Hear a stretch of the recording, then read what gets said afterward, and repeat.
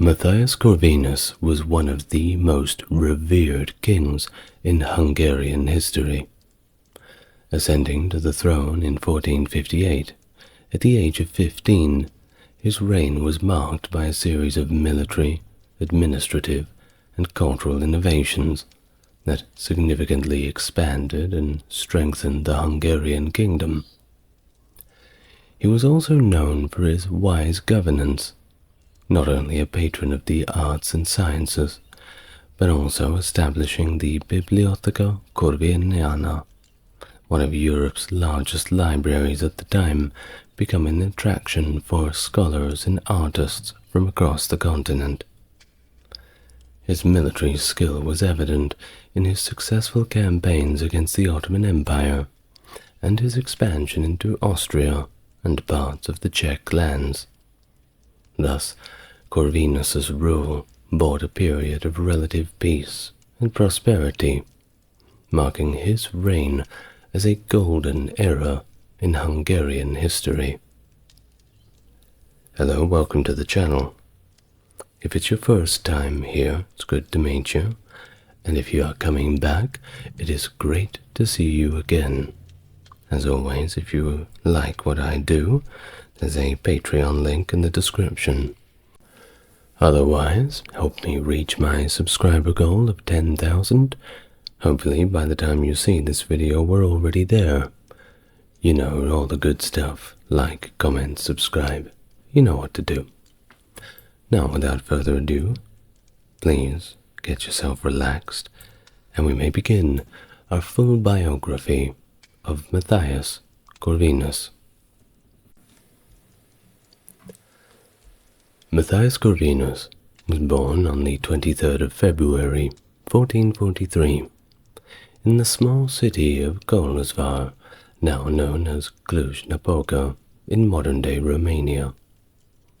He was the second son of the great John Hunyadi, the prominent military leader, and his wife Elizabeth Zilagi. The Hunyadi household was a center for scholarly activities in Central Europe, attracting notable intellectuals such as Gregory of Senok and John Vites. It was under their influence that the young Matthias developed a keen interest in Renaissance humanism and became proficient in several languages, impressively including Hungarian, Latin, Italian, Polish, Czech, and German. In his youth, Matthias was engaged to Elizabeth of Celje as part of a political alliance forged between his father and Durad Brankovic, the despot of Serbia, on August the 7th, 1451. The union, which finally occurred in 1455, was brief, as Elizabeth unfortunately died within the same year. This period was marked by John Hunyadi's conflicts with Ulrich II of Celje, which ended tragically with Ulrich's assassination in 1456. Following John Hunyadi's death on the 11th of August, 1456, shortly after his victory at Belgrade against the Ottomans, Matthias's brother, Ladislaus Hunyadi, took over the family's leadership. However, things were volatile. The assassination of Ulrich in Celje had caused a substantial rift among the Hungarian nobility, leading to the eventual imprisonment and execution of Ladislaus Hunyadi on March the 16th, 1457. The charge? High treason. You never get away with that one. Now, during this chaotic time, Matthias was also imprisoned, but later taken to Vienna and then to Prague in 1457. His mother and Michael Szilágyi led a rebellion in response, seizing control of territories east of the River Tisza. The civil war that ensued continued until the sudden death of King Ladislaus the Posthumous on November the 23rd, 1457. After the king's death, Matthias remained a captive, now under the guard of George of Podbrady, the Hussite regent of Bohemia. In the January of 1458, following the childless death of King Ladislaus in 1457, the Hungarian Diet convened in Pest to elect a new monarch. The potential for a prolonged civil conflict loomed large, making the election of the new king of urgent importance. Cardinal Juan Carvajal, a papal legatee from Pope Calixtus III, and an admirer of John Hunyadi, actively supported Matthias Hunyadi, seeing him as the key to stability. At this critical juncture, the influential Baron Ladislaus Garai was the first to endorse Matthias. He reached an agreement with Matthias's mother and uncle, Michael Szilágyi, at a pivotal meeting. Garai and his allies pledged their support for Matthias's election, while Szilágyi assured them that Matthias would not seek retribution for his brother Ladislaus Hunyadi's execution. Furthermore, they agreed that Matthias would marry Anna, the daughter of Palatine Garai, and the widow of his executed brother. To ensure the election's success, Michael Szilágyi made a dramatic entrance at the Diet, arriving with a formidable force of 15,000 troops, which naturally intimidated the assembled barons into compliance. On the 24th of January, 1458, on the frozen river Danube, the nobility, influenced by the show of strength, unanimously elected the 14-year-old Matthias as king. His uncle, Michael, was simultaneously elected as regent, solidifying their control and effectively averting the threat of civil war. The coronation of Matthias, marking the first time Hungarian nobility ascended to the royal throne, occurred after his uncle, Michael Szilágyi, negotiated his reach from George of Podbrady for 60,000 gold florins, on the condition of Matthias marrying Podbrady's daughter, Katalin. Released on the 9th of February in Straznica, Matthias quickly reconciled with John Jiskra of Brandis, leader of Czech mercenaries controlling Upper Hungary, thanks to Podbrady's intervention.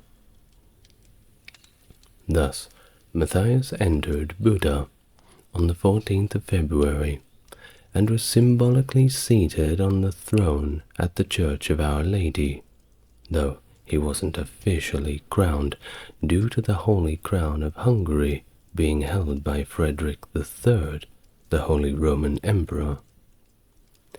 Despite his young age, i.e. he was only 14, he reportedly took charge of government affairs immediately, and quite well. Very surprising for a 14-year-old, and what were you doing when you were 14? Well, he quickly engaged in domestic diplomacy, urging peace between the citizens of Nagyszeben and Dracula, the Prince of Wallachia. Your ears pricked up, didn't they? I've got a full video on Dracula if you want to watch that, but let's stick to Corvinus. Now, John Jiskra was the first noble to come out and actually oppose Matthias, attempting to install Casimir IV of Poland to the throne in late March, although the Polish general Sem declined the proposal. Following this, Matthias's forces, under command of Sebastian Rozgonyi, clashed with Jiskra at Saraspatak. However, an Ottoman invasion in April necessitated a temporary truce with the Czechs, allowing them to maintain their strongholds in Upper Hungary, including Saros Castle. Additionally, Matthias orchestrated the crowning of Podebrady in Prague through his envoys, insisting on an oath of allegiance to the Holy See. In May 1458, Matthias convened his inaugural Diet in Pest, where nearly 50 decrees were ratified on the 8th of June, directing that a Diet be held annually on Whitsunday. This period saw Matthias frequently summoning the estates, significantly more often than his predecessors from 1458 to 76.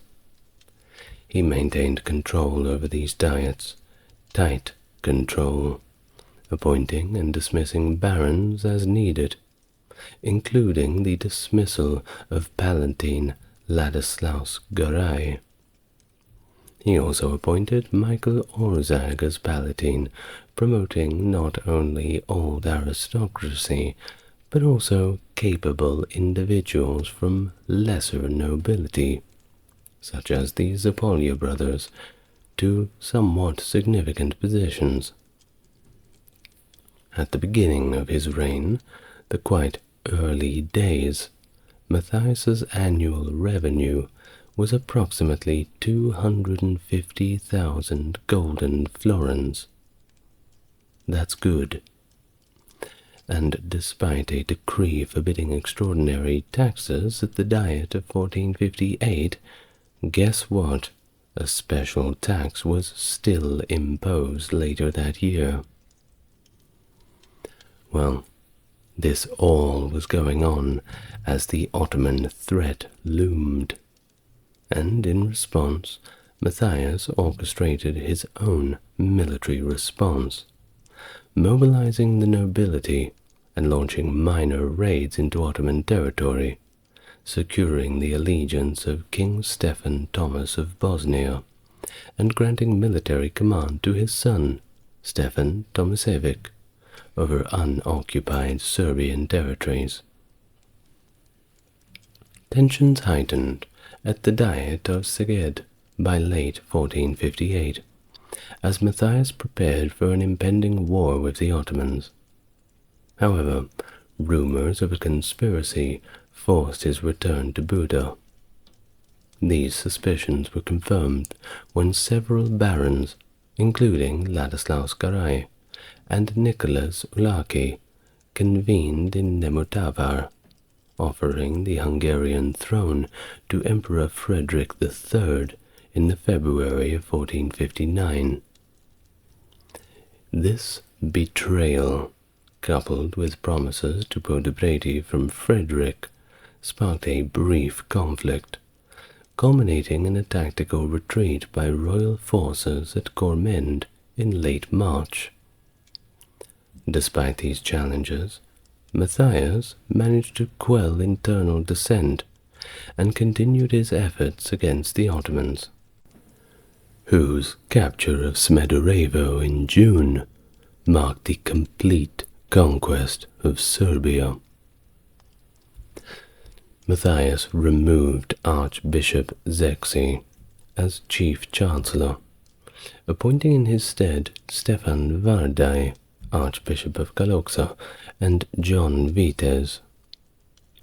Vardai took the lead in the royal chancery, though both shared the titles of chief and secret chancellor.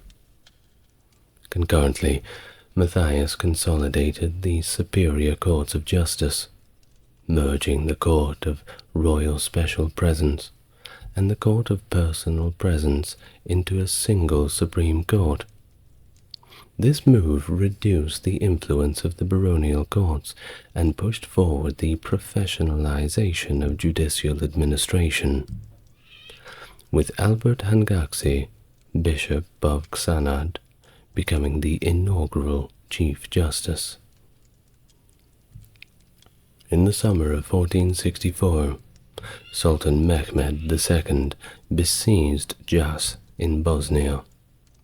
The same Mehmed II who had done over Constantinople. Yes, that one. Matthias quickly mobilized his forces along the Sava River, compelling the Sultan to abandon the siege by August 24th. Matthias's troops then crossed the river, capturing Srebrenica and laying siege to Zvornik. However, the arrival of a substantial Ottoman force necessitated his retreat back into Hungary. The following year, Matthias coerced Stefan Vuksik to permit Hungarian garrisons in his forts along the Neretva River, after Vuksik had ceded Makasha Grajina to Venice. Following the death of Denis Zexi in 1465, John Vites ascended as the new Archbishop of Esztergom. Matthias also restructured the leadership in Transylvania, replacing voivodes Nicholas Olaki and John Pongrak of Dengeleg with Counts Sigismund and John Sen-Georgi. While Olaki retained his role as Ban of Maxo, Peter Sokoli was appointed to co-administer the province.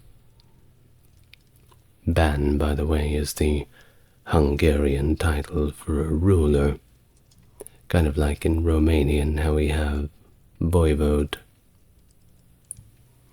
In 1466, Matthias convened a diet to organize an anti-Ottoman campaign and secured financial support from Pope Paul II. Yet, recognizing the limited likelihood of substantial aid from other Christian states, Matthias quietly abandoned his aggressive anti-Ottoman stance. This period of détente suggests a possible peace agreement with Mehmed II, evidenced by the peaceable arrival of the Sultan's envoy in Hungary in 1465. That same year, Matthias reorganized the leadership in Slavonia, replacing the Ban's Nicholas Ulaki and Emmerich Zapolia with John Vitovec and John Tuz. In early 1467, he launched a military campaign in Upper Hungary to quell a group of Czech mercenaries led by Jan Svela, who had occupied Kostelany. Matthias decisively defeated them there, resulting in the execution of Svela and all 150 of his fighters that were left. Well, it wasn't all about fighting. Had to do some work, you know.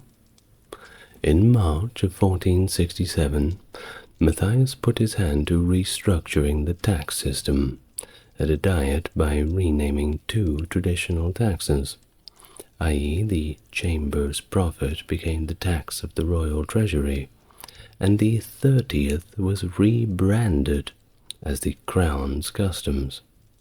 New tax just dropped. Get excited. This redefinition voided all previous tax exemptions, thereby increasing the state's revenues. Matthias centralized the administration of these revenues, appointing John Ernest, a converted Jewish merchant, to oversee the crown's customs. Within 2 years, Ernest managed all forms of taxation, and the operation of the important salt mines. I'm sure the people were very salty after hearing about the new taxes. Well, this tax reform, of course, sparked a rebellion in Transylvania, where representatives from the three nations of the province, i.e. the noblemen, the Saxons, and the Secules, united against Matthias. They convened on Manastur district of Cluj-Napoca, Romania in modern-day terminology, on the 18th of August, declaring their readiness to defend Hungary's freedom. Well, Matthias was not going to have that. He responded by swiftly mobilizing his forces and marching straight into the heart of Transylvania. The rebels, upon seeing this, quite quickly capitulated without a fight. However, the revolt's leaders faced harsh reprisals, many of whom were beheaded, subjected to severe torture under Matthias's directive, or everybody's favorite, impalement. Quite popular in the Balkans and the Ottoman Empire, it was the style of the time. Matthias also suspected that Stephen the Great of Moldavia had supported the Transylvanian uprising. In retaliation, he launched an invasion into Moldavia, but his forces were decisively defeated by Stephen at the Battle of Bayer on the 15th of December 1467. Matthias actually sustained serious injuries during the conflict, and this necessitated his return to Hungary to rest and recover. In early 1468, Victor of Podebrady, Matthias's former brother-in-law, invaded Austria. Emperor Frederick sought Matthias's assistance, hinting at Matthias's potential election as King of the Romans, a precursor to becoming emperor. Matthias responded by declaring war on Victor's father, King George of Bohemia, on the 31st of March of the same year, 1468, asserting his support for the Czech Catholic lords against their excommunicated heretic monarch, as he was called. Well, Matthias quickly drove the Czech forces out of Austria, and then advanced into Moravia and Silesia. During these campaigns, he actively participated in the battles, suffering injuries at the siege of Trebek in May 1468, and being captured while incognito at Cherudrim in February of 1469, though he managed to convince his captors that he was merely a local groom, nobody important, and, well, he was so convincing that they let him go. Could you imagine if they found out afterwards who he actually was? I hope somebody got fired for that blunder. The Diet of 1468 sanctioned Matthias to impose an extraordinary tax to fund these new conflicts, on the condition that it would be the last demand of that nature.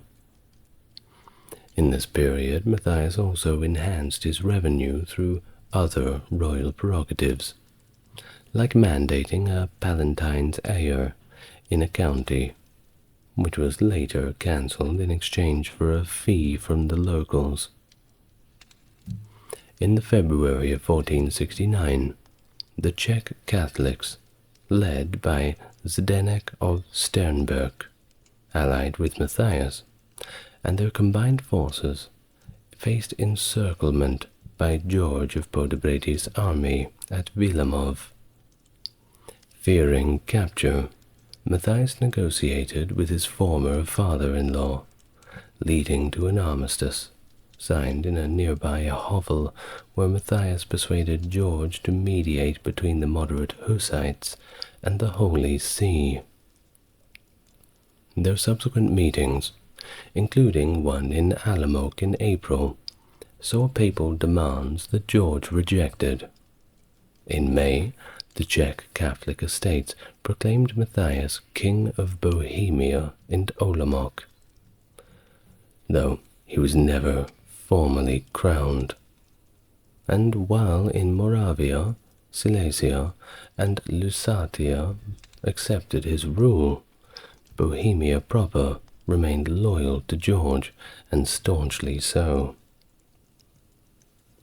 Matthias's relationship with Emperor Frederick III soured over several accusations of allowing Ottoman passage through Slavonia, impacting the emperor's lands. Negotiations in Croatia involved the Frangipan family due to their lands being vulnerable to Ottoman attacks. In 1469, Matthias dispatched troops to Croatia to block Venetian advances on Senge. Following George of Potobrady's expulsion from Silesia by Matthias's forces, Matthias faced defeat at Uherski Brod in November, leading to a tactical retreat to Hungary. The next year, without convening a diet, Matthias levied another extraordinary tax, something he said he was not going to do. Well, this, of course, sparked discontent among the Hungarian estates. His visit to Emperor Frederick in Vienna in February of 1470 aimed at financial support for his wars, but it ended fruitlessly after a month of unproductive negotiations, and Matthias departed without a formal farewell. Addressing growing unrest among the Hungarian estates, Matthias convened a diet in November, which agreed to another tax, and an extraordinary one at that, with, however, strict limits on the total tax burden. The estates expressed their opposition to the ongoing Bohemian conflict. Upon George of Potobrady's death in the March of 1471, Vladislaus Jagiello was elected king by the Bohemian estates, a decision contested by the papal legate, but ignored by the imperial diet, which refused Matthias's claim. In Moravia, Matthias learned of a conspiracy led by Hungarian prelates and barons to install Casimir, son of King Casimir IV of Poland, on the Hungarian throne. Despite initial support, resistance crumbled, and Matthias returned to Hungary completely unopposed. He assured the estates at a subsequent diet of his commitment to regular consultations, and of course limited taxation, and he managed to speak so well that he regained their support, at least the majority of them. Casimir's brief invasion ended with his retreat, the death of one of the conspirators, and restrictions imposed on another key conspirator. All of this came together to finally consolidate Matthias's authority. Meanwhile, the Ottomans captured key Hungarian forts along the Nertva River. Matthias appointed Nicholas Ujlaki as king of Bosnia, charging him with the region's defense. His international maneuvers included a proposed alliance against the Ottomans and support for Austrian rebels against Emperor Frederick. In 1472, peace talks with neighboring rulers dragged on without resolution. Matthias's attempt to unify Silesian governments met resistance from the local estates, undermining his efforts to appoint a captain general. In January 1474, Ali Bey Mihaloglu, the Bey of Smederevo, ravaged eastern Hungary, devastating Varad and capturing more than 16,000 prisoners. The following month saw Matthias and Casimir IV finally sign a peace treaty, and a 3-year truce with Vladislaus Jagiellon was also established. Despite this, Vladislaus quickly formed an alliance with Emperor Frederick and Casimir IV, who then invaded Silesia and besieged Matthias in Breslau, present-day Wrocław, Poland, in October. Matthias disrupted the siege's forces' supply lines, forcing them to finally withdraw. Subsequently, the Silesian estates appointed Matthias's nominee, Stefan Zapolia, as captain general. The Moravian estates appointed Sibor Tovakonski, a supporter of Vladislaus Jagiellon, in a similar role, which Matthias gave his seal of approval. Later in 1474, the Ottomans invaded Wallachia and Moldavia. Matthias dispatched Blaise Magyar to support Stephen the Great, and their combined forces decisively defeated the Ottomans at the Battle of Vaslui on January 10, 1475. The Moldavian prince pledged allegiance to Matthias in August, due to fears of another Ottoman invasion, although Sultan Mehmed did offer peace. Matthias declined, and instead seized the strategic fort of Sabak on the Svaza River in February of 1476, narrowly escaping capture during this operation. Early in 1476, Archbishop Johann Beckensloher absconded from Hungary with the Esztergom seized treasury to Vienna, offering his funds to the emperor. Matthias then accused the emperor of instigating the archbishop's defection for his own personal gain. That same summer, Mehmed II's forces invaded Moldavia, winning the Battle of Valea Alba on July 26th, but shortages forced them into a retreat. Matthias then partnered up with Vlad Dracula and Stefan Bathory with auxiliary troops, who defeated an Ottoman army at the Siret River in August. Vlad Dracula was thusly reinstated as the Prince of Wallachia, but died in combat against Basarab Laiota. Yes, that is the Vlad Dracula you're thinking of, the Impaler. Matthias then married Beatrice of Naples in Buda on December 22nd, 1476, after she arrived in Hungary earlier that year. Post-marriage, Matthias enhanced the royal court's splendor and formality, significantly changing his lifestyle and courtly practices, as noted by the chronicler of the time, Bonfini. In 1477, Matthias aligned with the Teutonic Knights and Bishopric of Ermland against Poland, but shifted focus to wage war against Emperor Frederick, incensed by Frederick's support for Vladislaus Jagiellon as the King of Bohemia. Matthias then besieged Vienna after invading Lower Austria.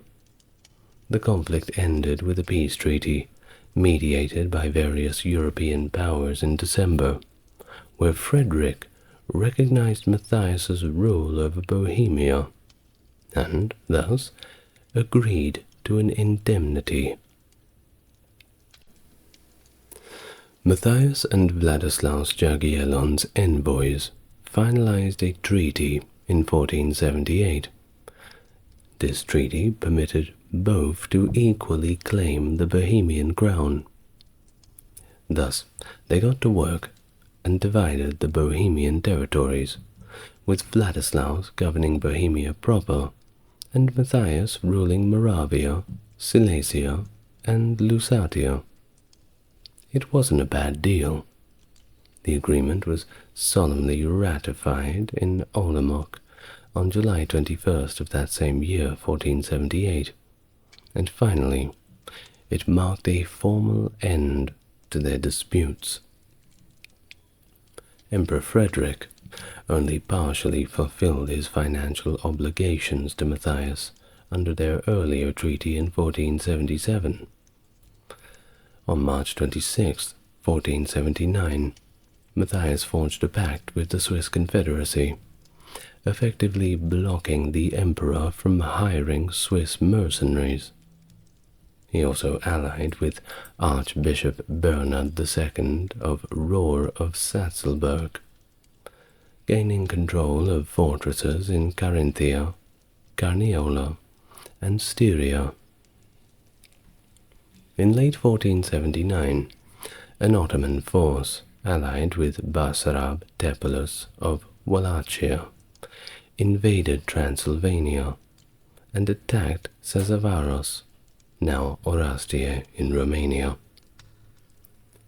On October the 13th, Paul Kinizki and Stefan Bathory decisively defeated these forces at the Battle of Bredfield. Matthias consolidated the defense of the southern frontier by centralizing command of the Danube forts west of Belgrade under Kinizki. In early 1480, Matthias supported Stephen the Great's invasion of pro-Ottoman Wallachia, and in November he led a campaign to Sarajevo, Bosnia. He also established 5 defensive provinces around strategic forts. The following year, Matthias finally initiated criminal proceedings against the Frankopans, Zrinskis, and other Croatian and Slavonian magnates for an alleged conspiracy in 1471. Most were quickly pardoned, but interestingly, not before they agreed to a new land tax. Really makes you think. Well, in 1481, Matthias seized Mortern in Styria and Sankt Polten in Lower Austria from Frederick Markicher to secure a loan of 100,000 florins. And to the fanfare of Europeans everywhere, Sultan Mehmed II passed away on May the 3rd, 1481. Of course, always with the leadership vacuum. It led to a civil war between his sons, Bayezid II and Sem. Sem actually fled to Rhodes, but as soon as he got there, he was detained by the Knights Hospitaller. Uninvited guest, I suppose.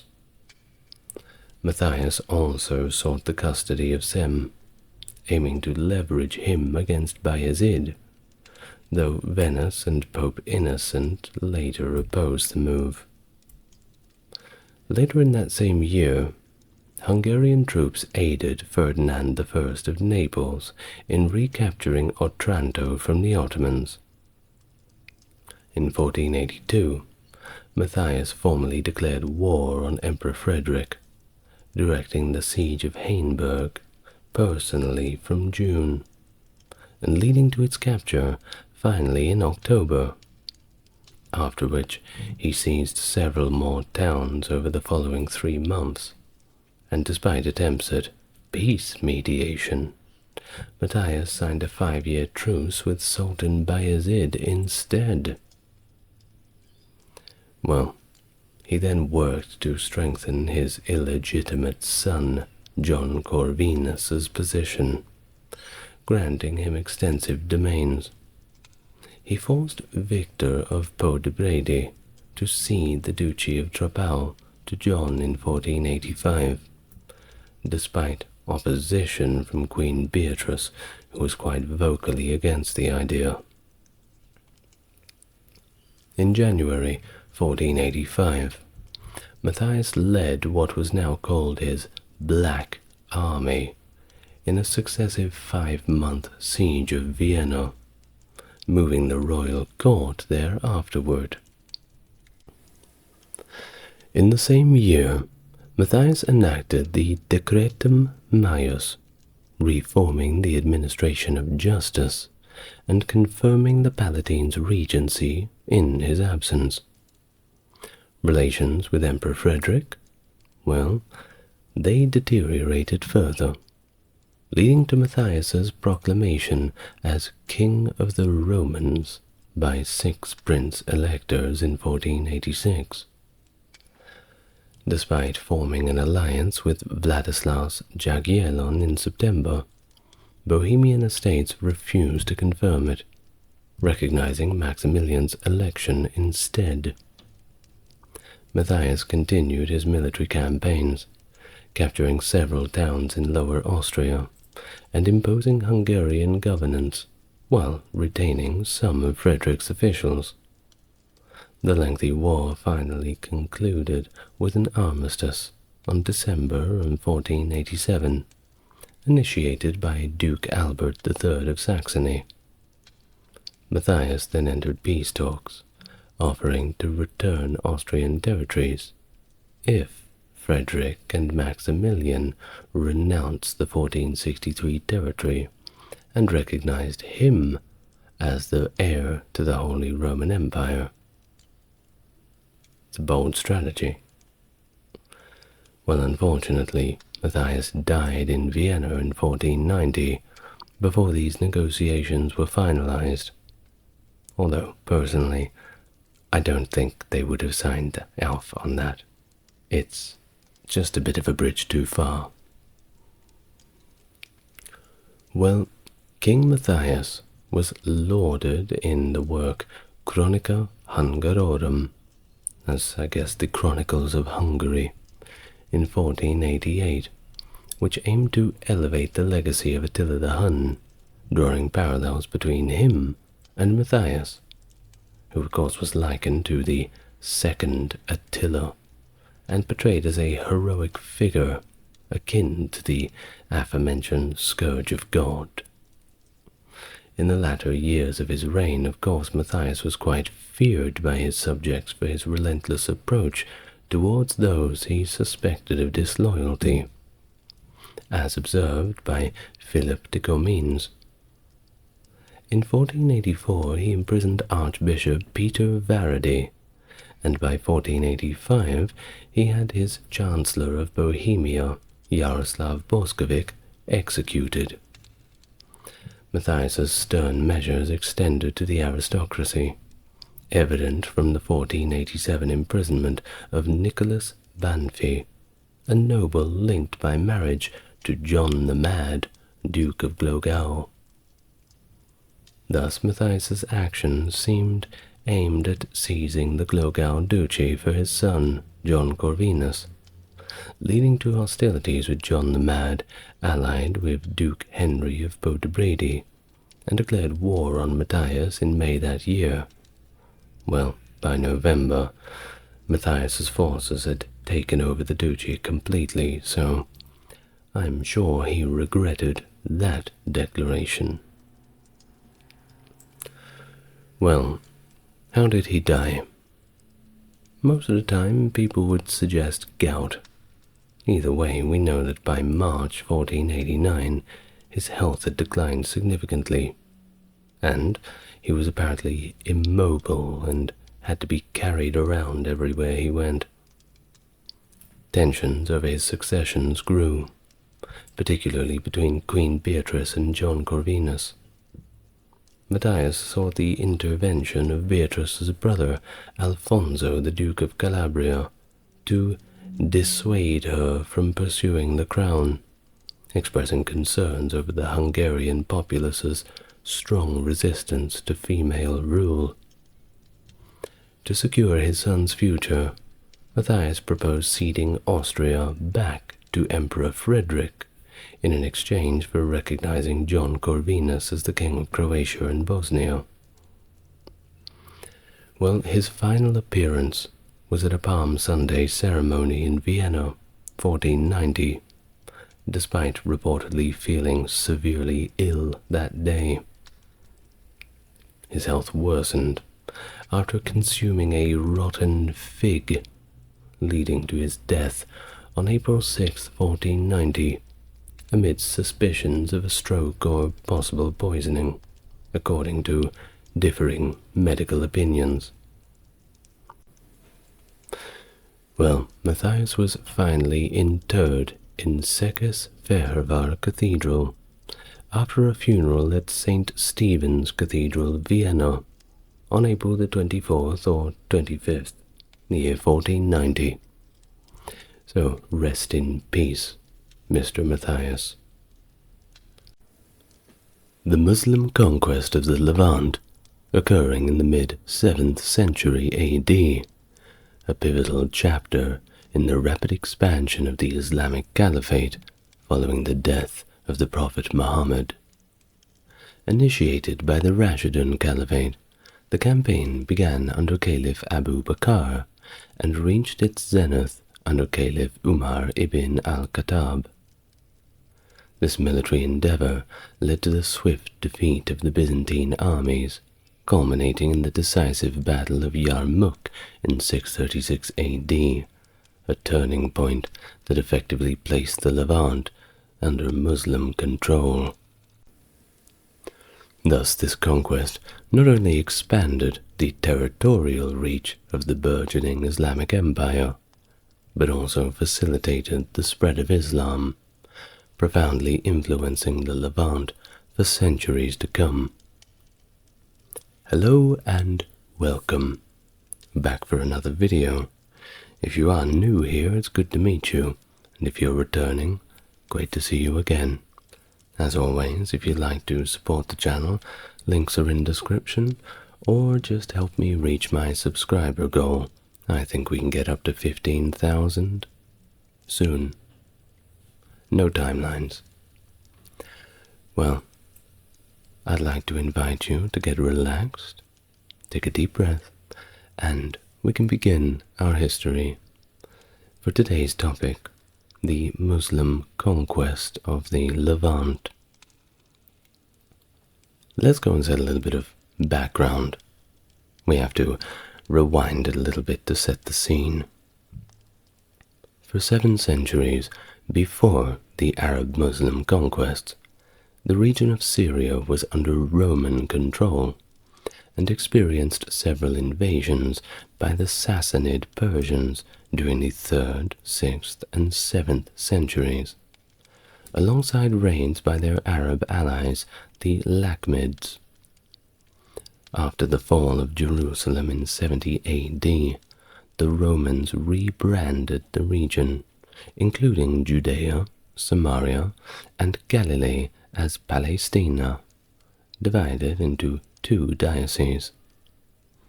They also designated a broader area encompassing the Negev, Sinai, and the West Arabian coast as Palestina Salutaris, sometimes referred to as Palestina Tertia. An Arab vassal state, known as the Ghassanids, partially governed the area.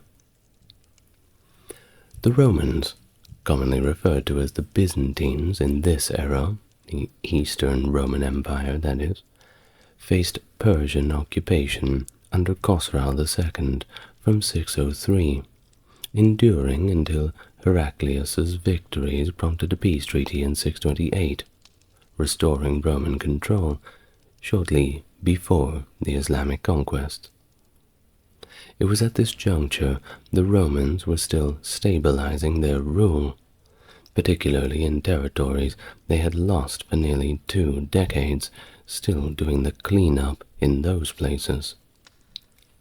Syria was then divided into 2 provinces, with Syria proper extending from Antioch and Aleppo down to the Dead Sea, and Palestine to its west and south. Syria's demography included Aramaic and Greek speakers, and it had a significant Arab presence, particularly in its eastern and southern regions.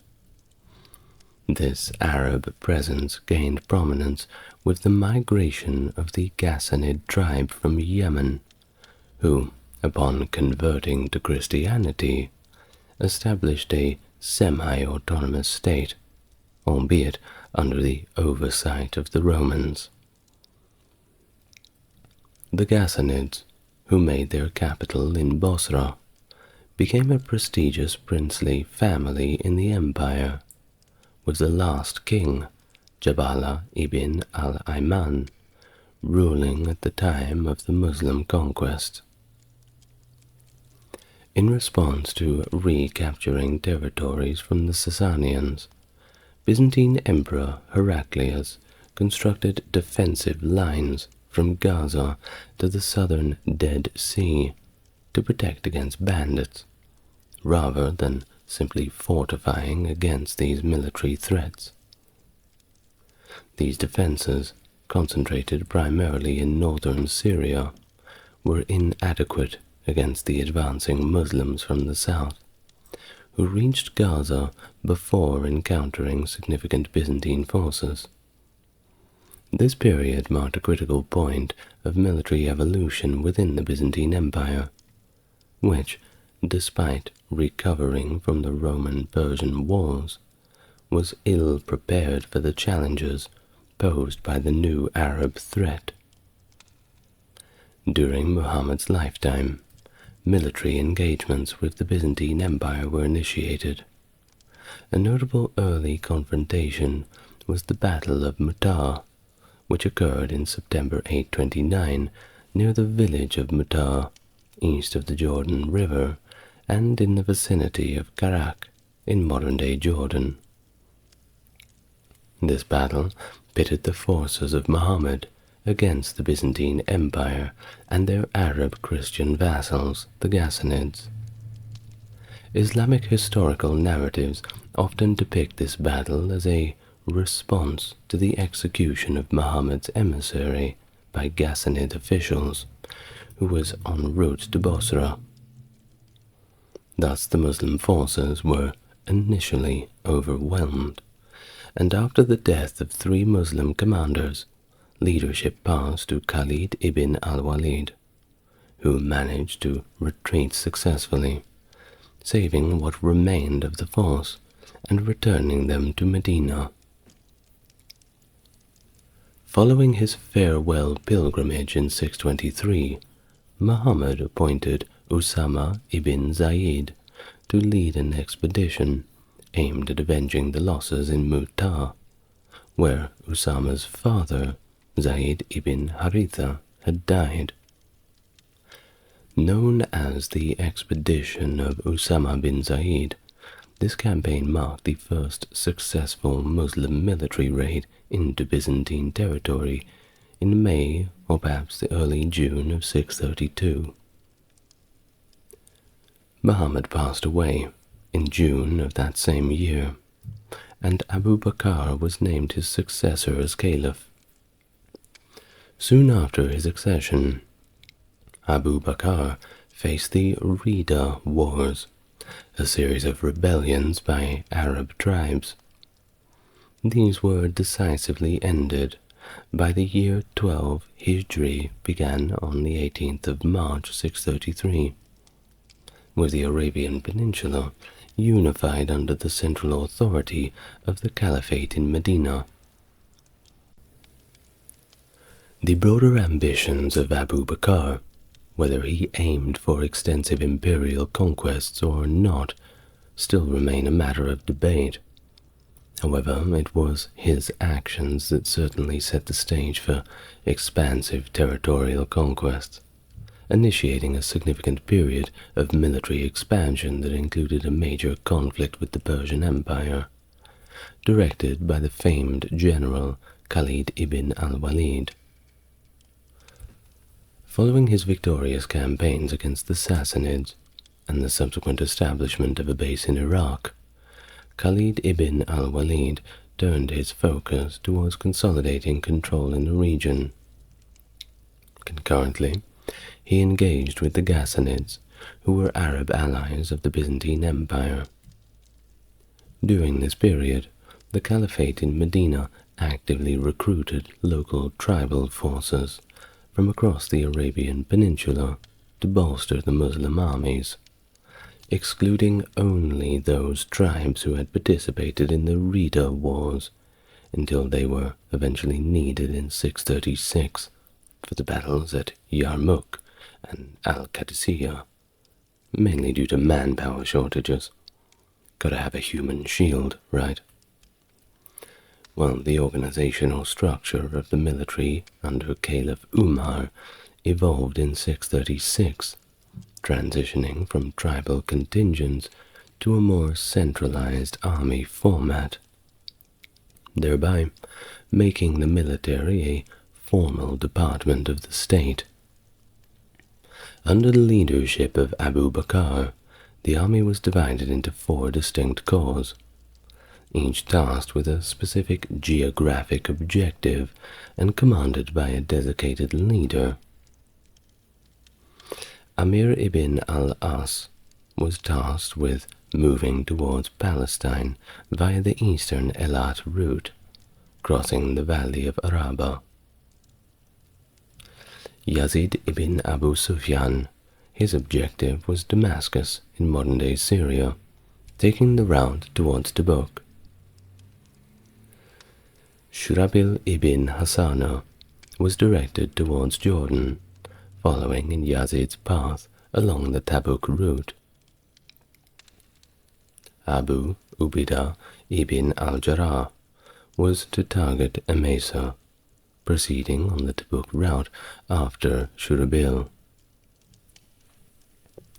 Due to the uncertainty surrounding the exact location of the Byzantine forces, Abu Bakr instructed the corps to maintain close communication to support each other in case of a concentrated Byzantine counteroffensive. Abu Ubaidah was designated as the commander-in-chief to lead the unified forces should a major battle ensue. In early April 634, the Muslim forces commenced their march from camps outside of Medina. Yazid's corps was the first to set out, followed sequentially each day by the corps of Sharabil, Abu Ubaidah, and Amir. Abu Bakr personally saw off each corps, accompanying each commander for part of the march, symbolizing his support and the critical nature of their missions. His parting words, which he repeated to each of the corps commanders, were as follows, and this is his words as chronicled by the Islamic writers. In your march, be not hard on yourself or your army. Be not harsh with your men or your officers, whom you should consult in all matters. Be just and abjure evil and tyranny, for no nation which is unjust prospers or achieves victory over its enemies. When you meet the enemy, turn not your back to him, for whoever turns his back, except to maneuver for battle or to regroup, earns the wrath of Allah. His abode shall be hell, and what a terrible place that is.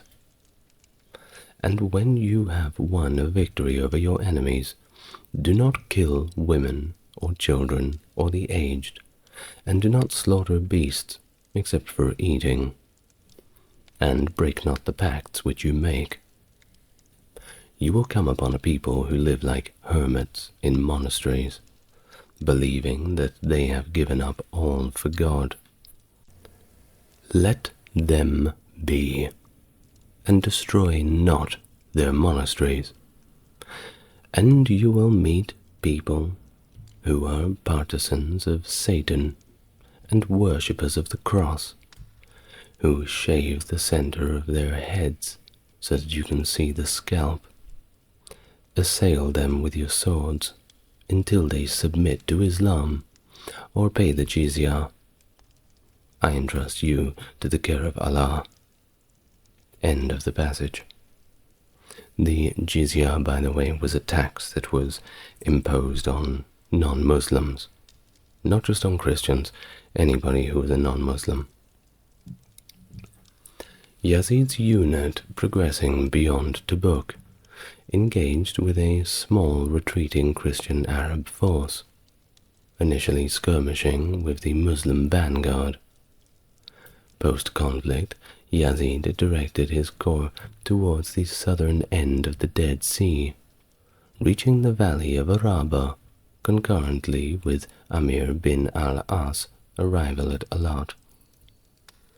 Their paths were obstructed by Byzantine forward detachments intended to block their access into Palestine, although these units were swiftly overcome. However, they did manage to hinder the Rashidun from achieving their primary goals, at least for now.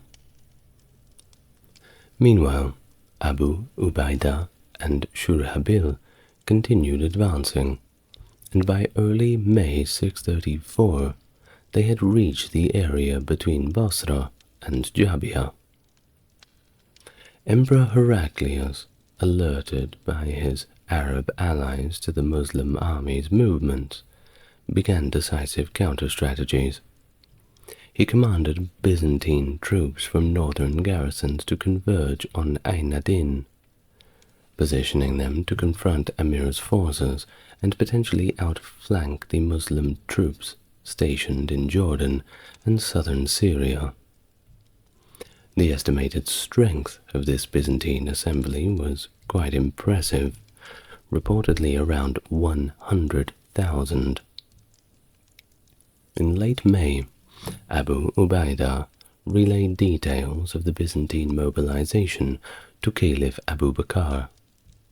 Given Abu Ubaidah's lack of command experience in major military operations against such formidable adversaries as the Roman army, Abu Bakr appointed Khalid ibn Walid to take over command, declaring his resolve to overwhelm the Romans with Khalid's leadership. In early June, Khalid departed from Al-Hira in Iraq with 8,000 troops. Faced with two potential routes to Syria, the longer through Duamat ul-Jandal and the other through Mesopotamia, which was heavily garrisoned by Romans, Khalid chose a less conventional but more direct route, straight through the Syrian desert to expedite their arrival. This decision avoided Roman garrisons and, of course, potential conflicts in northern Syria. His troops, however, had to endure 2 days without water until reaching a prearranged oasis, and not all of them made it. This strategic choice allowed Khalid to unexpectedly flank the Byzantine forces in northern Syria, significantly disrupting their defensive posture, a move considered by contemporary historians as a masterful military maneuver, by the way, that significantly compromised the Byzantine defenses. The Byzantines, who never saw them coming, never thought they would take that route through the desert. It's always impossible until somebody does it. Khalid ibn al-Walid's conquests began with the rapid capture of Ain Tamer, Kurakir, Suwa, Arak, and the historically significant city of Tadmur. Following these victories, the cities of Sukna and Al-Qaryatan and Hawarin fell to the respective battles at Al-Qaryatan and Haroin. Khalid then advanced through a mountain pass, now named Sanita al-Uqab, named after his army's standard, redirecting his forces away from Damascus and towards Bosra, the Ghassanid capital. At this point, Khalid instructed other Muslim commanders to regroup their forces at Bosra, near the Syrian-Arabian border. Along the way, at Maraj al-Rahab, Khalid swiftly overcame a Ghassanid force at the Battle of Marj al-Rajit. Concurrently, Abu Ubaidah ibn al-Jarrah, the overall commander of Muslim forces in Syria, had Shurhabil ibn Hassana initiate a siege on Bosra with his contingent of 4,000 troops. The Roman and Ghassanid defenders, anticipating a larger Muslim force, launched a sortie from Bosra and encircled Shurhabil. However, Khalid arrived just in time with his cavalry to prevent Shurhabil's defeat. Together, Khalid, Shurhabil, and Abu Ubaidah resumed the siege, which led to Bosra's surrender in the mid-July of 634. This victory effectively dismantled the Ghassanid dynasty and expanded Muslim control over the region.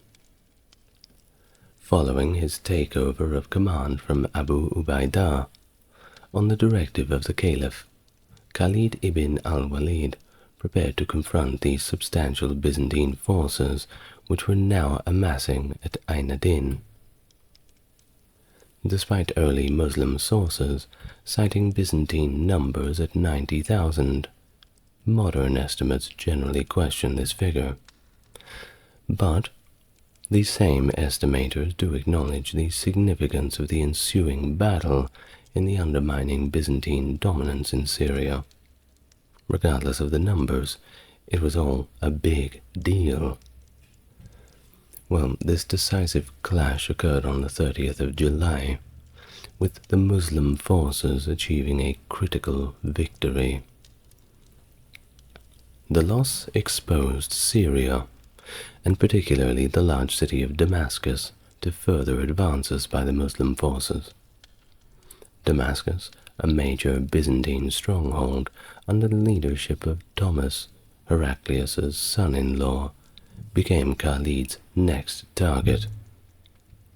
In anticipation of Khalid's approach, Thomas dispatched pleas for reinforcements to Heraclius, who was in Emesa at the time. To buy time to strengthen Damascus' defenses, Thomas also sent out forces to slow Khalid's advance. These forces, however, suffered defeats at the Battle of Yakusa in mid-August near Lake Tiberias, and the Battle of Maraj as Safar in the 19th of August, which, although managed to delay Khalid, did not stop his progress.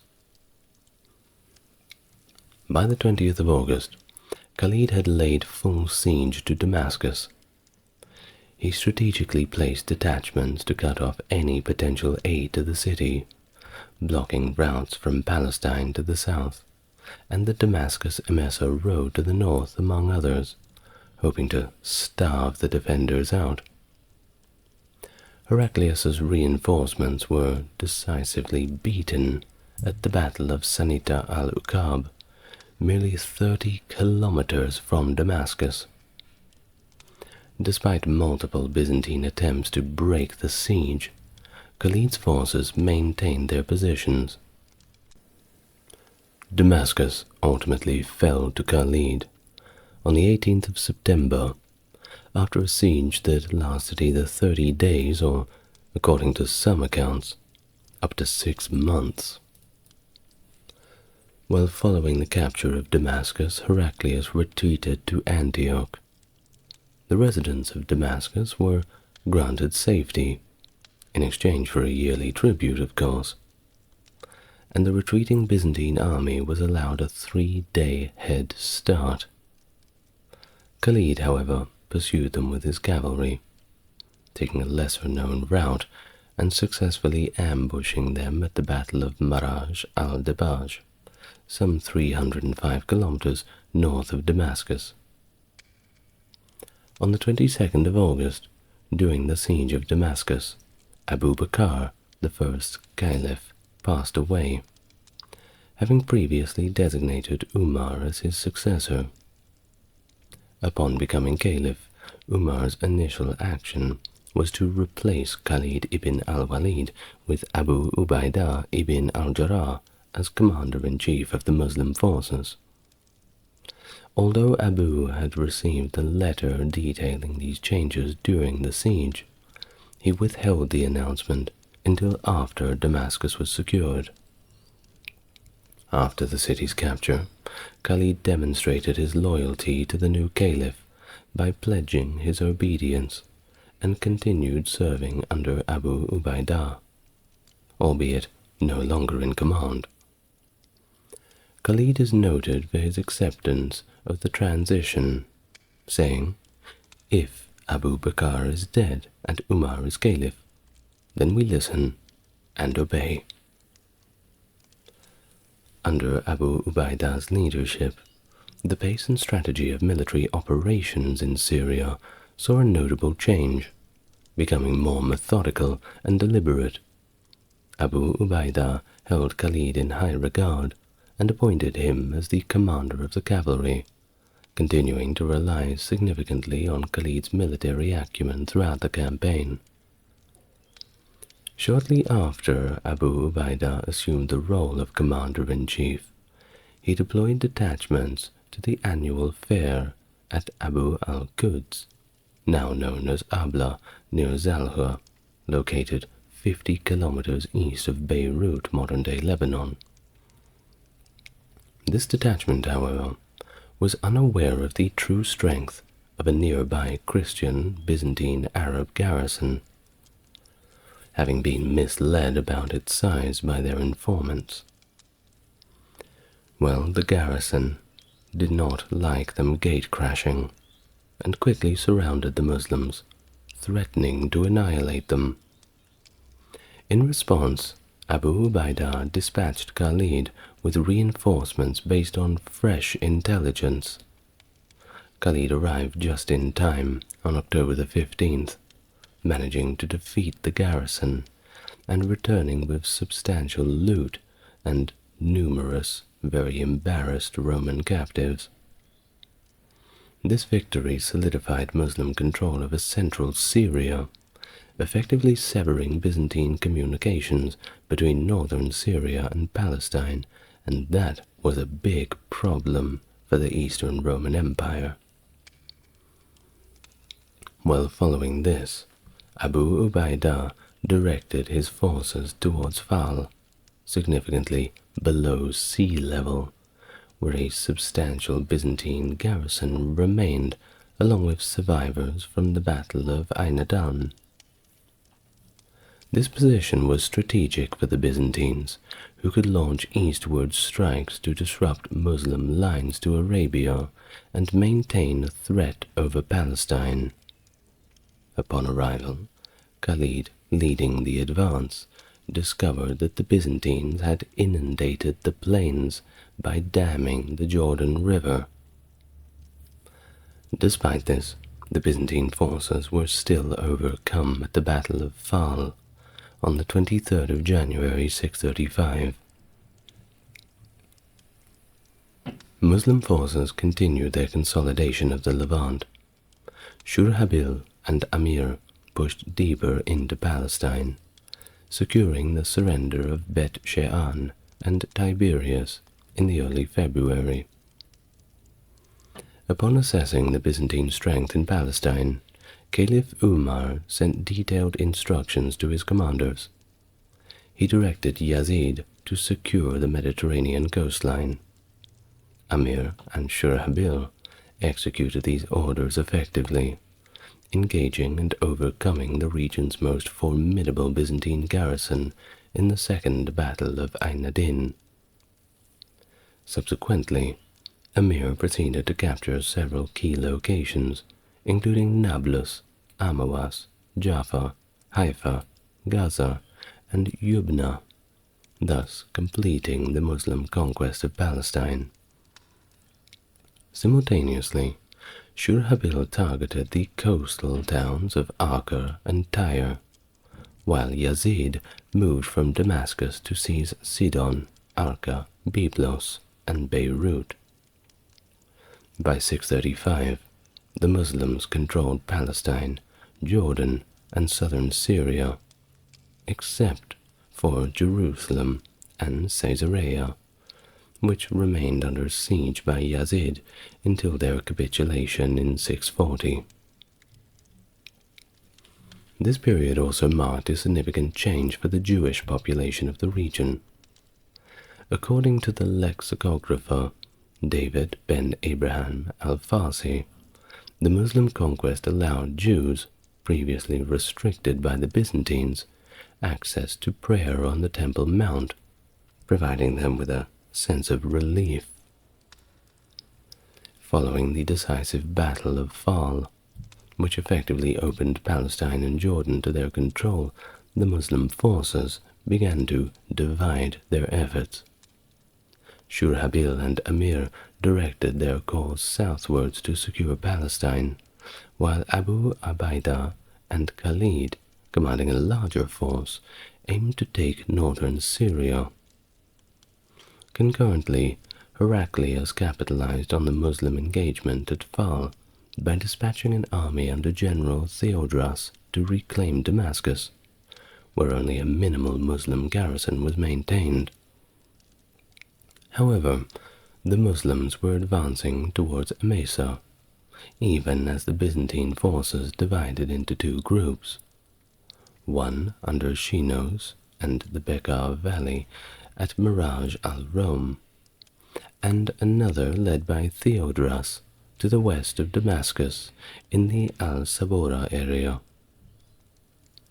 Under the cover of darkness, Theodras initiated a surprise assault on Damascus.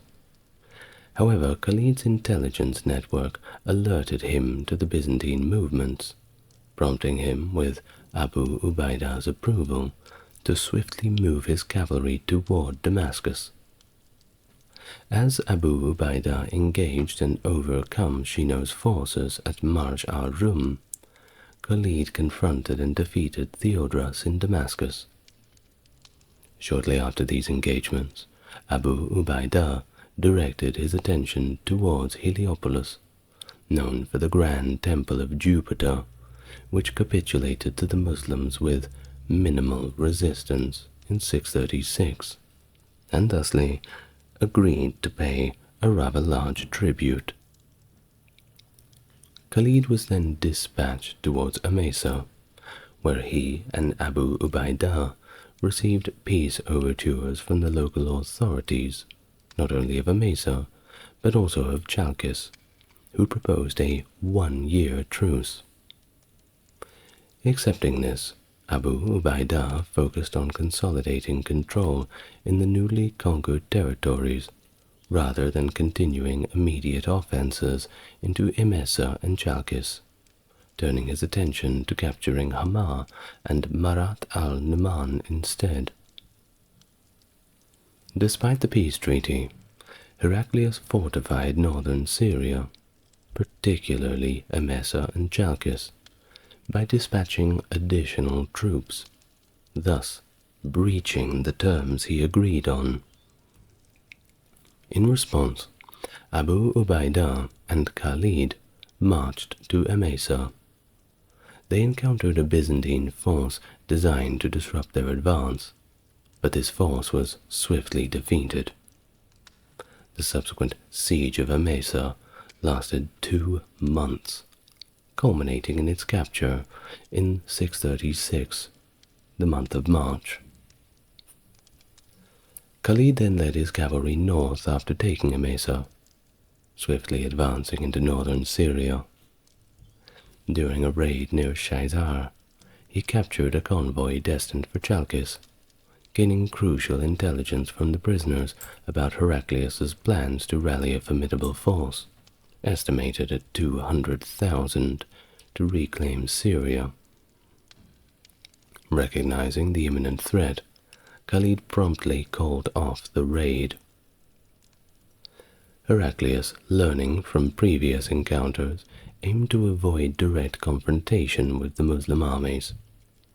He strategized to bolster the defenses of major cities, intending to isolate and systematically eliminate the scattered Muslim units.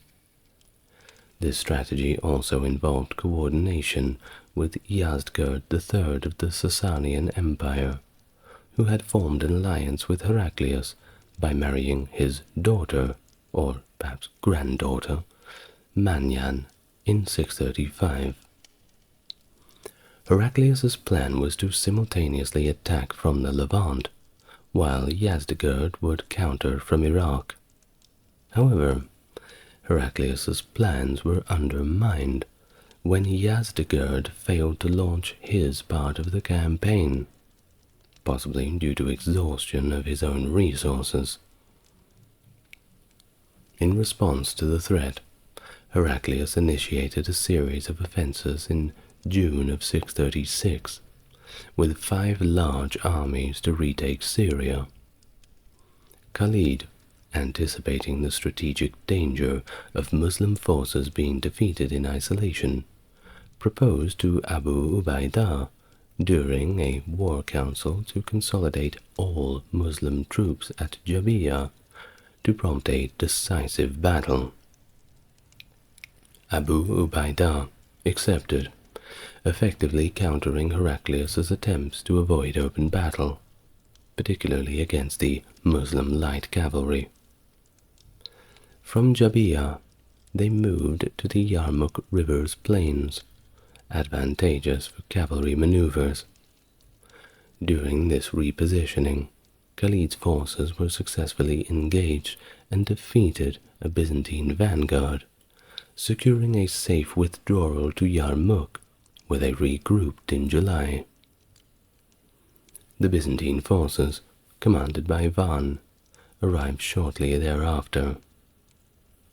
Initial skirmishes saw the Ghassanid forces under King Jabala, allies of the Byzantines, defeated by Khalid's guard. Throughout the next month, negotiations stalled, and Khalid personally met with Van. During this period, additional Muslim reinforcements also bolstered the numbers. In a significant strategic shift, Abu Ubaidah handed over tactical command to Khalid. The Battle of Yarmouk commenced on the 15th of August, and it continued for a very intense 6 days. The Byzantines were completely crushed, and it marked the end of their dominion over the Levant. Concurrently, Umar engaged in strategic deception to distract Yazdgerd III, culminating in the decisive Battle of Qadisiyah in November of the same year, which resulted in complete breakdown of Sassanid power in West Persia, just 3 months after the Muslim victory at Yarmouk. While following this decisive victory, the Muslim forces swiftly reclaimed the territories that had previously secured. In the aftermath, Abu Ubaidah convened a meeting with his senior commanders, including Khalid, to talk about what their next step was going to be. The decision was made to attack Jerusalem, and a siege ensued that lasted for 4 months. The city finally capitulated, but under the condition that it would surrender only to Caliph Umar in person. An initial suggestion was made for Khalid to impersonate Umar, dress up, wear a little fake mustache, due to their resemblance, but this was quickly seen through.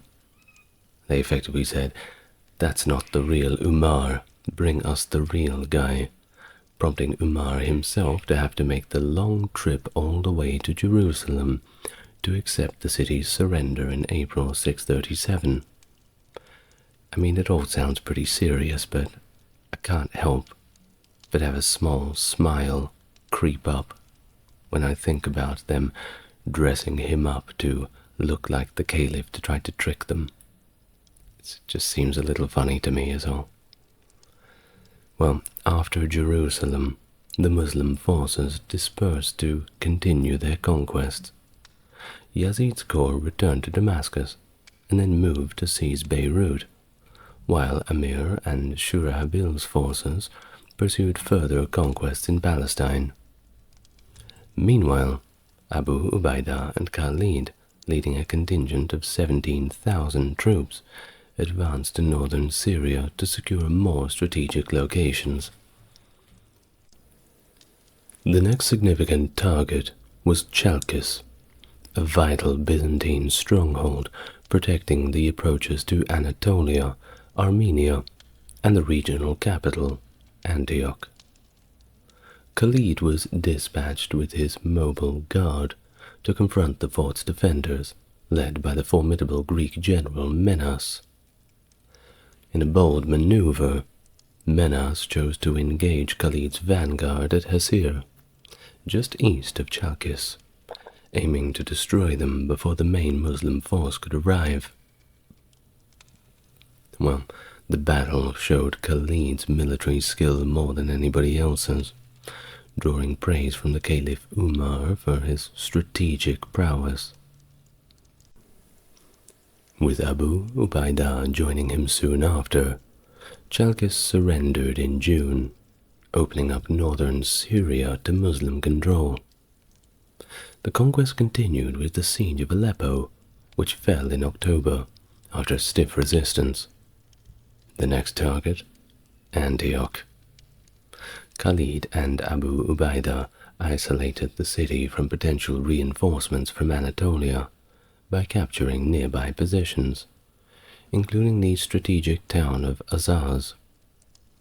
This was followed by the Battle of the Iron Bridge, where the beleaguered Byzantine forces, consisting of remnants from Yarmouk and other campaigns, were decisively beaten.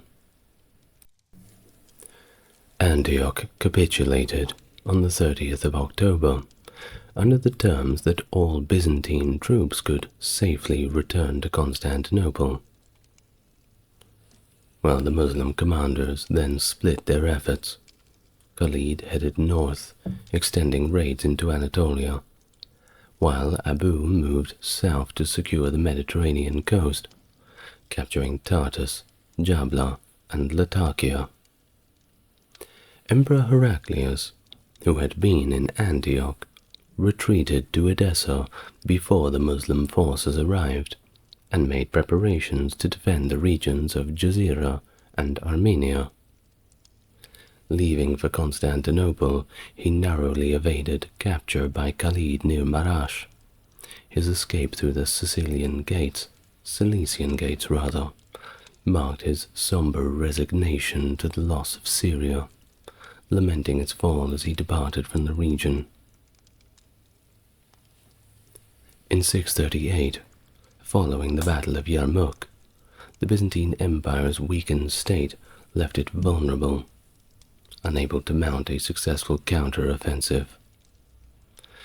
Thus Emperor Heraclius sought to distract the Muslims by encouraging the Christian Arab populations in Jazira, particularly in Circesium and Hit, to act. These groups amassed an army and advanced towards Emesa, where Abu Ubaidah had established his headquarters. Faced with this new threat, Abu consolidated his forces in Emesa, facing a siege from the Christian Arabs.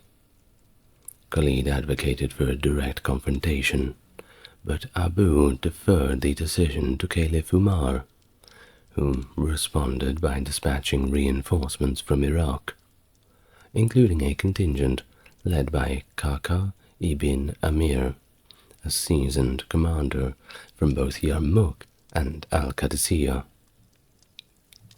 Meanwhile, the Muslim armies initiated offenses into Hit and Circesium in 638. Hit proved to be well fortified.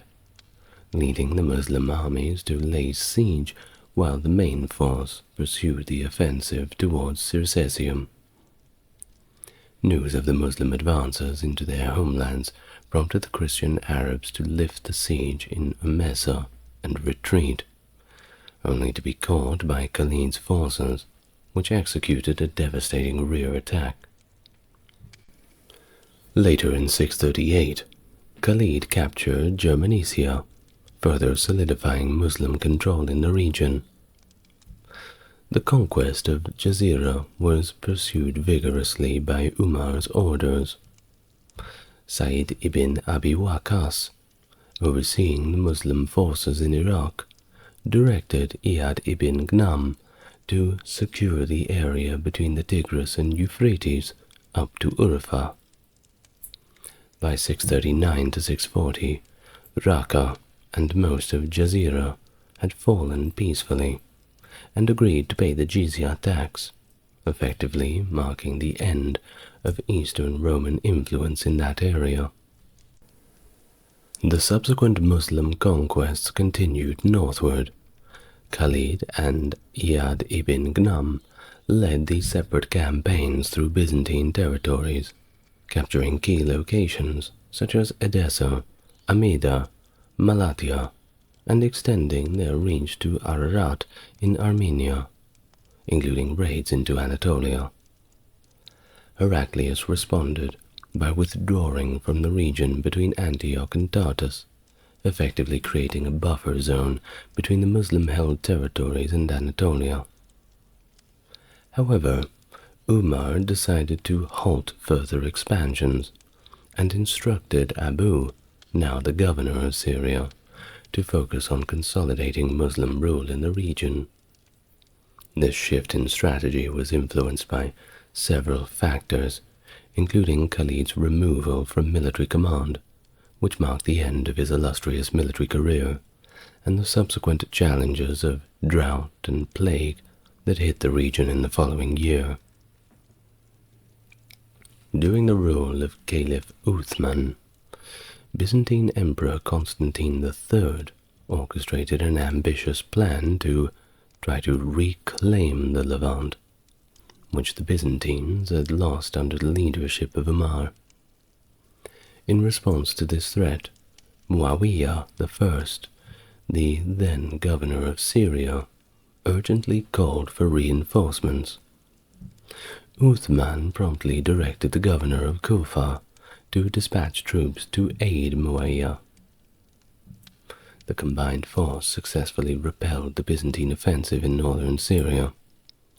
So there goes that idea. Well, in the mid-640s, under Muawiyah's command, Sufyan bin Mujid al-Azdi captured Tripoli, thus overtaking the final Byzantine stronghold on the Levantine coast. Recognizing the strategic advantage of a naval force, Uthman authorized Muawiyah to establish a fleet. This new naval capability allowed the Muslims to extend their reach to Cyprus in 649, and subsequently to Crete and Rhodes. Their continued raids into western Anatolia deterred further Byzantine attempts to retake Syria. In the years 654 to 655, amidst rising internal dissent within the Caliphate that eventually led to Uthman's assassination in 655, plans were set for a significant expedition aimed at capturing Constantinople.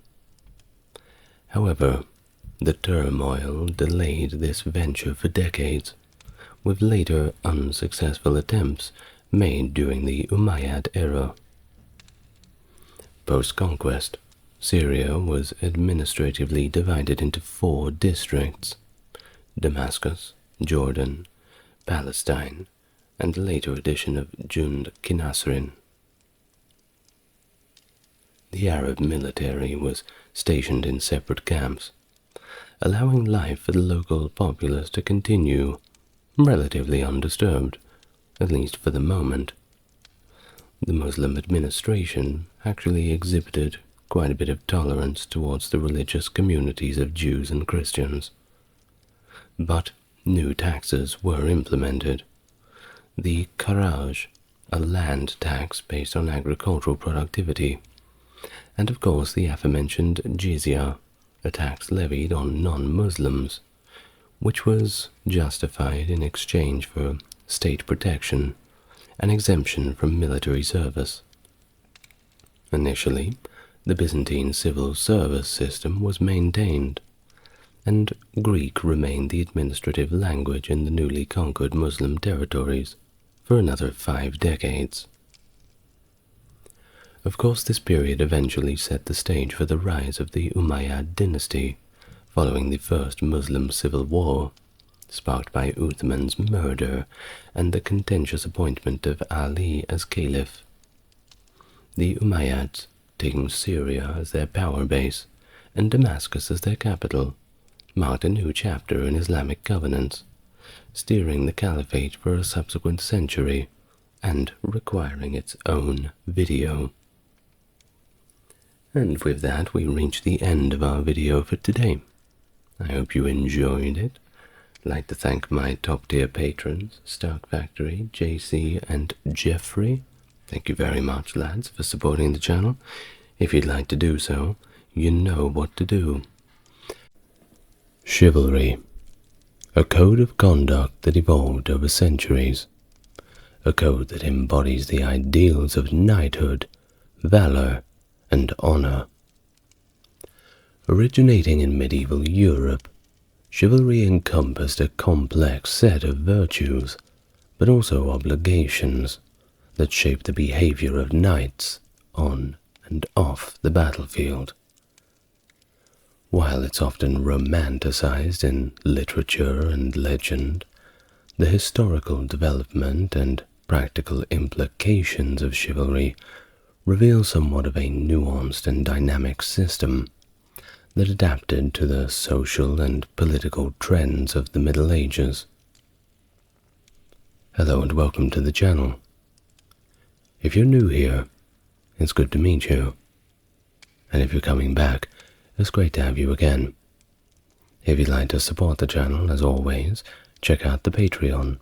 Otherwise, a like, comment, and subscribe certainly goes a long way. Now, without further ado, let's talk about the Code of Chivalry. First of all, what is that word, chivalry? Well, the term chivalry originates from the old French word chevalerie, which literally translates to horse soldiery. Originally, it referred to a specific subsection of horse-mounted warriors, as indicated by the French word for a horse, cheval. However, over time, it became associated with the ideals and values of knighthood. In its earliest use, the French word chevalier meant a man of aristocratic standing, possibly of noble lineage, who possessed the capability, when needed, to equip himself with a war horse and the weapons of a heavy cavalryman, and who has also undergone certain rituals that confer upon him this status. Hence, during the medieval period, the plural form of chivalry, which later transformed into the English word chivalry, originally referred to the collective body of heavy cavalry when assembled for a battle. But as time passed, the meaning of the term expanded to encompass a more broader sense.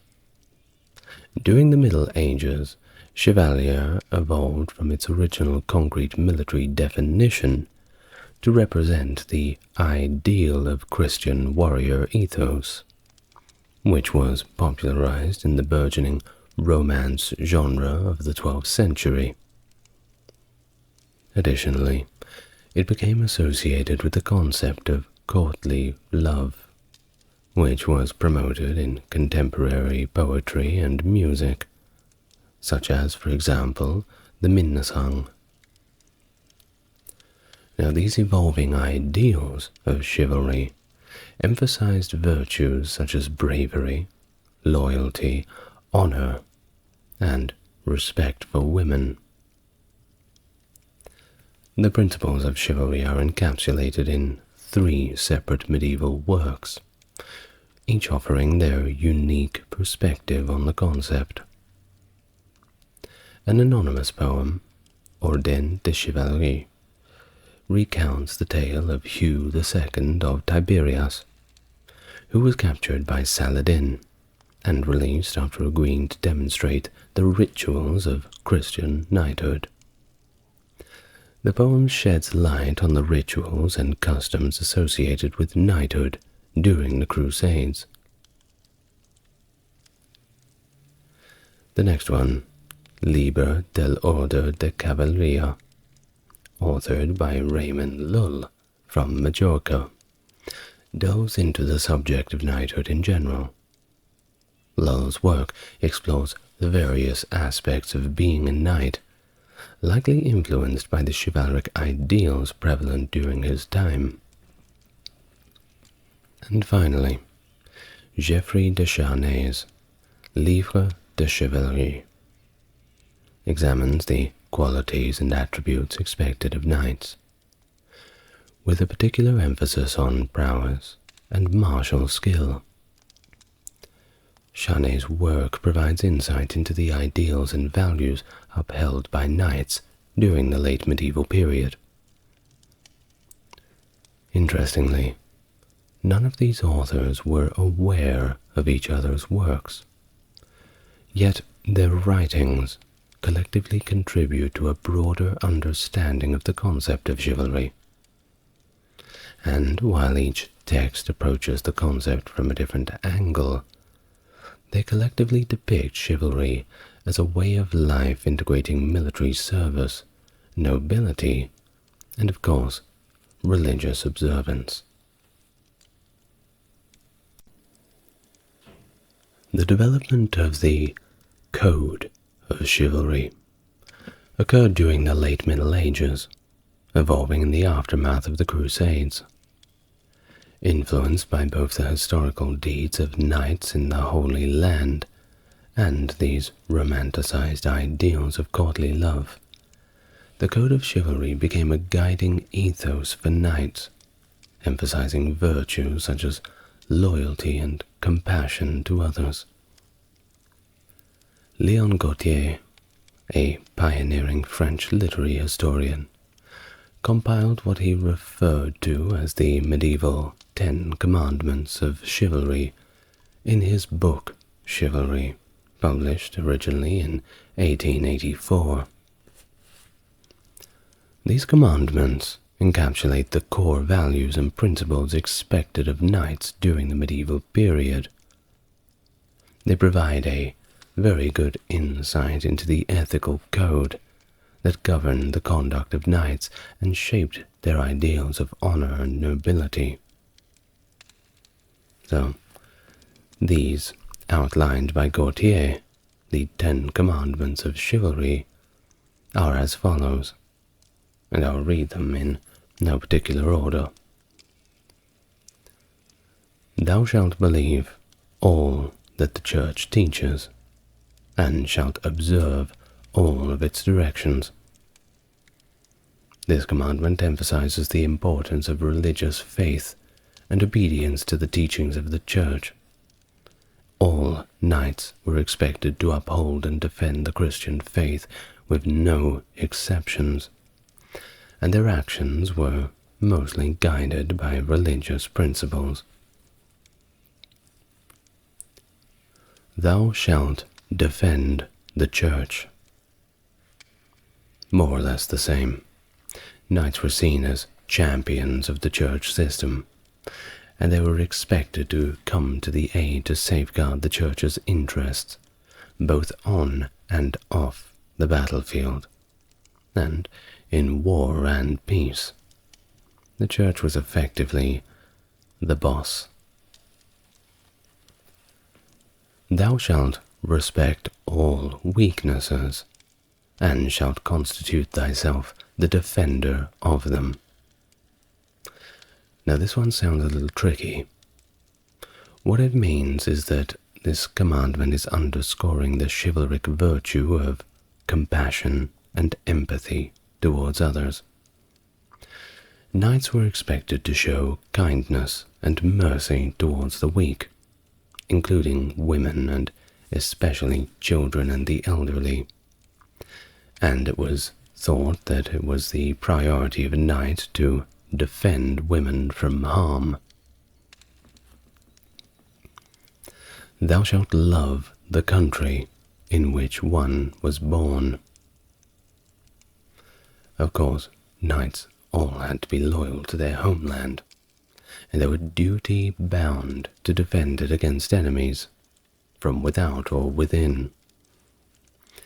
Patriotism and loyalty were essential virtues of chivalry. Thou shalt not recoil before thine enemy. Courage and bravery in the face of danger were paramount virtues for knights. They were expected to confront their enemies with valor and resolve, and never back down from a challenge. Thou shalt make war against the infidel without cessation and without mercy. Now this command reflects the religious fervor of the Crusades era, during which knights were called upon to wage holy war against the infidels in the name of the Christian Church. Of course, that simplifies it a little too much. The Crusades mainly came about to protect pilgrims who were being attacked along the roads heading to Jerusalem and other holy sites. Groups like the Knights Templar and the Knights Hospitaller were set up to effectively protect them. And, of course, part of protecting the pilgrims is fighting against the infidel, so I suppose that's where that comes from. It was also a political thing. The knights certainly had to be reminded of who the good guys and the bad guys were. There was no thinking outside this box. That being said, Saladin, the one who was meant to be the enemy, was universally respected, at least via many sources reckoning, by a lot of the European knights, as for him expelling the virtues of what a chivalric person would do. I have a whole video on Saladin if you want to learn more about that. Moving on. Thou shalt perform scrupulously thy feudal duties, if they be not contrary to the laws of God. Knights had feudal obligations to their lords, including military service and loyalty. However, these duties were expected to align with the laws and principles of the Church. Knights were to fulfill their feudal obligations faithfully while upholding their religious convictions. Thou shalt never lie, and shalt remain faithful to thy pledged word. Honesty, integrity, and honor, all fundamental virtues.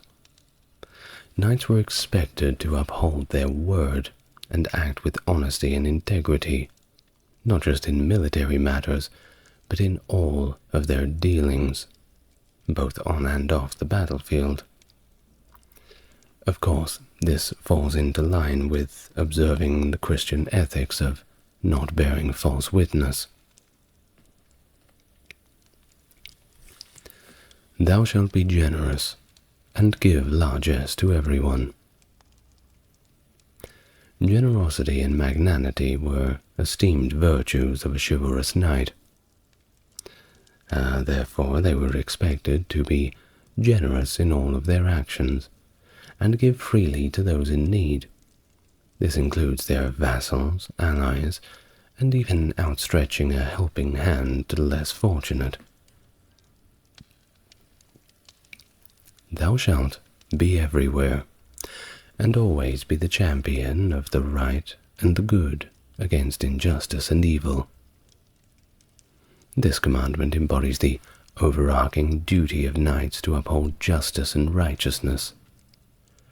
They were expected to stand up for what is right and oppose injustice and evil wherever they encountered it, embodying the ideas of true chivalry. So, these 10 commandments, if we can say it like that, while certainly catalogued at a later date, they provide a moral and ethical framework for knights to follow, guiding their behavior both on and off the battlefield. They encapsulated the majority of the noble ideals and values, giving us a pretty good roadmap of what a knight should and should not be doing. Of course, not all knights were following this to the T, and there were a lot of knights who thought that these kind of restrictions were somewhat stifling. Historians have offered varying perspectives on chivalry, challenging the traditional view of it as purely a civilizing and stabilizing force in a rather chaotic Middle Age. Now, contrary to this portrayal, some scholars argued that the role of knights in maintaining public order was complex, but often somewhat problematic. Ugh, I hate that word. While they contend that while chivalric codes and ideals provided guidance to knights, they were also riddled with contradictions, and did not always lead to a more ordered and peaceful society. Well, the ambivalent and sometimes disruptive role played by knights in medieval European society was indeed an issue to be contended with. The ideals of chivalry were not always aligned with the interests of public order and stability. The conception of medieval society, comprising of those who pray, those who fight, and those who work, seem to be in conjunction with knighthood, but also pose challenges to the establishment of social harmony. This world view of knights, rooted in martial values and pre-Christian traditions, often clashed with the objectives of the church and monarchy. Indeed, if you've watched my video on knights in general, you'll know that a lot of these traditions do go back to Roman times. So, perhaps I should have told you at the start of the video to watch that first. But here we are 20 minutes in. There's no turning back now, isn't there? Well, I digress.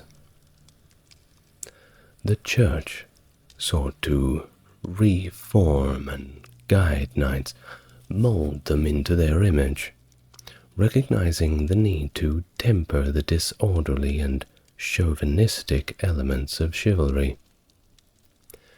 Similarly, royalty encountered conflict with knights over matters of warfare and personal disputes. Here's the other thing. When you're a knight, you're kind of known as the local tough guy, right?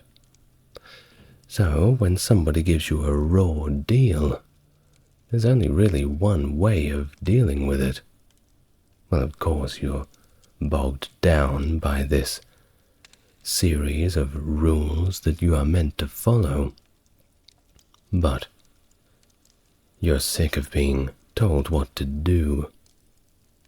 Indeed, a lot of knights had no doubt felt this way. just a bit of speculation, but I certainly would have. Well, moreover, emerging merchant class and the bourgeois, representing the social and economic forces of this growing modernity, seem to be at odds with the values of chivalry. The knights, driven by notions of value and honor, viewed the values of commerce as inferior, and sometimes resorted to violence against those engaged in trade. And here's another thing. Merchants in these times were often seen in some places as less than a farmer. Well, why is that? Surely a merchant's doing pretty well. Well, yes, they are. But the merchant doesn't produce anything. He does not create anything. He simply takes something from someone else and sells it at a higher price. He is a middleman, and many people saw these people as parasites. Well, some historians also raise skepticism about early writers on medieval chivalry, cautioning that their accounts may be colored by polemical agendas. Writers often viewed chivalry as a means to reform corrupt secular society, and emphasized its origins in the Teutonic forests brought into civilization by the great and wonderful Catholic Church. Others, however, view chivalry as a social rather than a military phenomenon, focusing on its key features such as generosity, fidelity, liberality, and courtesy. They portray chivalry as somewhat of an ethical inheritance that shaped the behavior of individuals and provided a moral framework for social interaction, an ideal for those unwashed masses to aspire to. Now, before the emergence of codified chivalry, there existed an uncodified note of noble conduct centered around the concept of the prud'homme, which can sort of be translated as a wise, honest, and sensible man. This unwritten code, known as the noble habitus, encompassed the behavioral and material expectations that were prevalent in medieval societies, and not just in the upper classes, but indeed across all social platforms.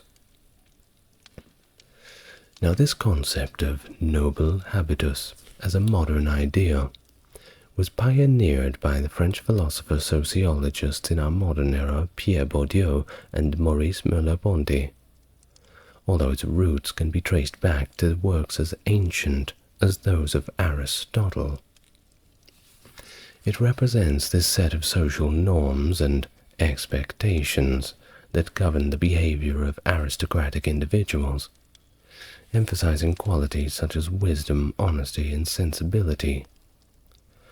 More or less, if we were going to boil it down, we would say that it was almost a secularized form of universally preferable behavior. Good manners, if you will.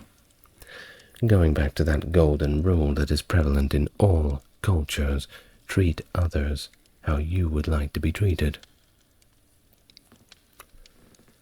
Well, the pre-chivalric noble habitus, as discovered by historians and elaborated upon by scholars, encompasses several key principles, which I will go through briefly now. The first being loyalty. This virtue was considered a practical utility among warrior nobility, closely associated with prowess on the battlefield, highlighting the importance of reputation for loyalty in noble conduct. Secondly, forbearance. Knights were expected to exercise self-control, not only in combat, but also at the courts of their lords. The early noble habitus emphasized the nobility of mercy and forbearance, as evidenced by historical documents, such as the Conventum of Hugh de Lusignan of the 1020s. And of course, these qualities were well established before the formalization of chivalry, so it wasn't really reinventing the wheel, just writing it down. The next one is hardiness. Physical resilience and prowess in warfare were essential components. Exceptional physical prowess on the battlefield often led to attaining noble knightly status. Indeed, usually you would have to be from a noble family to become a knight. Either your father was a knight or you were born of somewhat noble stock. However, if you were noticed by a commander or general on the battlefield for exemplifying extreme courage, or perhaps just managing to murder a lot of people in a very short amount of time, then you could perhaps get a glowing commendation and go up in the ranks, moving from peasant to slightly more well-dressed peasant. Now, largesse or liberality. Generosity was, of course, once again considered a very noble quality, with liberality representing one of the noble virtues. And it wasn't just about merely giving possessions away, but one was also expected to look at those greedy elements of society with a good deal of contempt, to look down upon those who hoarded things for themselves. Next one is the Davidic ethic. Now, what is the Davidic ethic? Well, it's derived from biblical tradition. The concept encompasses noble qualities such as safeguarding the vulnerable, ensuring justice for widows and orphans especially, and in general opposing cruelty and injustice. The ideal warrior leader is portrayed as a guardian protector, committed to upholding ethical principles and demonstrating benevolence towards the weak. There was none of this Gaston-esque sort of character. Well, at least there wasn't meant to be. Knights were expected to always be humble. Which leads us to the last one, honor. Achieving honor was closely tied to living up to the ideals of the prud'homme, and embodying all of the virtues listed above. Not some of them, not most of them, but all of them. If you were a very great warrior, but you were cruel to your servants, or you looked down upon the poor, held your nose as you walked past the peasant working the field, then you were not considered a very good knight. If you slayed innocents, or lent people money at high interest, that's a big no-no in the Middle Ages, by the way. You get thrown down the well for usury. Well, that also means that you weren't a very good knight.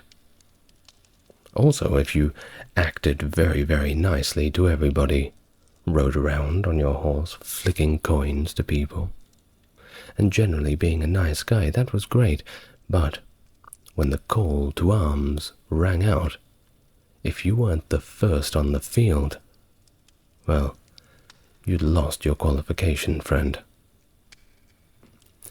All of these principles formed that base foundation of the pre-chivalric noble habitus, and laid the groundwork for the development of the formal Code of Chivalry in the later medieval period. Courtly behavior remained a recognized form of superior conduct in medieval European society throughout the Middle Ages.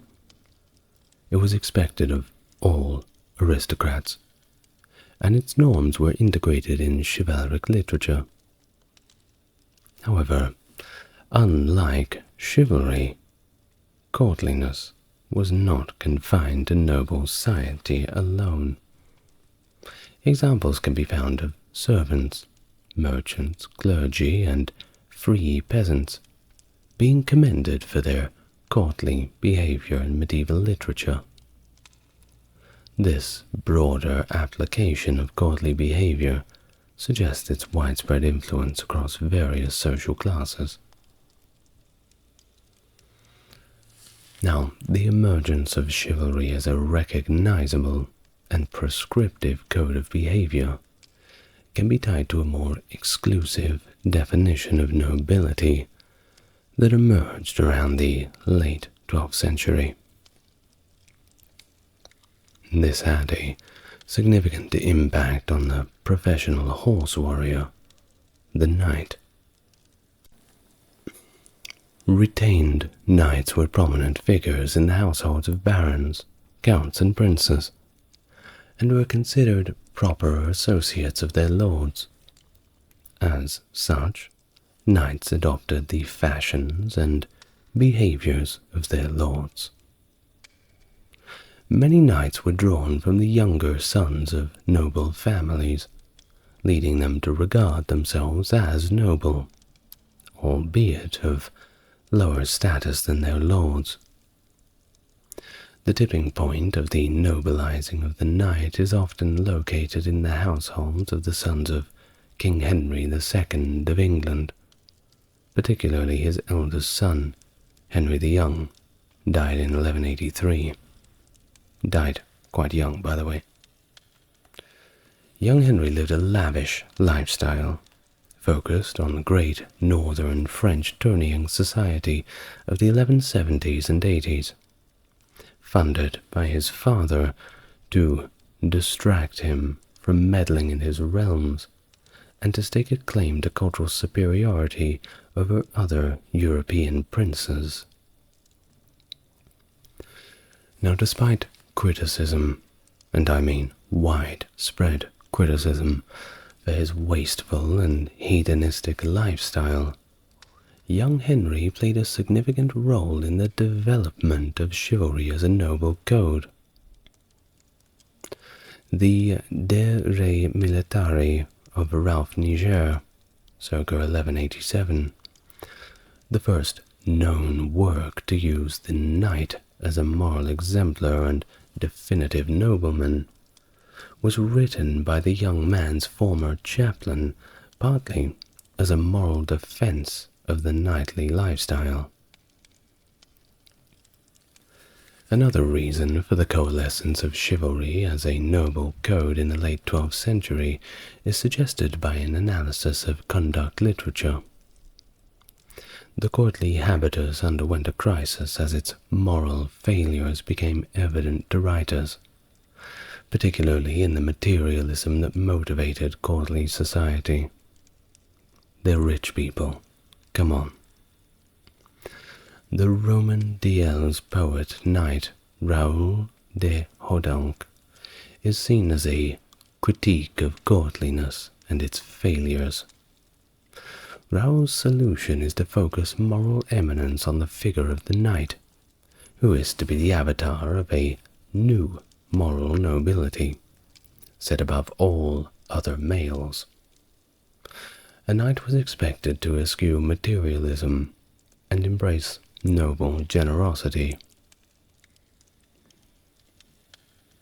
So, by this time, in medieval literature, chivalry's fairly depicted through 3 overlapping areas, each highlighting different duties and virtues. Duties to countrymen and fellow Christians.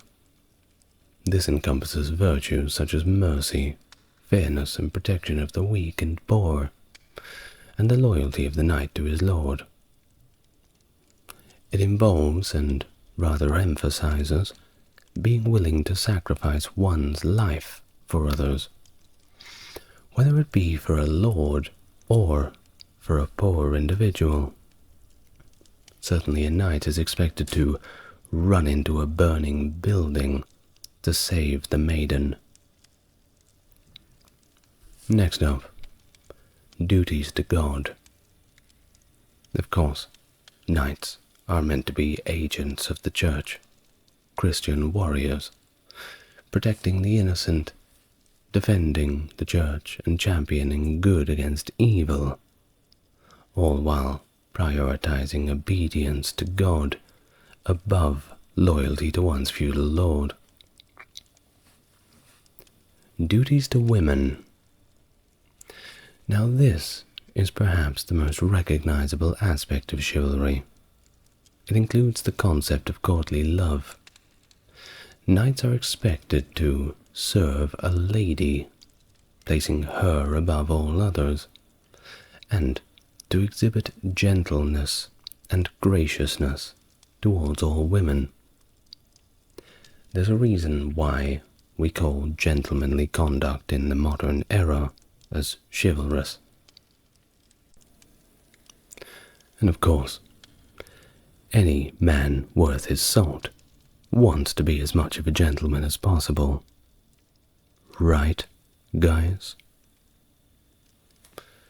Well, all of these emphasis placed on these different areas resulted in different strands of chivalry, each with its own focus and ideals. The first up being warrior chivalry. Now in this strand, a knight's primary duty is to his lord. It's exemplified by characters like Sir Gawain in Sir Gawain and the Green Knight, and the wedding of Sir Gawain and Dame Ragnell. Anybody who is a fan of the Bretonians in Warhammer Fantasy must leave a comment, so we can perhaps summon the Green Knight to the field. Next up, religious chivalry. Here, a knight's chief obligation is to protect the innocent and serve God. It conjures to mind figures such as Sir Percival and Sir Galahad of the Grail legends that certainly embody this form of chivalry to its core. And then there is, of course, the romantic ideal of the chivalrous, courtly love. It emphasizes a knight's unwavering devotion to his own lady, and by extension protecting the honor of all women. Think about it this way. If you have a beautiful young lady who is having trouble carrying her shopping to her car, and an old woman who's having the same trouble, a knight, at least in this sense, should be treating that situation with equal importance, not just running to the young, beautiful girl. Now, with the emergence of the knight's character and the chivalric ethos came several novel elements that reshaped medieval society. The first up was the revised social status, with knights now occupying a unique position in medieval society, somewhere between the nobility and the commoners. Not quite nobility just yet.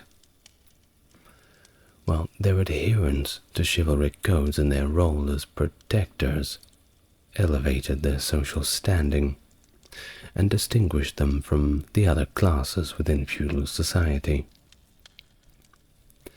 Of course, the next part was the innovation of military tactics. You see, chivalric codes introduced regulations that governed warfare, emphasizing principles such as loyalty to the overlord and adherence to rules of engagement, which was great when you were fighting other knights. But fighting enemies who had no idea what that was and would not fight fair well, different tactics needed to be utilized. Next thing we had was fresh literary themes. Now, the ideals of chivalry inspired a rich vein of literature, including epic poems, romances, and the tales of knightly valor. These literary works often portrayed knights as paragons of virtue, embodying ideals such as courage, loyalty, honor, and mercy. And indeed, it was more or less based on a true story. For example, in the battlefield, knights were expected to never attack a defenseless opponent, and prioritize the capture of fellow nobles for ransom, while not causing them immediate harm. They were also expected to treat prisoners of war well. So, a lot of these ideas coming from the literary depictions of knights were indeed based on their real-world counterparts, albeit somewhat blown out of proportion. It's literature. There's always a dramatic license. Now, throughout the medieval period, martial exercise and military virtue remained integral components.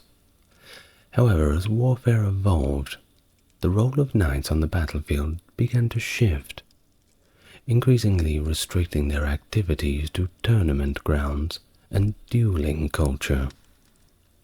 The joust. It certainly conjures that image to mind, doesn't it?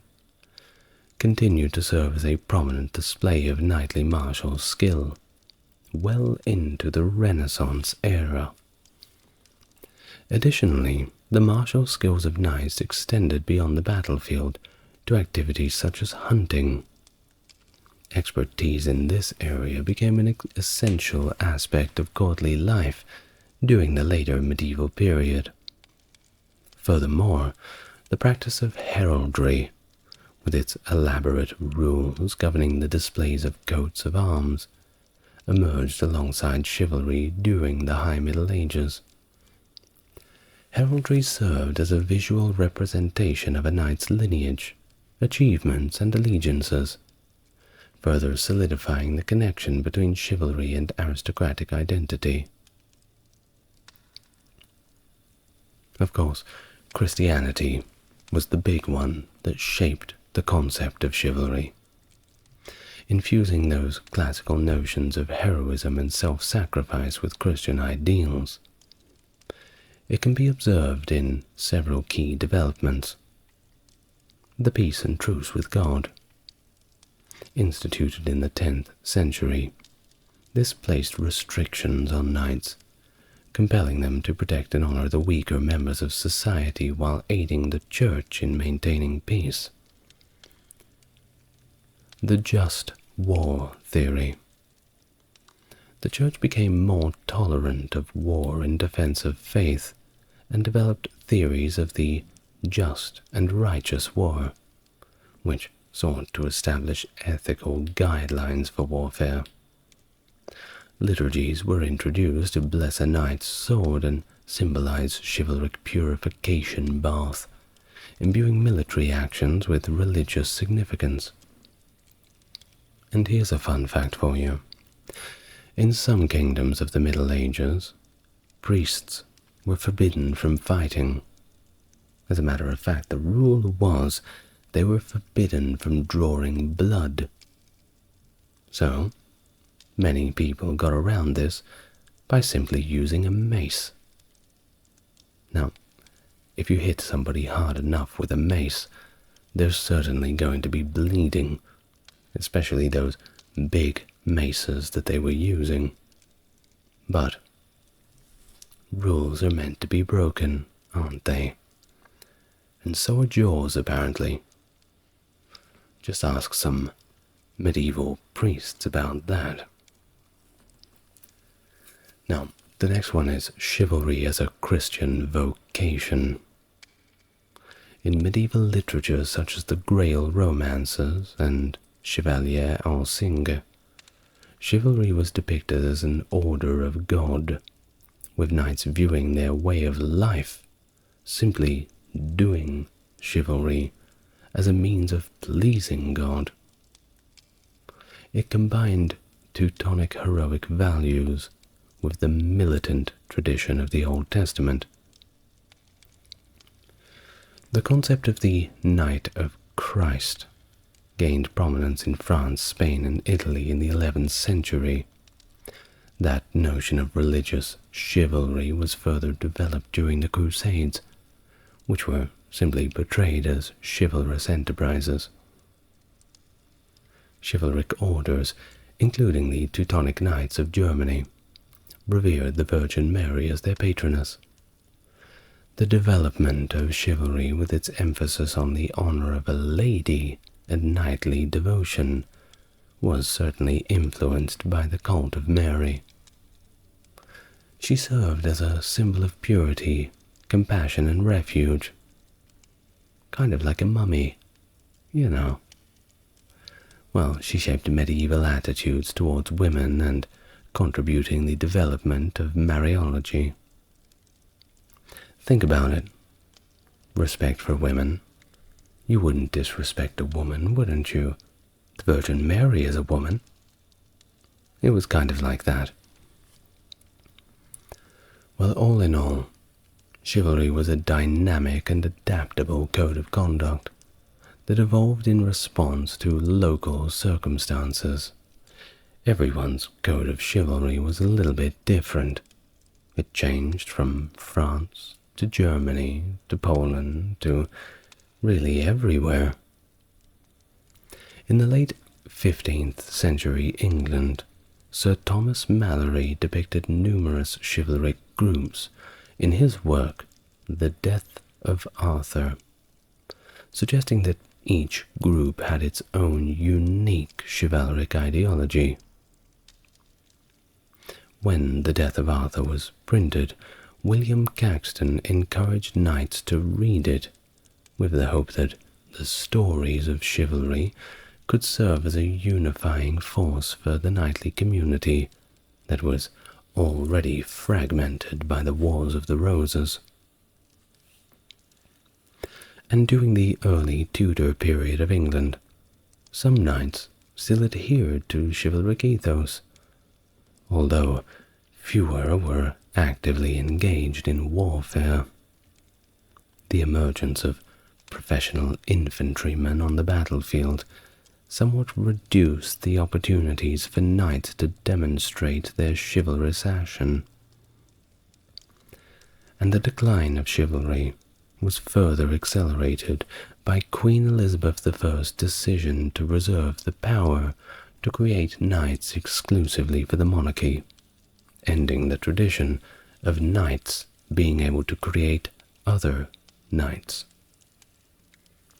Some argue that Sir Edward Woodville, who travelled across Europe engaging in battles and died in 1488, was one of the last knight-errants to witness the transition from the age of chivalry to modern European warfare.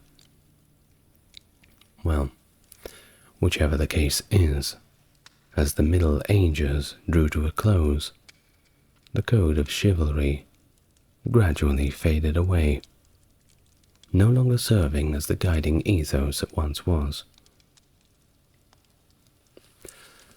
So, looking back on what we've learned about chivalry, I've recently made a video about the East Asian counterpart, Bushido,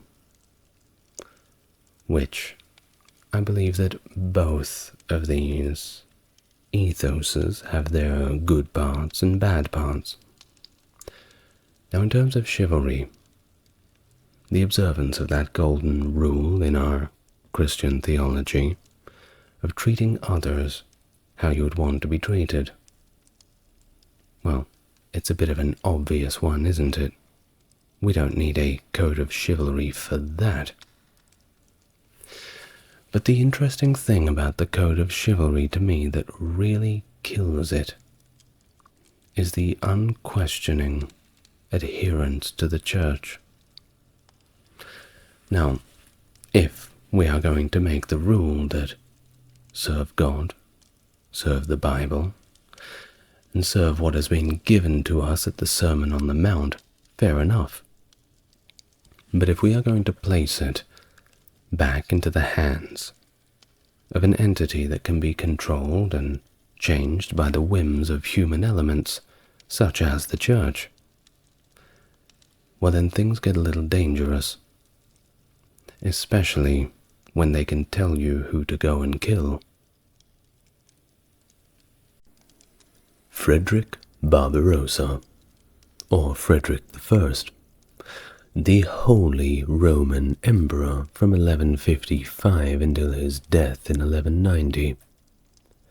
A member of the Hohenstaufen dynasty, he is one of the most famous and charismatic rulers of medieval Germany, known for his ambitious attempts to consolidate and expand imperial power in the German territories and Italy. His reign was one marked by a series of military campaigns into Italy as part of the long-standing conflict between the Guelphs and the Ghibellines, which were factions supporting the papal party and the empire respectively. His efforts to assert control over the Italian city-states often brought him into conflict with the papacy and the Lombard League, a coalition of northern Italian cities. And if you want to learn all about him, you are in the right place. Hello and welcome to the channel. If this is your first time here, then it's a great thing to meet you. And if you are returning, it's good to see you again. As always, if you would like to support the channel and help keep me going, links to the Patreon are down below. Or if you want to tell YouTube that you want more people to see this video, putting a like and leaving your comments down below certainly helps push them in the right direction. Now, without further ado, I would like you to make yourself very comfortable as we begin our full biography of Frederick Barbarossa. Frederick was born in mid-December 1122 in Haguenau into a union of two of the most influential families in German history. His father, Frederick II, Duke of Swabia, belonged to the Hohenstaufen family, and his mother, Judith of Bavaria, came from the Welf family. These families were so influential in Italian politics that their names were Italianized into Ghibellines from Waiblingen, the Hohenstaufen castle, and Guelphs, respectively. Frederick's lineage connected him to significant imperial bloodlines. Through his paternal grandmother, Agnes, Frederick was a descendant of the Salian dynasty, and that was a big deal as she was the daughter of Emperor Henry IV. Similarly, his maternal lineage traced back to Emperor Otto II and his wife Theophanu, connecting him to the prestigious Ottonian dynasty. These connections made Frederick a direct descendant of Emperor Otto the Great. Now, from a young age, Frederick was trained in the knightly arts of riding, hunting, and weaponry, although his formal education did not include reading, writing, or Latin, but these were skills that he acquired later on in life. His upbringing was marked by his participation in the Hoftag, informal and irregular assemblies of nobles that were a staple of political life in the Holy Roman Empire. These meetings were crucial in the political landscape of the time, providing young Frederick with essential exposure to the workings of imperial politics and governance.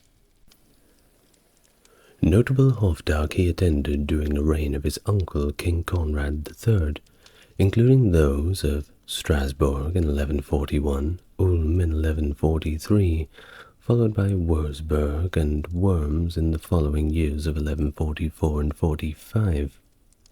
Now each time he went to one of these, it contributed to his deeper understanding of the empire's complex feudal structure. Kind of like when your dad takes you to the golf club and you hear how all the other grown-ups talk. Maybe a little simplified, but that's kind of how I imagine it. Either way, after all of these events and sort of listening more than speaking, he gained this understanding of that delicate balance of power that existed among the German nobility. In the early days of 1147, Frederick of Swabia made a significant decision. That decision was to join the Second Crusade, an undertaking initiated by his uncle. Rather after his uncle, Conrad III of Germany, publicly took the Crusader vow on the 28th of December 1146.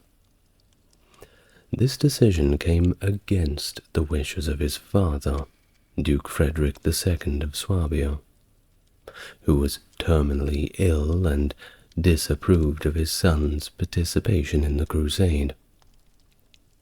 Duke Frederick II was concerned about the responsibilities Frederick would need to shoulder after his death, particularly the care of his widow and young half-brother. Despite his father's concerns, Frederick proceeded with his plans, influenced perhaps by his impending responsibilities and the desire to establish his own legacy. Well, before his departure, Frederick married Adelaide of Vohburg, solidifying his position and alliances within the realm. His father passed away on April 4th or perhaps April 6th of 1147, leaving Frederick to succeed him as the Duke of Swabia. Within mere weeks of his succession, Frederick set out with the German Crusader army from Regensburg. Of course, if you know anything about the Second Crusade, which you'd know a lot if you watched my video on it, the Crusade journey was fraught with challenges from the very onset. While crossing the Byzantine Empire, an incident involving the murder of an ill crusader at a monastery outside Adrianople prompted King Conrad to order Frederick to take revenge. The subsequent actions taken by Frederick against the monastery and the perpetrators of the crime heightened tensions, but they were quickly contained through the intervention of the Byzantine general Prosuch, preventing a larger conflict. Well, it wasn't over for the German crusaders as they faced further adversary when a flash flood struck their main camp in September of 1147, and it resulted in significant casualties. Fortunately, Frederick and Welf VI had encamped separately on a hill, sparing them from the disaster. The survivors regrouped and continued on to Constantinople.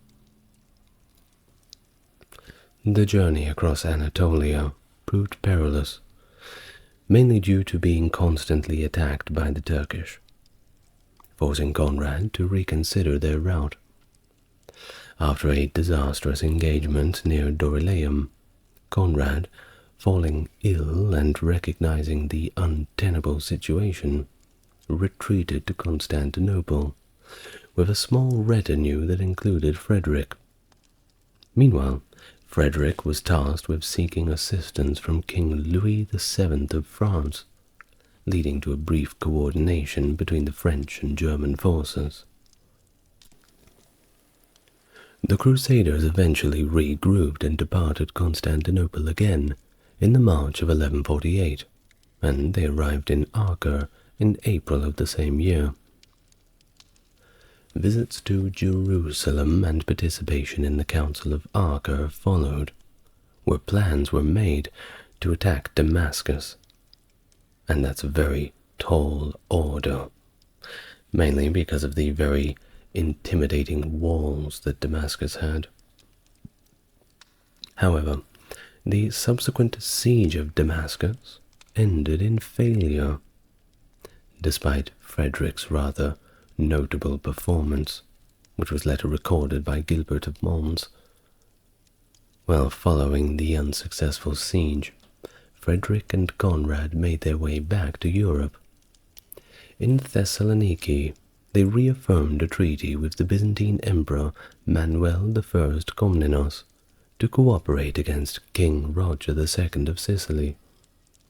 Frederick then returned to Germany, passing through Bulgaria and Hungary, and arrived back home in April of 1149, having gained considerable experience and recognition for his efforts during the Crusade, albeit amid significant challenges and setbacks.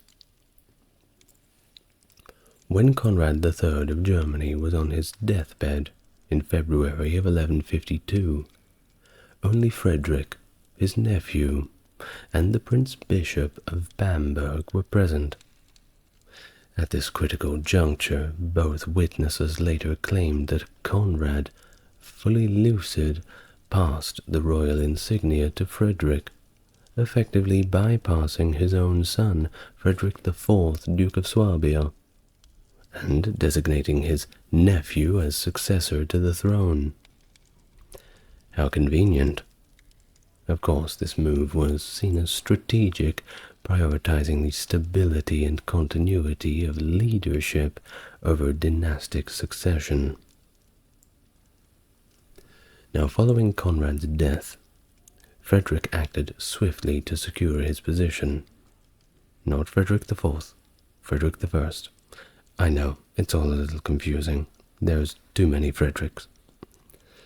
Well, at a gathering in Frankfurt on March the 4th, 1152, the kingdom's princely electors, recognizing both his lineage and leadership capabilities, chose him, Frederick, as the next German king. And just days later, on the 9th of March, 1152, Frederick was crowned King of the Romans at Aachen, marking the official beginning of his reign. Well, the German Empire before Frederick's accession was in quite a sorry state, significantly weakened by the investiture controversy and the ineffective reigns of Henry IV and Henry V. Since Henry V's death in 1125, the German monarchy had largely become a nominal title, without any real power behind it, as the royal authority had been continuously undermined, and the crown was passed around from person to person to prevent any single family from establishing a dynasty. Consequently, when Frederick came to the throne in 1152, the German monarchy had been lacking effective leadership for over 25 years, and the real power, if there was any of it, had been fragmented for more than 80 years. Well, one of Frederick's primary challenges from the outset was the fragmented nature of Germany itself. It wasn't just one country. It comprised of more than 1,600 individual states, at least at the time of his accession. That's a lot, by the way.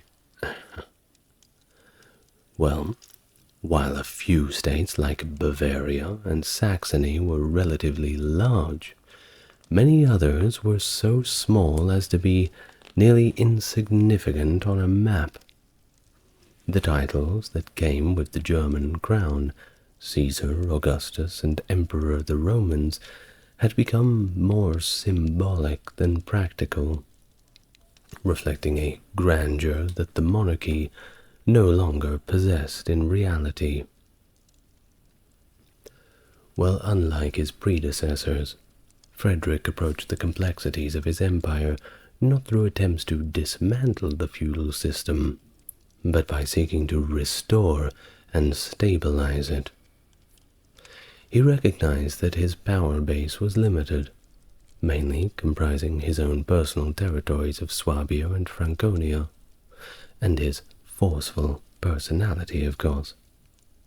Thus, he engaged with the German princes, not by confronting them, but by aligning with their interests, fostering mutual benefits to secure their loyalty and cooperation. He even passed every single one of them out a little piece of candy and gave them all a kiss on the cheek. I'm just joking. I'm just seeing if you're still listening. Back to the video. The backdrop of Frederick's reign was also shaped by ongoing feuds between the Welfs and the Hohenstaufens. Frederick's Welf connections through his mother initially presented an opportunity to mend this long-standing division. However, figures like Henry the Lion, the Welf Duke of Saxony, remained staunch adversaries, completely unwilling to reconcile with the Hohenstaufen monarchy. This internal discord continued to complicate Frederick's efforts to consolidate his rule and strengthen the empire. But when the going gets tough, the tough get going, don't they? Thus, his reign began under these complex and challenging circumstances, with the overarching task of navigating the treacherous waters of imperial politics, regional loyalties, and of course the overarching ambitions of the papacy and other regional powers. And of course, the papacy had to always put their 2 cents in. You know, it's kind of like when you're in school sitting down doing your work, and the teacher comes behind you and looks over your shoulders with one hand on the desk either side of you. That's kind of what the papacy was like. Anyway, in addition to these domestic policies, Frederick looked outward, engaging in international affairs that underscored the empire's role on the European stage. He intervened in the Danish Civil War, supporting Svend III against Valdemar I, which illustrated his readiness to project imperial influence beyond the German borders. He also initiated negotiations with Manuel I Comnenus, the Byzantine emperor, reflecting his interest in the political dynamics of Eastern Europe and the broader Mediterranean. Frederick's personal life and its intersection with his political maneuvers also came to fore early in his reign.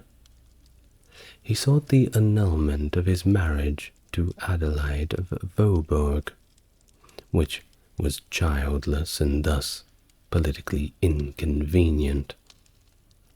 Poor girl. Claiming consanguinity based on distant shared ancestry, Frederick aimed to free himself from this union, to possibly forge a more advantageous marital alliance through his attempt to secure a bride from the Byzantine court, which initially failed. His relationships with the papacy was another critical aspect of his rule.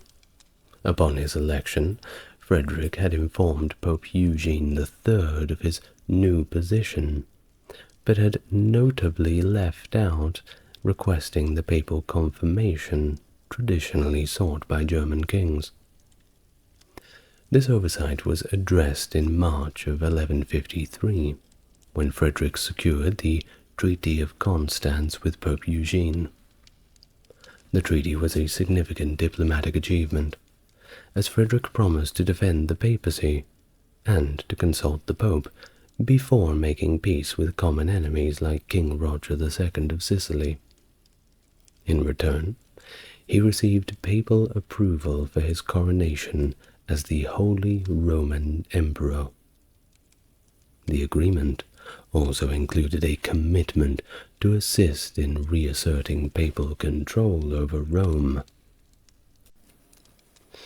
Barbarossa initiated his reign with ambitious campaigns into Italy, marking his intent to restore imperial influence over the entire Italian peninsula. His first expedition in October of 1154 aimed to subdue the Norman king William I of Sicily, whose power was perceived as a threat to imperial authority. As Frederick marched through Italy, he quickly took Milan and then decisively destroyed Tortona for defying his rule. Do as you're told. Now he continued his campaign southward, and in either Pavia or Monza, one of the two, he was ceremonially crowned King of Italy, solidifying his authority in the region, regardless of what the other Italians thought of it. Well, the big prize, of course, was Rome, and upon approaching the city, Frederick found Pope Adrian IV contending with Arnold of Brescia, leader of a communal revolt. In a display of loyalty to the papacy, Frederick assisted in suppressing the revolt and ensuring Arnold's execution.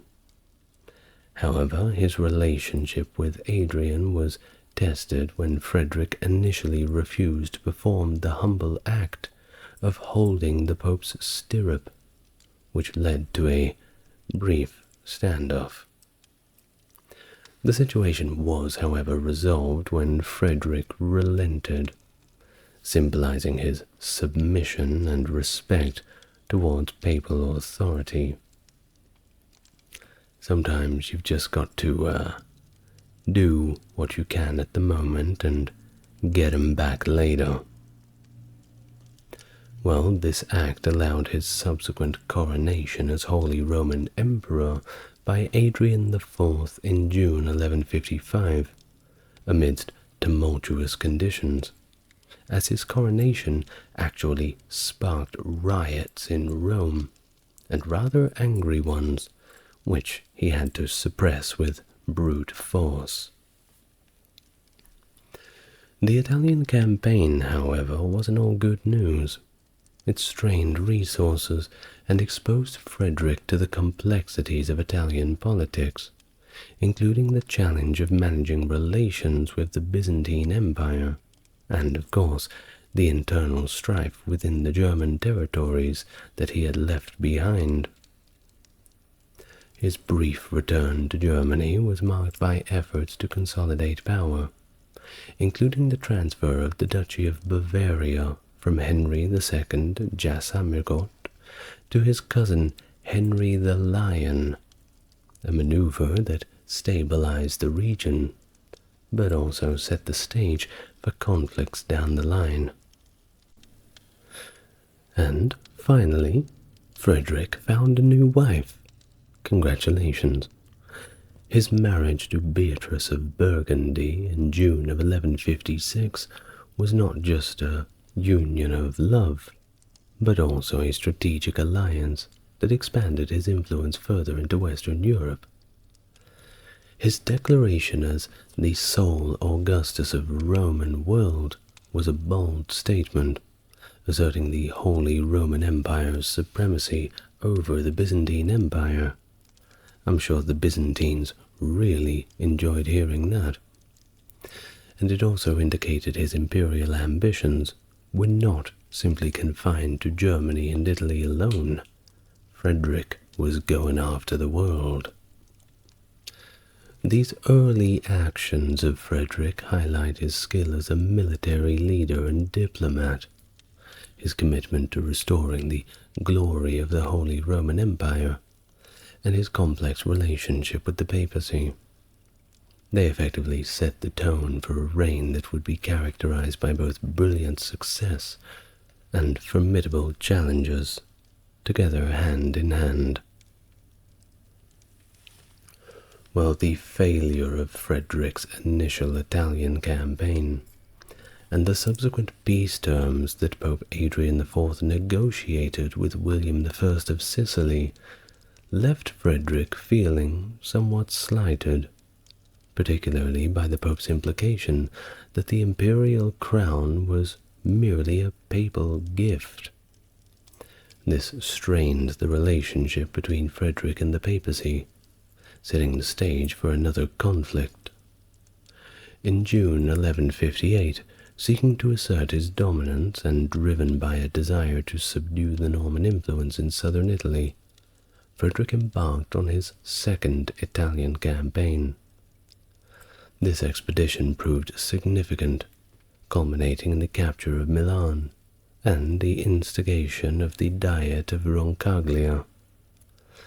This assembly reasserted imperial control over northern Italy and initiated ecclesiastical reforms, marking the start of a prolonged conflict with the new pope, Alexander III.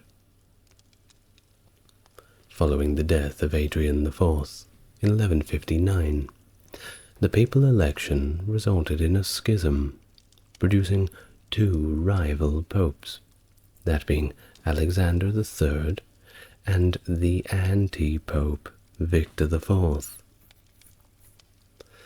The imperial support was crucial for legitimacy, and while Frederick was preoccupied with military operations, including the siege of Crema, he demanded that Alexander III submit to his authority, a demand which, after a little bit of confusion, Alexander staunchly refused. Subsequently, Victor went to the other guy and recognized Victor IV as the legitimate pope in 1160.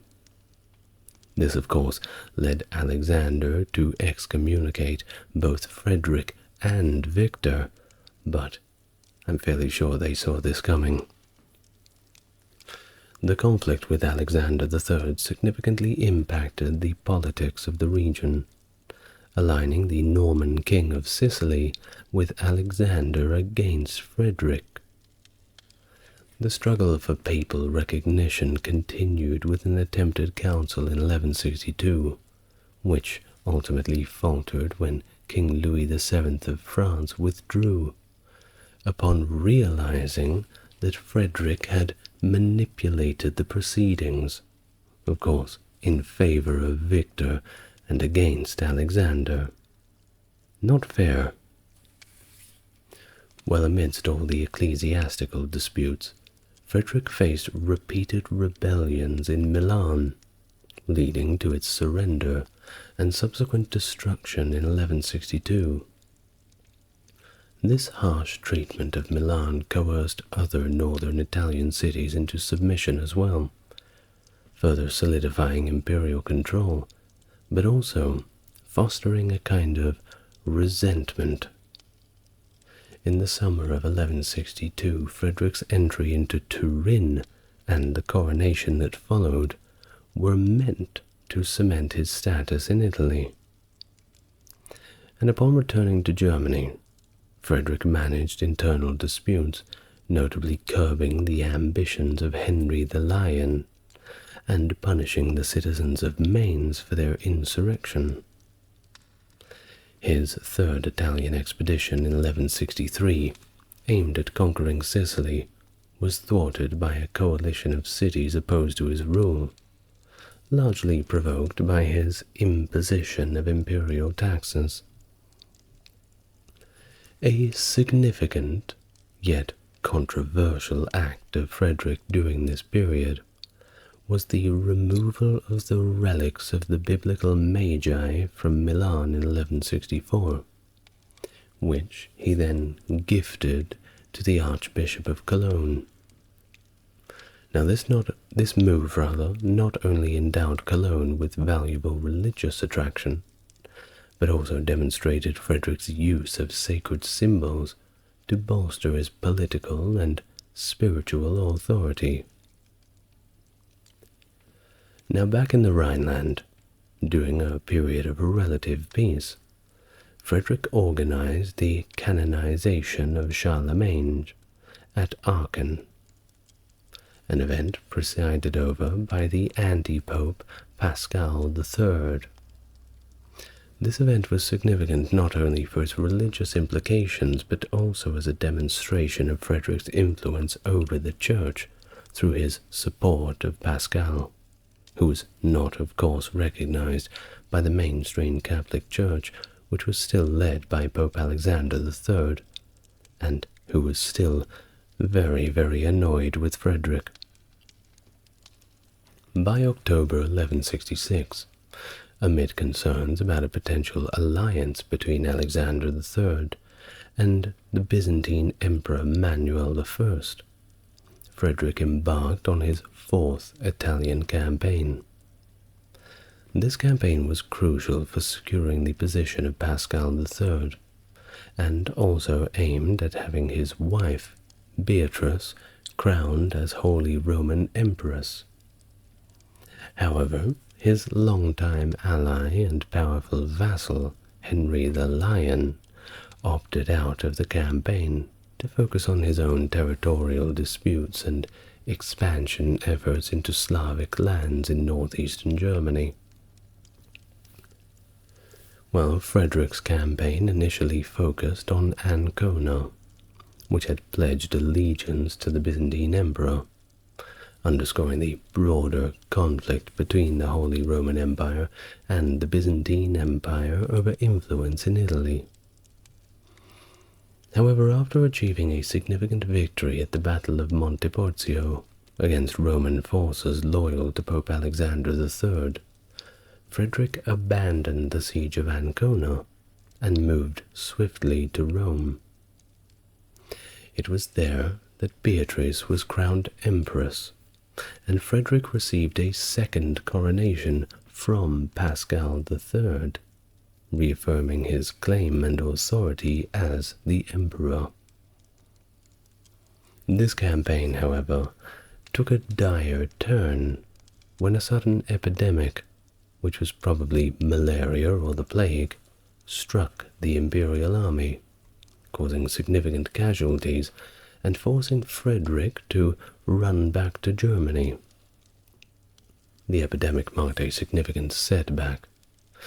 It halted his progress into Italy and forced him to shift his focus back to northern Europe, and not temporarily either, but for the next 6 years.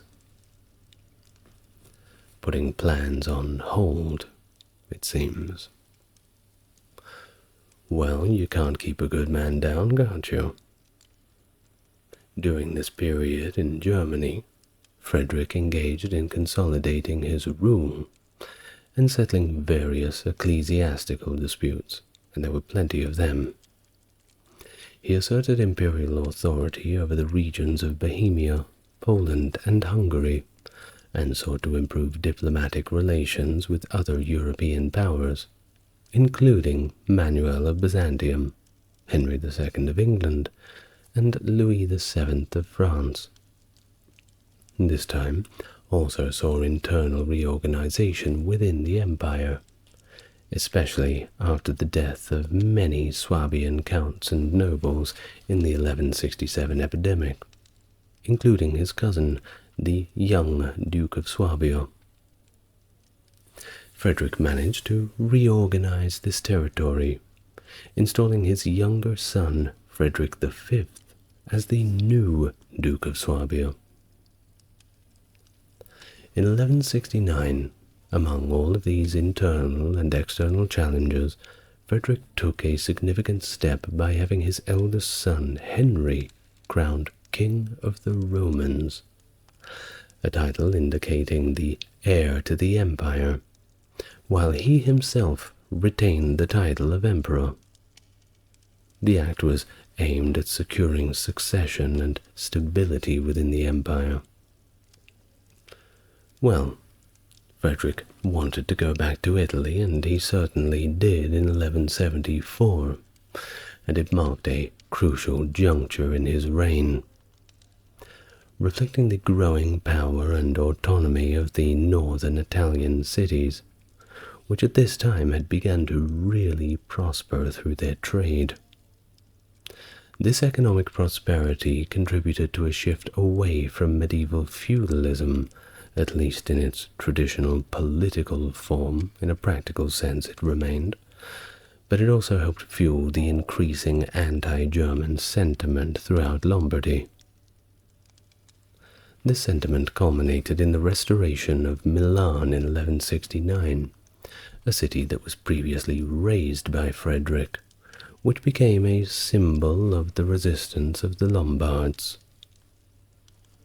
By 1174, this resistance coalesced into the Lombard League, a coalition including not just Lombard cities, but also external powers such as Venice, Sicily, and the Byzantine Empire, all united together against Frederick. Divided by race, united by hatred. Well, this broad alliance reflected the shifting power dynamics in Italy and the broader Mediterranean region as a whole. Frederick had worked up quite a reputation. During this expedition, Frederick aimed to assert his control, but he was of course met with stiff resistance, leading to the stunning defeat at the Battle of Alessandria in 1175, which shocked the European continent due to the emperor's loss to city-states. Indeed, this is the emperor. He's not meant to lose. It would be like the United States losing against, the Republic of the Congo and Gabon. Throw in Benin for good measure, and perhaps Equatorial Guinea. While the conflict reached a critical point at the Battle of Legnano on the 29th of May 1176, where Frederick was not only defeated, but also wounded, and a rumor began to spread that he had fallen in battle, for a time at least. Either way, the battle decisively weakened Frederick's position in Italy and forced him into peace negotiations, not only with the Pope, but the Lombard League as well. The subsequent Peace of Anagni in 1176 and the Peace of Venice in 1177 marked significant concessions by Frederick, including the formal recognition of Alexander III as Pope, effectively nullifying the decisions of the anti-Pope Pascal III, and ending Beatrice's tenure as Empress. Heartbreaking. These agreements echoed the resolution of the investiture controversy, seen a century earlier between Pope Gregory VII and Henry IV. The core issue, whether the Holy Roman Emperor could appoint popes and bishops, had been tentatively resolved in the Concordat of Worms, and was revised during Frederick's conflicts. The Peace of Venice symbolized Frederick's acknowledgement of papal authority over the papal states, while Alexander recognized imperial authority over the imperial church. Further reconciliation with the Italian city-states was solidified in the Peace of Constance in 1183. Frederick granted the Lombard cities the right to elect their own magistrates freely, which effectively conceded some of his control, but did secure his nominal overlordship over Italy, providing a basis to exert pressure on the papacy. To reinforce his rule after these setbacks in Italy, Frederick was crowned King of Burgundy in Arles on the 30th of June 1178. Although the German kings traditionally held this title since Conrad II, Frederick sought an official coronation by the Archbishop of Arles, underscoring his desire to strengthen his legitimacy and consolidate his reign following the tumultuous events in Italy. This act also reflected his ongoing efforts to stabilize his authority across the realm, addressing both internal challenges and the many complexities of Italian politics. Now back to Barbarossa's long-standing conflict with Henry the Lion, one of the most powerful German princes, and the Duke of Saxony and Bavaria, reached its climax after Henry failed to support Frederick's Italian campaign earlier in 1176. By 1180, Frederick capitalized on the enmity that the other German princes felt towards Henry to orchestrate his downfall. Henry was tried in absentia at a court convened by Frederick, comprising bishops and princes, where he was stripped of his lands and declared an outlaw under the assertion that imperial law superseded traditional German law. Frederick then led an army into Saxony to enforce this judgment, leading to Henry's ultimate submission in Erfurt in November of 1181, after his allies abandoned him.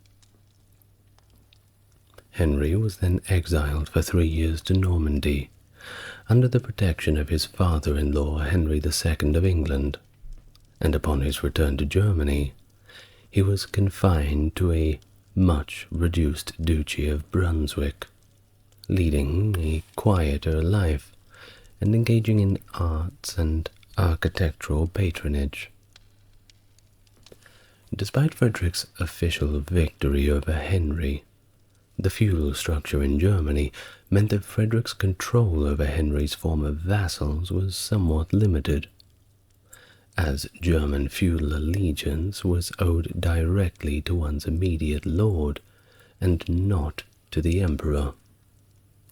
This structural divergence significantly diluted the practical impact of Frederick's victory compared to what it might have been under the more centralized English feudal system.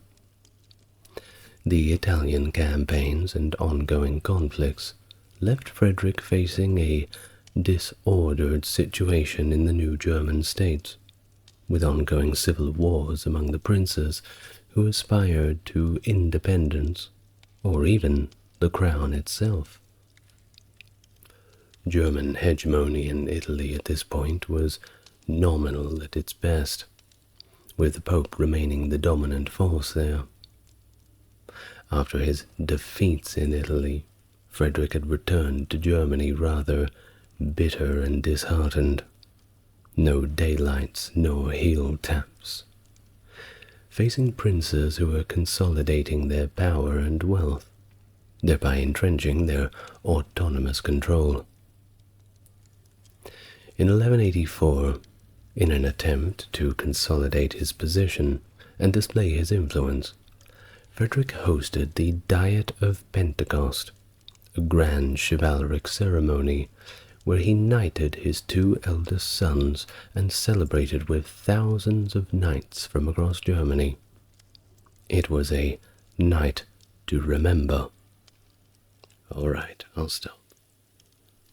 This event, however, did not yield significant financial gains as it might have in other feudal systems like England or France, where substantial fees were expected on such occasions. Well, continuing his efforts to assert control in Italy, Frederick embarked on another Italian expedition in 1184, allying with local rural nobility against the Tuscan cities. In a strategic move to secure his family's future and strengthen his own position in Italy, he arranged the marriage of his son Henry to Constance of Sicily in 1186, despite opposition from Pope Urban III. This marriage aimed at securing the inheritance of the Kingdom of Sicily for the Hohenstaufen dynasty. The death of Pope Urban III later that year brought Gregory the Eighth to the papacy, who was more inclined towards a conciliatory approach with Frederick, and focused on the more dire reports from the Holy Land than on continuing the contentious power struggles with the emperor. In the late 1187, Frederick received urgent appeals from the Crusader states, urging him to assist them in the aftermath of significant Muslim victories. In early December, he was publicly supportive of a crusade at a sermon in Strasbourg, but he had hesitated to commit fully due to ongoing conflicts with the Archbishop Philip of Cologne. By Christmas, he had engaged King Philip II of France to join the crusade efforts. The 27th of March, 1188, at the Diet of Mainz. After resolving his conflict with the Archbishop of Cologne, Frederick finally took the Crusader vow, spurred by unanimous support from the assembly. His son, the Duke of Swabia, also took up the cross, while his elder son was designated as a regent in Germany, hold down the fort, so to speak. Frederick then announced a crusade against the pagans and planned an extensive preparation period before the Crusaders would assemble in Regensburg the following April. In Strasbourg, Frederick had implemented a tax on the Jewish community to finance the crusade, but he also took measures to protect them, preventing potential massacres similar to those during the previous crusades. And it all sounds very nice, but perhaps he was just trying to protect the highest tax bracket people. Maybe, my own speculation. After disturbances in Mainz, Frederick intervened to ensure the safety of the Jewish community, reinforcing his commitment with a public display alongside Rabbi Moses, who was also paying a lot of tax. Now, Frederick had previously established a treaty with Saladin in 1175, but his new commitment to a crusade, he formally notified Saladin of the termination of their alliance. As the preparations continued, Frederick engaged with various Eastern European and Byzantine officials to ensure safe passage and support for his crusading army. On the 15th of April, 1189, Frederick ceremonially began his crusade from Hagenau, embarking on a well-organized journey that was unprecedented in scale and planning. Despite historical claims of his army's size reaching 100,000, which are frankly laughable, modern estimates suggest a more modest number of 12 to 15,000, including around 3,000 to 4,000 knights. This is probably a bit more realistic. Now, Frederick's route took him through the lands of Hungary, Serbia, and Bulgaria, engaging with local rulers to secure their support or at least their neutrality. In Hungary, he managed to secure the cooperation of Prince Geza, who provided an escort through the lands of 2,000 Hungarian troops. By late 1189, Frederick had reached Byzantine territory, where he spent the winter to avoid the harsh Anatolian climate. In the spring of 1190, he moved to Gallipoli, preparing to cross into Asia Minor. His progress through Anatolia was marked by strategic victories at Philomelium and Iconium, significantly alarming Saladin, who had to adjust his deployments in response to the advancing wave of angry Germans. While on the Third Crusade, Frederick met his end in a tragic manner near Silifke Castle by the Salef River on June 10, 1190. How did he meet his end? Well, we've got a few different accounts, and I'll quickly go through them. According to a chronicler named Ansbert, despite warnings from his advisors, Frederick chose to go for a little swim across the river. It doesn't really mention why he chose to go for a little swim, just that he did. But unfortunately for him, he was overcome by a strong current, and he drowned. Now there is another narrative that's more of an alternate version, as suggests while attempting to cross the river on his horse, he was thrown off. And of course he was wearing his heavy armor, which caused him to sink, and he drowned as a result. There is another account from a Muslim historian named Ibn al-Athir that offers a different perspective, stating that Frederick went into the river to take a bath. Despite the water being shallow, he unexpectedly drowned anyway, which Ibn al-Athir interprets as divine intervention. Another account, a letter from a churchman present with the crusading forces, detailed that after enduring the rigors of the campaign, Frederick sought relief by taking a bath in the river. Unfortunately, he drowned, described as a sorrowful event by God's inscrutable judgment of him. This account suggests exhaustion and the intense heat may have contributed to his death. And finally, the account of Jacques de Vitry, who was chronicling the Crusades and noted that Frederick's military campaign had been quite formidable, capturing several cities and causing Saladin to order the dismantlement of fortifications in anticipation of his approach. Vitry states that during a spell of intense heat, Frederick drowned while bathing in the river, an event he describes as a calamitous loss for Christendom. Well, of course, all of these have the same sort of event in common, that he drowned in a river. I would say that we can fairly easily conclude that that's how it happened. Whether or not it was divine intervention, that is a matter of opinion. Well, regardless, following Frederick's death, the morale and structure of the German crusading army was severely affected. Everyone knows it's very hard to win the battle after the general has been slain. Thousands of German soldiers abandoned the campaign and simply just began walking home.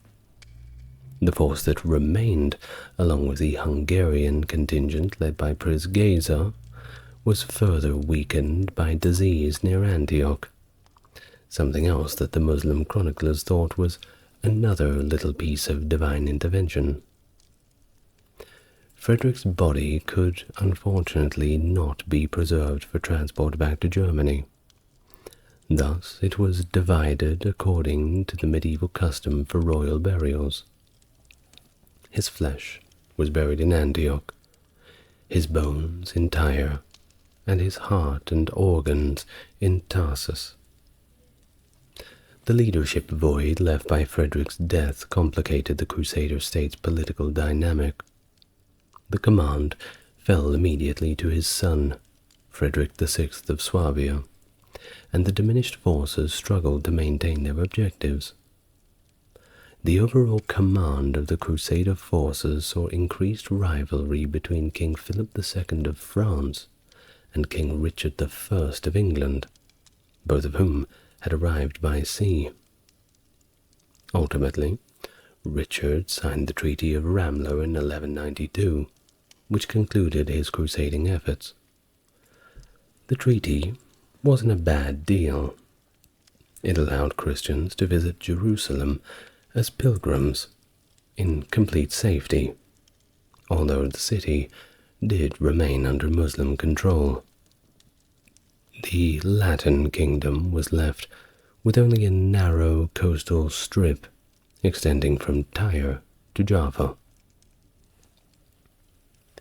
And that is it for our life of Frederick Barbarossa. I hope you enjoyed it. Well, what do you think? Is he a good guy, or is he a bad guy?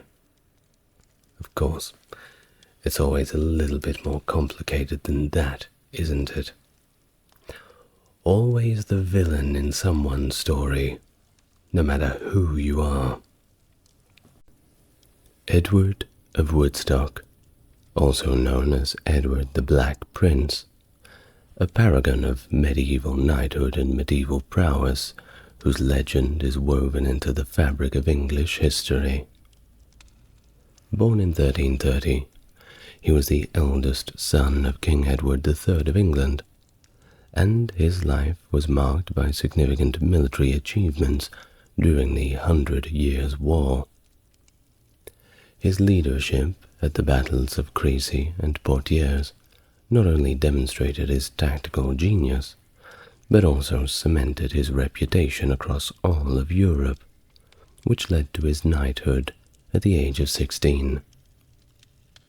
Despite his early death at the age of 45, the Black Prince's legacy as a chivalric hero and capable leader continues to endure, embodying the ideals of knighthood and valor of his time. Hello and welcome to the channel. If you're new here, it's good to meet you, and if you're coming back, good to see you again. If you like what I do and want to support the channel, there's a link to the Patreon in the description. Otherwise, help YouTube push it out to more people by liking, commenting, and subscribing. Now, with that out of the way, get yourself relaxed, because we will begin our history and biography of Edward the Black Prince.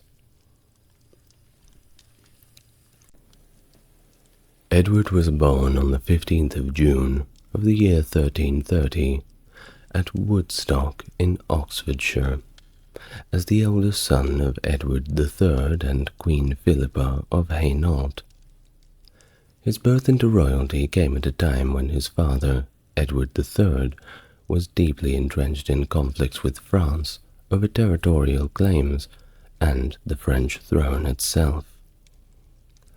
This animosity was rooted in familial ties, as Edward III's mother, Queen Isabella of France, was the daughter of Philip IV of France, positioning Edward III and consequently his son in the line of succession for the French crown. The situation escalated when the French king threatened to seize English lands in France, which sparked the 100 Years' War. Queen Philippa, Edward's mother, was the daughter of the Count of Hainault. Her marriage to Edward was orchestrated by Queen Isabella, who sought to secure Hainault's military and financial support to overthrow her husband, Edward II. The union was fruitful, producing 13 children, with Edward being the firstborn. Edward III ascended to the throne at the tender age of 14, after his father, Edward II, was deposed in 1327 by Isabella and the English nobility, due to Edward II's failed leadership and military defeats, particularly against the Scots. In an effort to reclaim lost territories, Edward III initiated military campaigns that mirrored the aggressive strategies of his grandfather, Edward I. His efforts culminated in the decisive Battle of Halidon Hill in 1333, where he avenged the earlier humiliating defeat at Bannockburn and restored English dominance over Scotland. This victory solidified Edward III's reputation as a formidable leader and earned him the epithet Great Champion of the English nation. Now, on to the young prince, whose upbringing was marred by the political and military dynamic of the time. On September 10th, Edward III allocated an annual allowance from the profits of the county of Chester for his son's maintenance, and by February 25, 1331, these funds were entirely assigned to Queen Philippa for the upbringing of both Edward and his sister Eleanor. In July of 1331, amidst ongoing internal tensions, Edward III proposed a marriage between the young Edward and daughter of Philip VI of France, aiming to stabilize relations through marital ties. On the 18th of March, 1333, Edward was formally granted the earldom and county of Chester. Several years later, in a Parliament session held on the 9th of February 1337, he was created the Duke of Cornwall, receiving the duchy through a charter dated on March the 17th. This distinction marked the first instance of a duke's creation in England, and the terms of the charter stipulated that the title was to be held by him, and subsequently by the eldest sons of the kings of England. Edward's education was overseen by Dr. Walter Burley from Merton College, Oxford. In March of 1334, the responsibility for managing his revenues was assigned to his mother, Queen Philippa, to cover the expenses of raising Edward and his two sisters, Isabella and Joan. By August 1335, amid rumors of an impending French invasion, Edward III ordered that Edward and his household relocate to Nottingham Castle as a precautionary measure. In late 1337, when two cardinals arrived in England to negotiate peace between Edward III and Philip VI of France, the young Duke of Cornwall met them outside London and escorted them to the king, accompanied by many nobles. On July the 11th, 1338, and again on May 27th, 1340, and October the 6th, 1342, Edward III appointed his son as guardian of the kingdom during his absences abroad. Although Edward was too young to engage in any significant governance, he left the council to manage the affairs. To strengthen his alliances, in 1339, Edward III proposed a marriage between the young Duke of Cornwall and Margaret, that was the daughter of Duke John III of Brabant, and in the spring of 1345, he urgently requested a marriage dispensation from Pope Clement VI. On May the 12th, 1343, Edward was made Prince of Wales during a parliamentary session at Westminster, where he was invested with a circlet, a gold ring, and a silver rod. He accompanied his father to Sluis on July 3rd, 1345, where efforts were made to persuade the burgomasters of Ghent, Bruges, and Ypres to recognize the prince as their lord, although this plan was thwarted by the murder of Jacob van Anteveld. The prince was then tasked multiple times with mobilizing troops from his principality and earldom for the military campaigns in France. Due to the heavy debts incurred in the king's service, his father authorized him to draft his will, ensuring that his executors could access all his revenues for a year if he were to fall in battle. Thus, on July 11, 1346, Edward, the Prince of Wales, embarked on a significant campaign along his father, Edward III. They landed at La Hogue, where the young prince was knighted by his father in the local church at Quetho. Following his knighting, Edward demonstrated early military prowess as he ravaged through Cotentin, contributing notably during the capture of Cannes and the skirmish at the ford of Blanchetaque against Sir Godimar I du Fay, which allowed the English army to finally cross the Somme. Before the Battle of Crécy, on August 26, 1346, Edward and his father received the sacrament in Crécy itself, preparing for the conflict where Edward would command the right flank of the army. This unit included prominent leaders such as the Earls of Warwick and Oxford, and Sir Geoffrey d'Harcourt, among others, comprising 800 men-at-arms, 2,000 archers, and 1,000 Welsh foot soldiers. During the battle, after an initial success against the Genoese bowmen, Edward's forces faced a severe challenge from the Count of Alençon. At a critical moment, Edward's division was nearly overwhelmed, prompting his commanders to seek aid from Edward III. However, the king refused assistance, urging his son to win his spurs and earn the victory. Now that's some medieval parenting for you.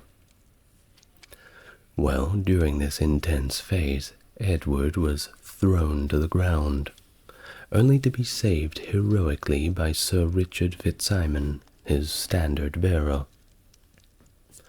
With additional support from the Earl of Arundel, they repelled the French attack. The battle saw significant French casualties, including the Duke of Lorraine and the Counts of Alençon and Blois, leading to a complete rout by the English forces. Well, after the battle, Edward III met his son with pride, commending him for his brave conduct. Together, they paid their respects to the fallen, including King John of Bohemia. Edward's valor at Crécy was a testament to his capabilities as a military leader, even at such a young age, and it was certainly a trial by fire. Say what you want about Edward III's throwing him into battle and not saving him, but certainly he did, as it was said, earn his spurs. Now, following Crécy, Prince Edward played a crucial role in the Siege of Calais between 1346 and 47, where it was his job to conduct raids around the captured town, of which he accumulated substantial booty. He returned to England with his father in October of 1347 and participated in courtly festivities, including his investiture into the newly formed Order of the Garter in 1348. In subsequent years, Edward continued to support his father in military endeavors, including the Battle of Winchelsea in the August of 1350, where they confronted the fleet of Lacerda. During this naval battle, Edward's ship was almost sunk by a larger Spanish vessel. It was only through the timely intervention of Henry of Grosmont, the Earl of Lancaster, that they achieved victory. It seems to be a running theme that Edward the Black Prince certainly has a lot of good friends by his side. Of course, that always helps. In 1353, disturbances in Cheshire required Edward's attention, as he was indeed the Earl of Chester. He led an expedition to support the local justices, and he managed to quell the unrest, albeit extracting heavy fines from the local populace. His visit to Vale Royal Abbey, mistaken in records as Dulacres Abbey, led to a generous donation. In 1355, as Edward III prepared to rekindle hostilities with France, he assigned his son, Prince of Wales, a pivotal role in the campaign. It was time for the Black Prince to shine. Just quickly, it's such a cool name. I know that's off topic, but I keep saying it, and every time I do, the Black Prince has such a ring to it. Anyway, Edward was tasked to lead an army into Aquitaine, aligning with broader strategic movements that included coordination with the King of Navarre in Normandy and support for John of Montfort in Brittany by the Duke of Lancaster. This deployment into Aquitaine came at the behest of local Gascon lords, eager for the spoils of war. On July the 10th, Edward III officially appointed his son, the Black Prince, as his lieutenant in Gascony, granting him substantial autonomous powers, including the authority to receive homages. Thus, the Black Prince departed London for Plymouth on the 30th of June. However, adverse winds delayed his departure until September the 8th, where he finally set sail with a formidable fleet of about 300 ships.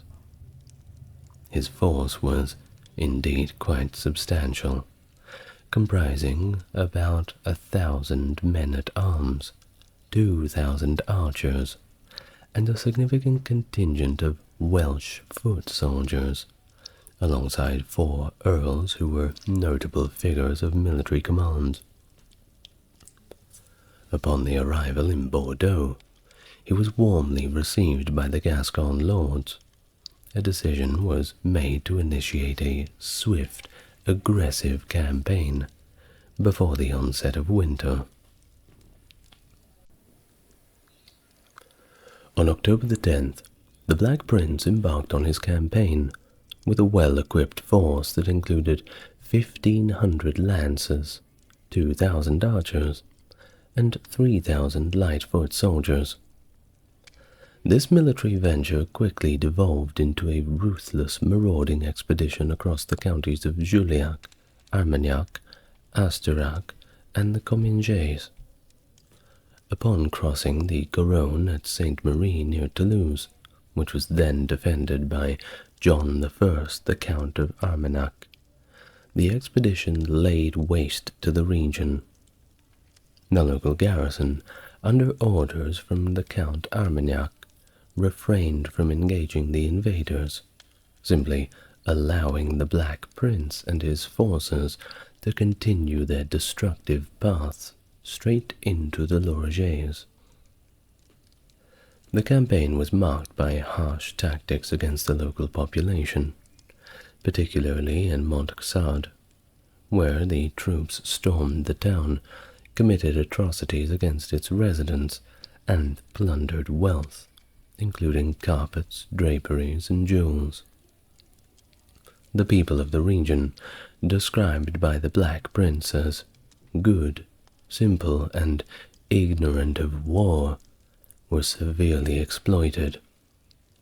Notably, the only significant resistance came from the Monge, where the chatelaine ingeniously used beehives to fend off the English attackers.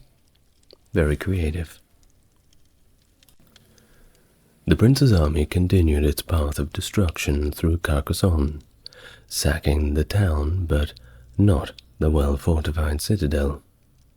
Towns like Ormez and Trebes negotiated to avoid plunder, while Narbonne was not so lucky. Plans to assault the citadel at Narbonne were abandoned due to its robust defenses. Now during this time the Black Prince received overtures for peace from the papal court, but deferred any decision pending his father's directive.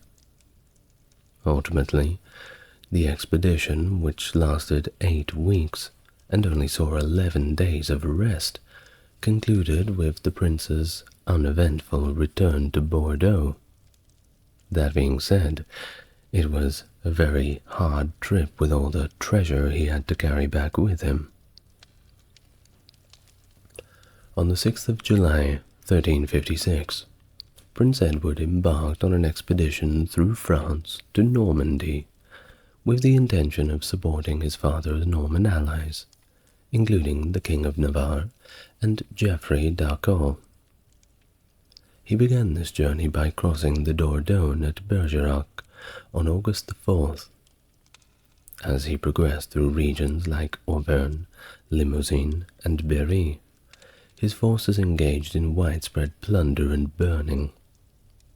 His approach to Bourget led only to the burning of its suburbs, as he failed to capture the city itself. Edward then turned westward and launched an unsuccessful assault on the Issoudun between August the 25th and 27th. Meanwhile, King John II of France was amassing a formidable force at Chartres, prepared to defend the Loire crossings and reinforcing fortresses at risk of attack. After the failed siege at Issoudun, Edward retraced his route to Vierzon, which he captured, and then decided to execute most of the garrison. From Vierzon, upon realizing that crossing the Loire or joining forces with Lancaster in Brittany was unfeasible, he decided to return to Bordeaux, setting course towards Romorantin on August the 29th.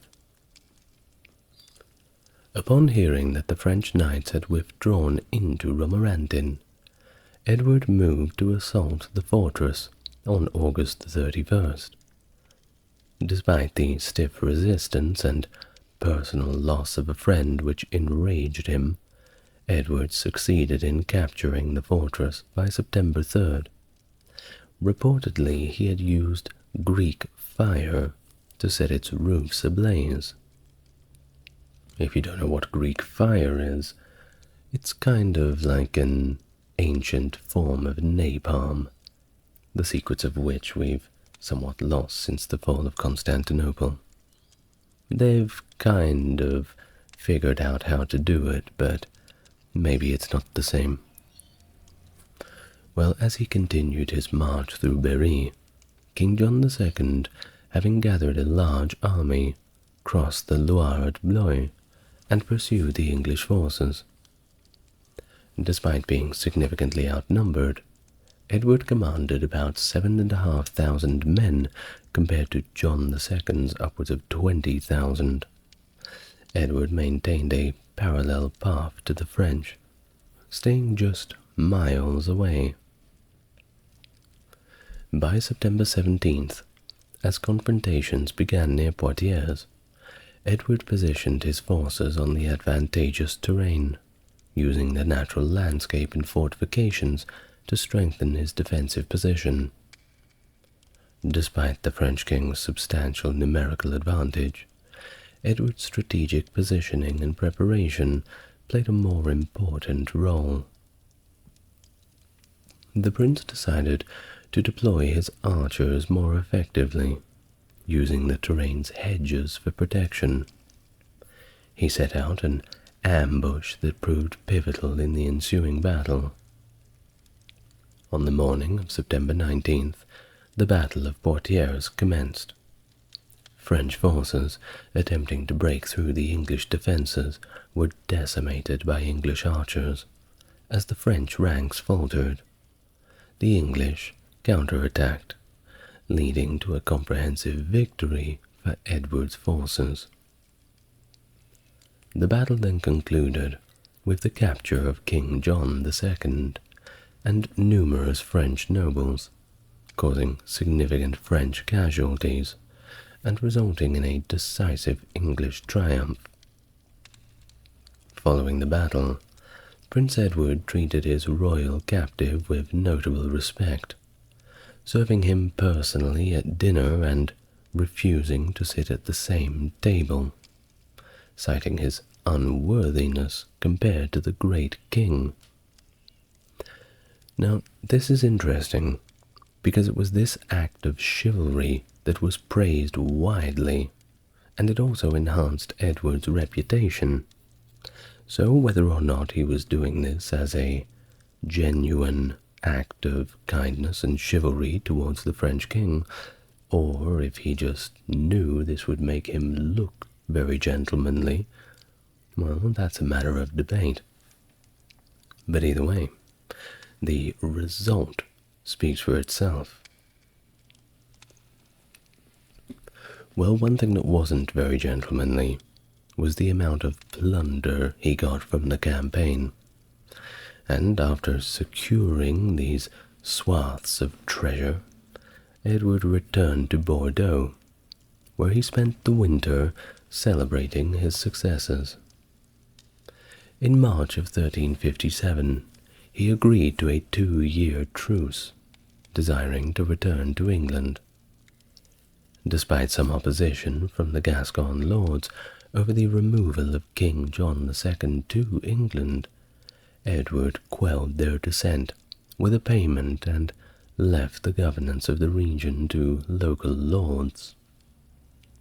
He arrived back in England in the May of 1357, entering London triumphantly with King John II displayed prominently, albeit in a manner that some contemporaries and later observers alike may view as an act of calculated humility.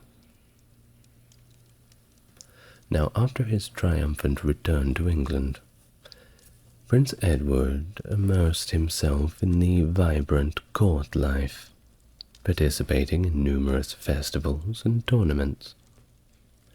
By tournaments, we're talking the knightly tournaments, and yes, they're exactly what you're thinking. Jousting and fights and wrestling, all the rest. It is exactly as you think it is. Now, in May 1359, he and King Edward III, along with other challengers, held the lists at a joust in London. This event, proclaimed by the mayor and the sheriffs, absolutely delighted the people, especially as the king appeared in the guise of the mayor and Prince Edward dressed up as the senior sheriff. The extravagance of these festivities and the generous gifts Edward distributed to his friends led him into more than a few financial difficulties, stretching himself a little bit too thin while he was in the festive mood. Well, recognizing this, the king decreed on August 27th, 1359, that should Prince Edward fall in battle during the upcoming French expedition, his executors would have control of his entire estate for a period of 4 years to settle his debts. In October 1359, the Black Prince journeyed with his father to Calais to participate in the Reims campaign, part of the ongoing 100 Years' War. At the conclusion of this military endeavor in 1360, Edward played a role in the negotiations for the Treaty of Brittany. He was heavily involved in the drafting the preliminary truce at Chartres on May 7, 1360, which was established by proctors acting on his and Charles, Duke of Normandy's behalf. Following the campaign, it's likely that Prince Edward did not return to England until after his father, who landed at Rye on March the 18th. On the 9th of July, 1360, the Black Prince, along with Henry, Duke of Lancaster, again travelled to Calais, accompanying the French king. However, they had to return to England as the promised ransom installment was not ready, leaving King John II in the custody of Sir Walter Manny and other knights. In the October of the same year, 1360, Edward was present at Calais for the liberation of King John, and the formal ratification of the Treaty of Brittany. He journeyed with King John to Boulogne for a ceremonial offering before returning with King Edward III to England in early November. On October 10th, 1361, Prince Edward got married to Joan of Kent. What, did you think I was going to say another war? It can't all be about fighting. We must take a break from the murder to have a little romance. But actually, it's not that romantic when it's your cousin.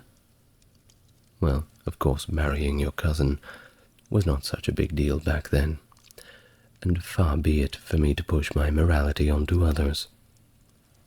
Well, either way, he married Joan of Kent, his cousin and the widowed Countess of Kent, thus becoming the Earl of Kent through marriage. Joan was the daughter of Edmund of Woodstock, the Earl of Kent, and Margaret, a daughter of Philip III of France. Their close kinship required a papal dispensation for marriage, which Pope Innocent VI gladly provided. Although it appeared the marriage contract was secured before the dispensation, the ceremony was held at Windsor, officiated by the Archbishop Simon Islip, and attended by King Edward III, who was initially unaware of the engagement. The couple made their residence at Berkhamsted Castle in Hertfordshire.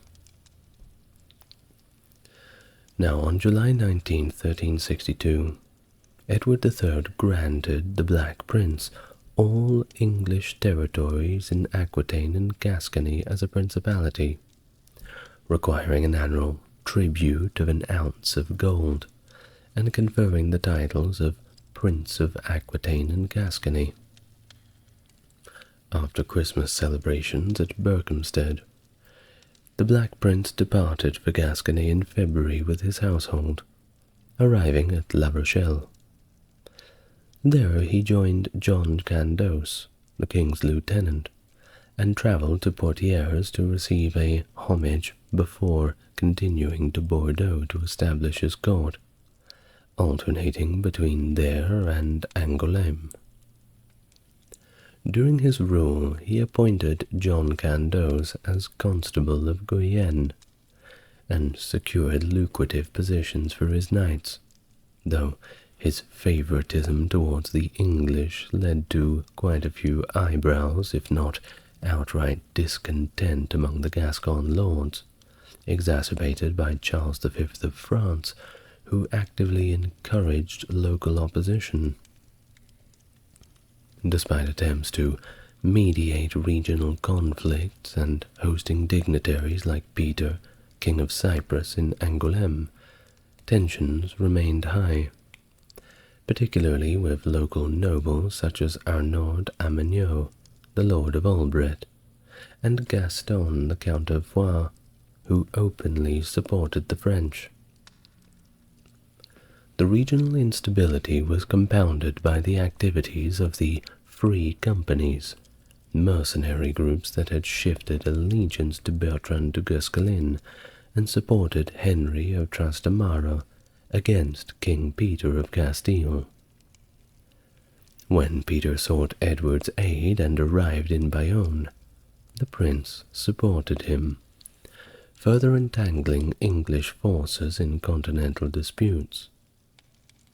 This period was marked by significant military and political challenges, with Prince Edward increasingly pressed by both local unrest and demands from his father to manage the mercenary bands effectively. Many of Edward's English and Gascon lords were reluctant for him to support King Peter, viewing the conflict as inappropriate for intervention, since it involved a dispute between a legitimate king and his illegitimate brother. However, the Black Prince felt compelled by a sense of royal dignity and the unacceptable precedent that a bastard could usurp a legitimate king. While Peter, seeking further support, promised riches and titles, including making Edward's son the King of Galicia, which actually swayed many to his cause.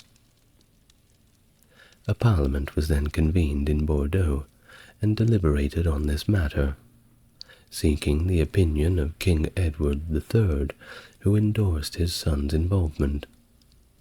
Subsequently, another parliament agreed to support Peter, contingent upon financial guarantees for their efforts. To this end, the Black Prince agreed to lend the necessary funds to King Peter. Negotiations at Bayonne between Prince Edward, Charles of Navarre, and King Peter solidified their military collaboration. Peter agreed to financial compensations and provided territories as collateral to secure the prince's financial backing. The Treaty of Libourne, formalized on September the 23rd, laid out these agreements in detail, including substantial monetary commitments for military wages and strategic pledges regarding leadership roles in campaigns against the Moors. The prince financed this military venture through various means, including funds received from his father, derived from the ransom of the French king John II, and by melting down his supply of silver plates. His preparations in Angoulême culminated in a festive Christmas in Bordeaux, where his wife gave birth to their second son, Richard, who would later become King Richard II of England. I just did a video on him too. It'll be out soon. Should be. Now, in February of 1367, Prince Edward departed Bordeaux, consolidated his forces in Dax, and marched through Roncesvalles into Pamplona. The loyalty of the free companies shifted back to Prince Edward from Henry of Trastamara, recognizing Edward as their rightful lord. There, from Pamplona, the prince's campaign continued towards Burgos, but strategic challenges and supply shortages slowed their progress. The army also faced harsh weather and logistical difficulties, but managed slightly better conditions in Logroño. The 30th of March, 1367, Prince Edward responded to a letter from Henry of Trastamara, and on April 2nd, he moved his forces from Logroño to Navarrete, La Rioja. The proximity of the two armies, with Henry encamped at Najera, facilitated communication, and although Henry seemed inclined to negotiate, asserting that Peter was a tyrant responsible for much bloodshed, the prince maintained his commitment to Peter, asserting the importance of rightful kingship and the defense of royal dignity. On April the 3rd of the same year, the prince's army, consisting of a well-organized force of English, Breton, and Gascon troops, dismounted for battle some distance from Henry's position. The vanguard was commanded by notable leaders including Lancaster, Chandos, and Calvalet, with separate divisions led by prominent Gascon lords, and the prince himself overseeing the main body of the army. Before the conflict began, the prince appealed to divine support for his cause to reinstate King Peter, exhorting his forces with a call to advance under the banner of St. George. The Battle of Najera commenced with Castilian forces aggressively engaging the English vanguard, but strategic misalignments in Henry's forces allowed the Gascon lords to flank the main body of Henry's army effectively. The prince then led a critical charge with the main body of his army, turning the tide of the battle. The conflict ended with Henry's forces in complete disarray, and Henry himself, well, he fled the battlefield in a panic. In the aftermath, while Prince Edward requested King Peter to show mercy to their defeated foes, Peter executed a notorious traitor immediately, and 2 others shortly thereafter. The capture of notable figures such as the French Marshal Arnauld d'Audrehem, a previous captive at Poitiers, led to a dramatic encounter where the prince accused him of treachery. However, upon review by a panel of knights and much discussion, d'Audrehem was acquitted on the grounds that he served not the prince directly, but King Peter, thereby honoring his prior commitment. Following their military success, the prince and Peter advanced to Burgos to celebrate Easter. However, financial and political tensions arose when Peter failed to fulfill his financial obligations to the prince, leading to further complications. Peter's evasiveness and the eventual denial of payment resulted in strained relations, with the prince encamping outside Burgos and later moving to Valladolid in an attempt to secure the promised funds. Valladolid is an interesting town, by the way. A rather infamous figure comes from there, being Thomas de Torquemada, that was the first Grand Inquisitor of the Spanish Inquisition. I'm sure they don't have, at the entrance of the town, home of the Grand Inquisitor. That may deter certain types of tourists, perhaps. Well, the subsequent weeks proved difficult for Prince Edward and his army. Harsh conditions, disease, and a lack of resources plagued his forces. All this together led to significant casualties. There were allegations of poisoning that were made as the prince himself fell ill, a condition from which he never fully recovered. Meanwhile, Henry of Trastamara took the opportunity to launch attacks on Aquitaine, further complicating the politics. Now, the situation continued to deteriorate, and as it did, negotiations for a safe passage through Navarre facilitated a return through Roncesvalles. By early September 1367, the prince and his remaining forces returned to Bordeaux, marking the end of a challenging campaign marked by initial military success, but brought down by political and logistical failures. After returning to Aquitaine, the Black Prince faced significant challenges managing the free companies, bands of mercenaries who had fought under his command. Around 1366, about 6,000 of these soldiers had passed through the Kingdom of Aragon into Aquitaine. Due to incomplete payments, they took up residence in the region, causing substantial disorder and damage. Prince Edward successfully persuaded their captains to move north across the Loire, where they continued their devastation in France, which of course exacerbated tensions with Charles V of France, who was not happy about Edward pushing his problems onto his territory. Charles then seized this opportunity to foster dissent among the Gascon lords and destabilized Edward's authority. One particularly significant incident involved the Lord of Albret, who had initially agreed to serve in the prince's Spanish campaign with 1,000 lancers. However, the prince, citing the logistical constraints, later requested that he only bring 200.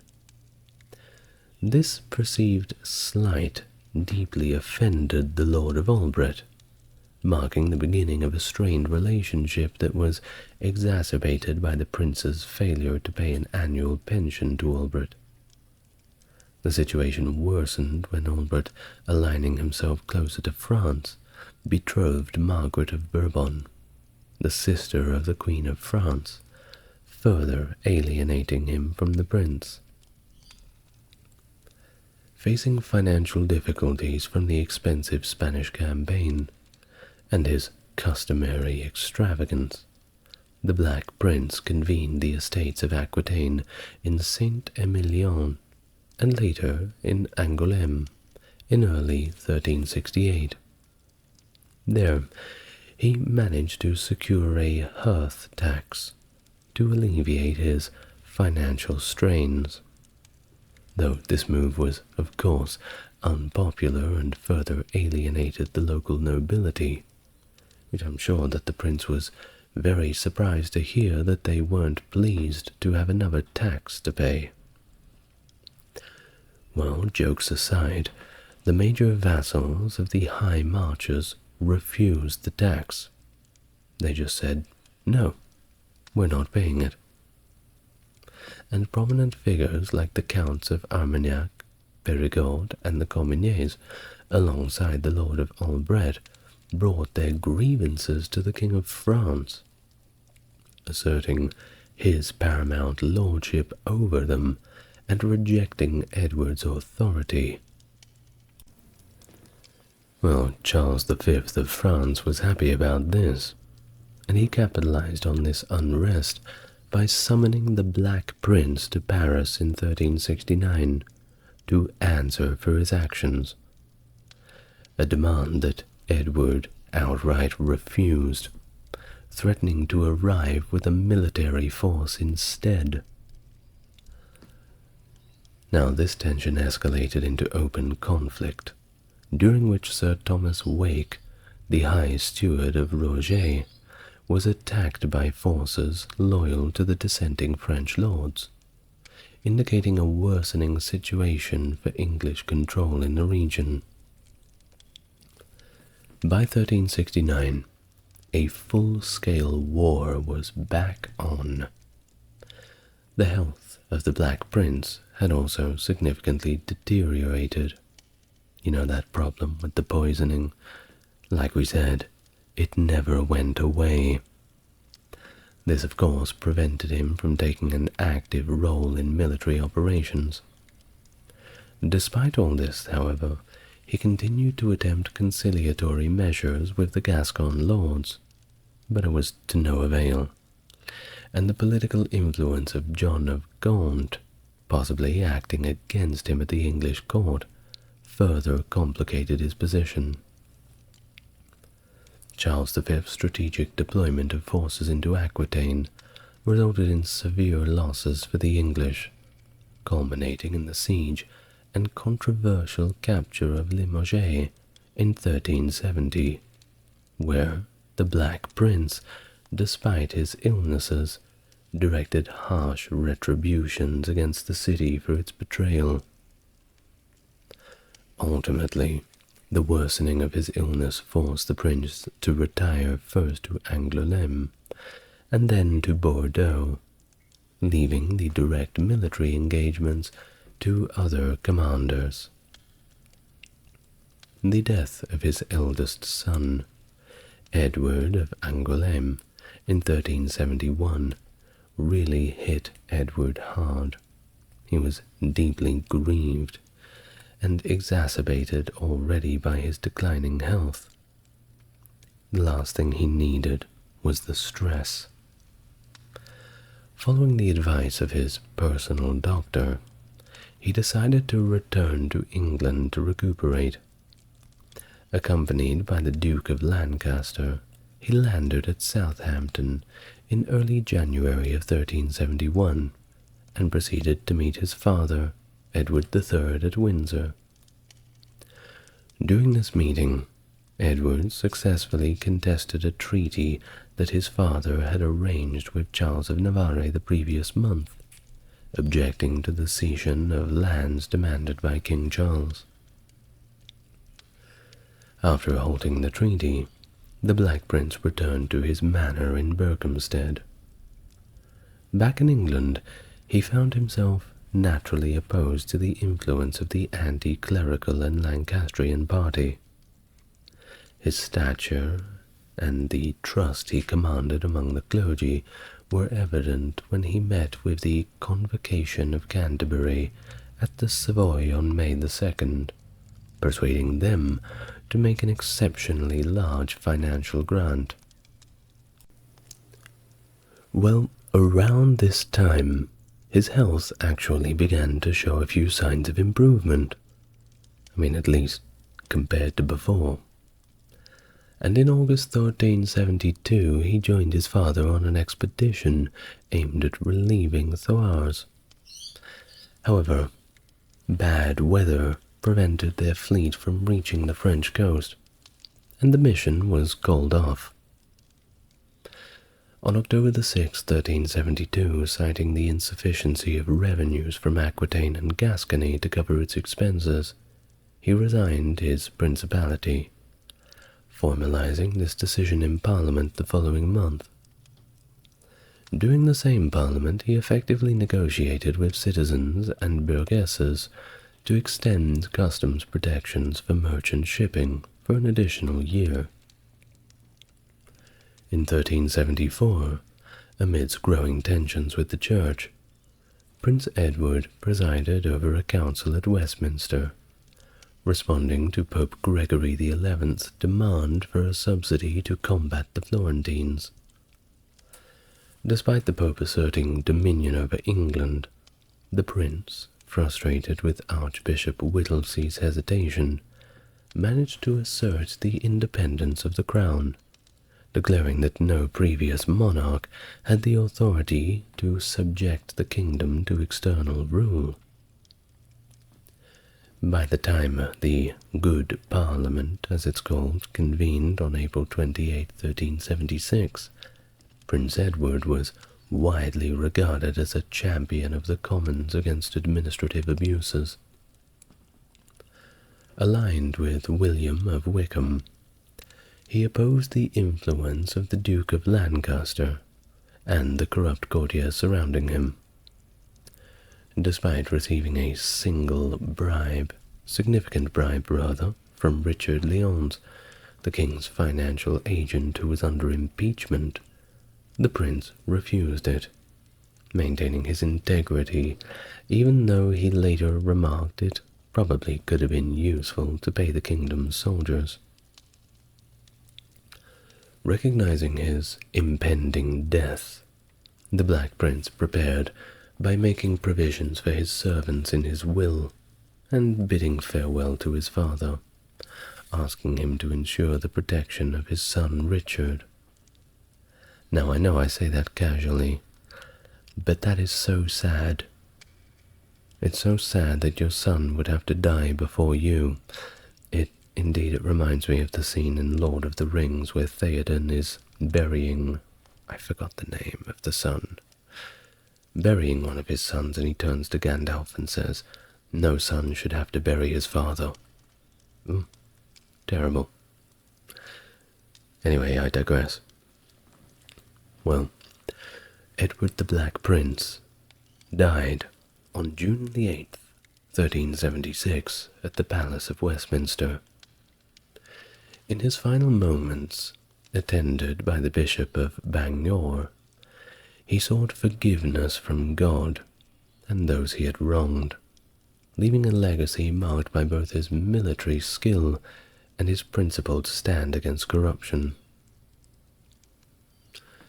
Now, what about the name?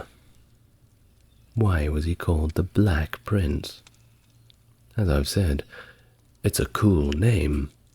It must have a story, right? Well, he acquired his sobriquet long after his death in 1376. The first known use of the name appeared in the writings of the antiquary John Leland, about 200 years later, during the 1530s or perhaps 1540s. Leland referred to Edward as Edwardi Principis Cog Nigri, and the Blake Prince.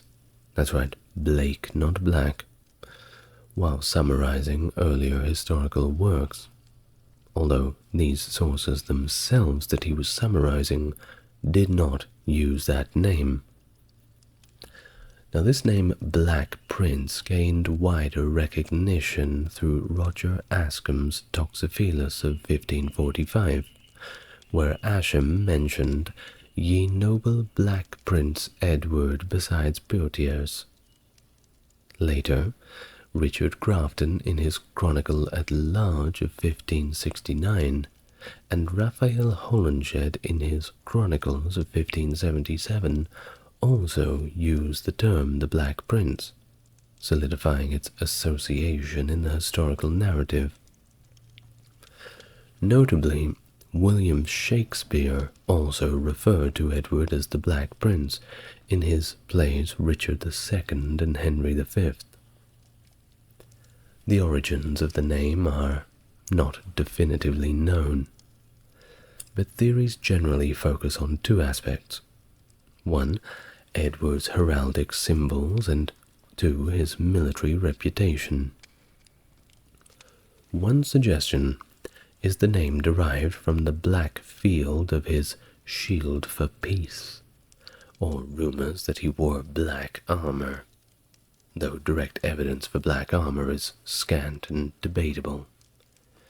John Harvey mentioned, without citation, that Edward was described as wearing black armor of burnished steel at the Battle of Crecy, but once again, without citation. Now, another theory relates to Edward's brutal military reputation, particularly during his campaigns in France. The French soldier Philippe de Mézières referred to Edward as the greatest Black Boars, a term symbolizing destruction. This reputation for harshness might have contributed to the epithet, as echoed by other French sources, and even in oral traditions in southern France, where he was remembered as l'homme noir, noir being black, you know. Well, in summary, the nickname encapsulates both martial prowess and also intimidating presence that Edward held over his contemporaries, combined with a good deal of later romanticized portrayals that solidified him as a legendary figure in history. Well, thank you very much. If you've listened this long, then you too are a legendary figure in history. Not many people get this far.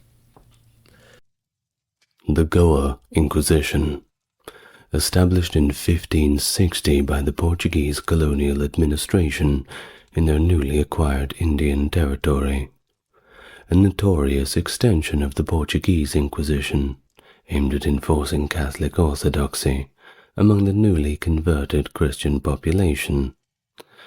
It targeted Hindus, Muslims, Jews, and even those Christians who were accused of relapsing into their previous religious practices, or those who were simply accused and suspected of heresy.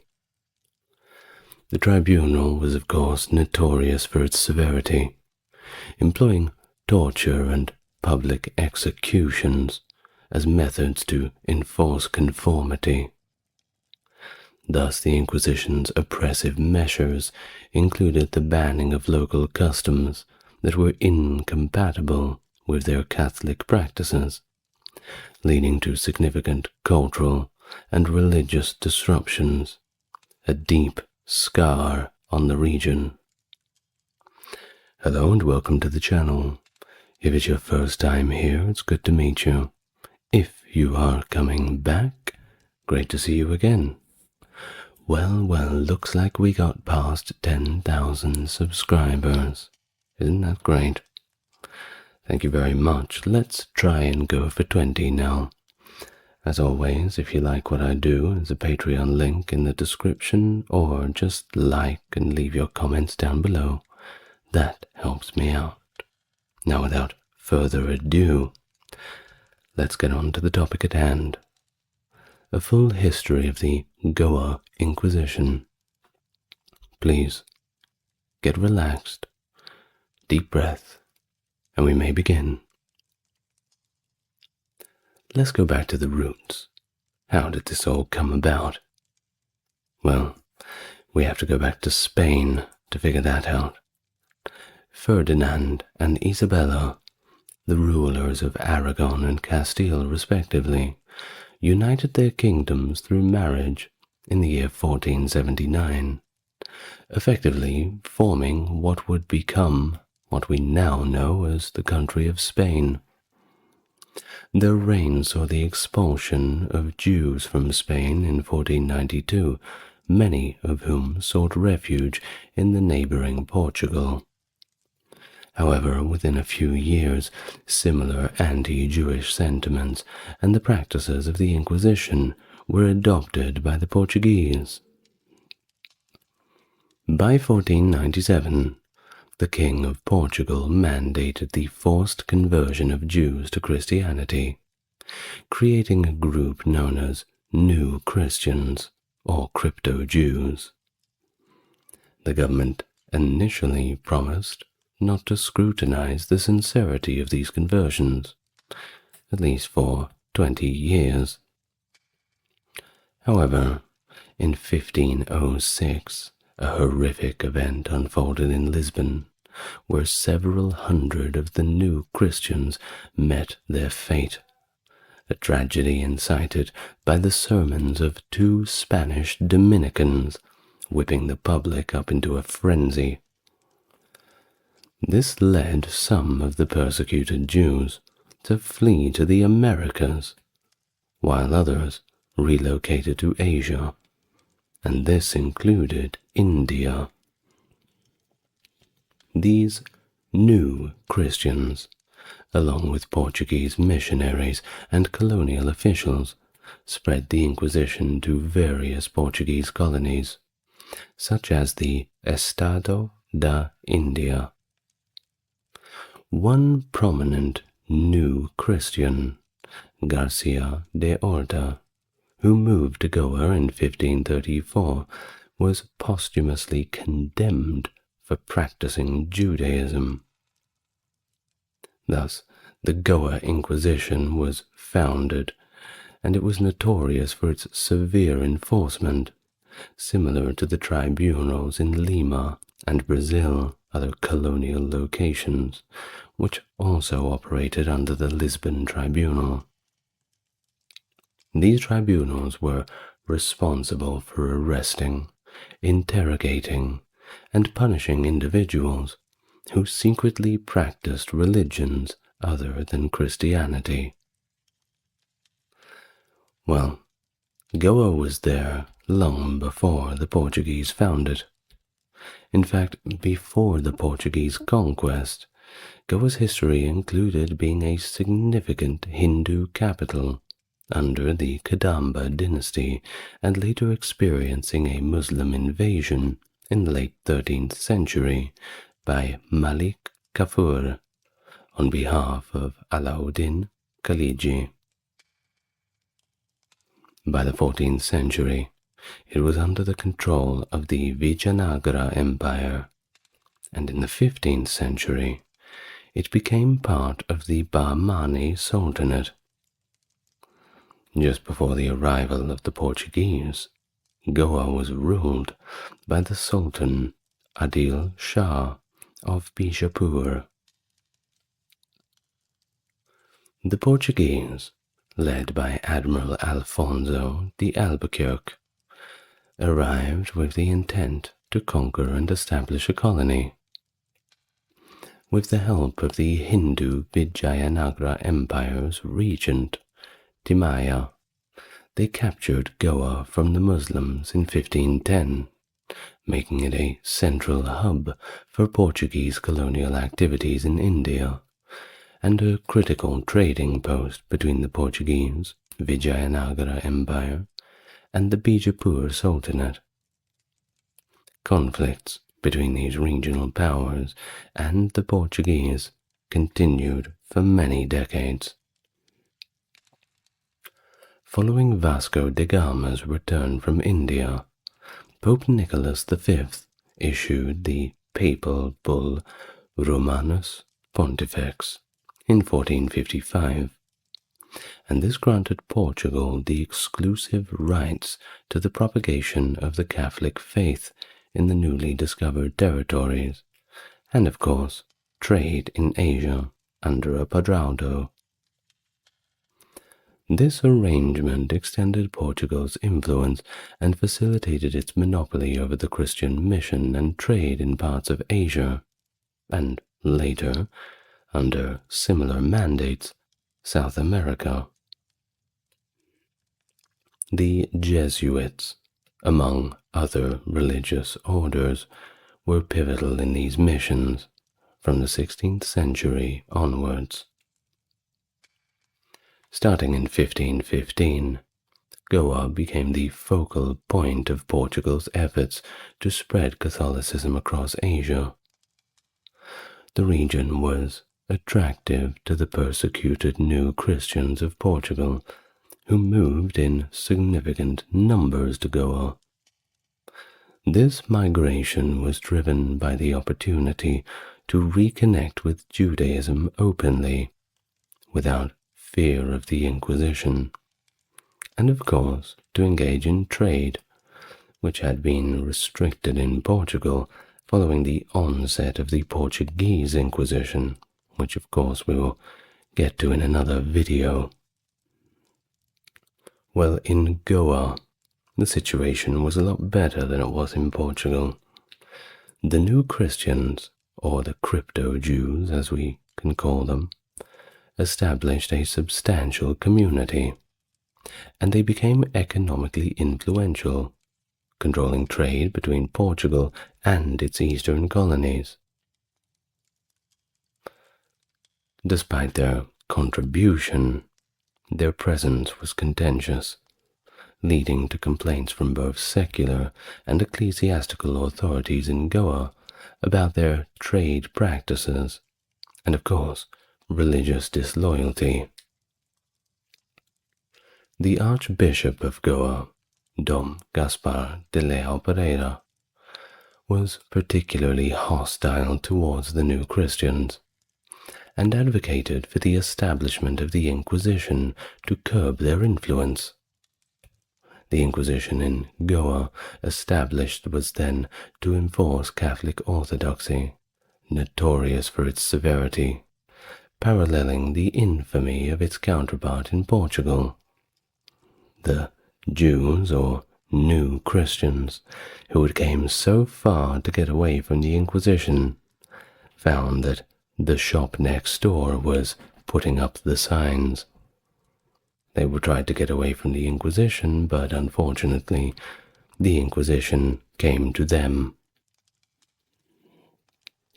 The missionary efforts in Goa were not just limited to converting new Christians, however, but it also included the forced baptism of Hindus and Muslims.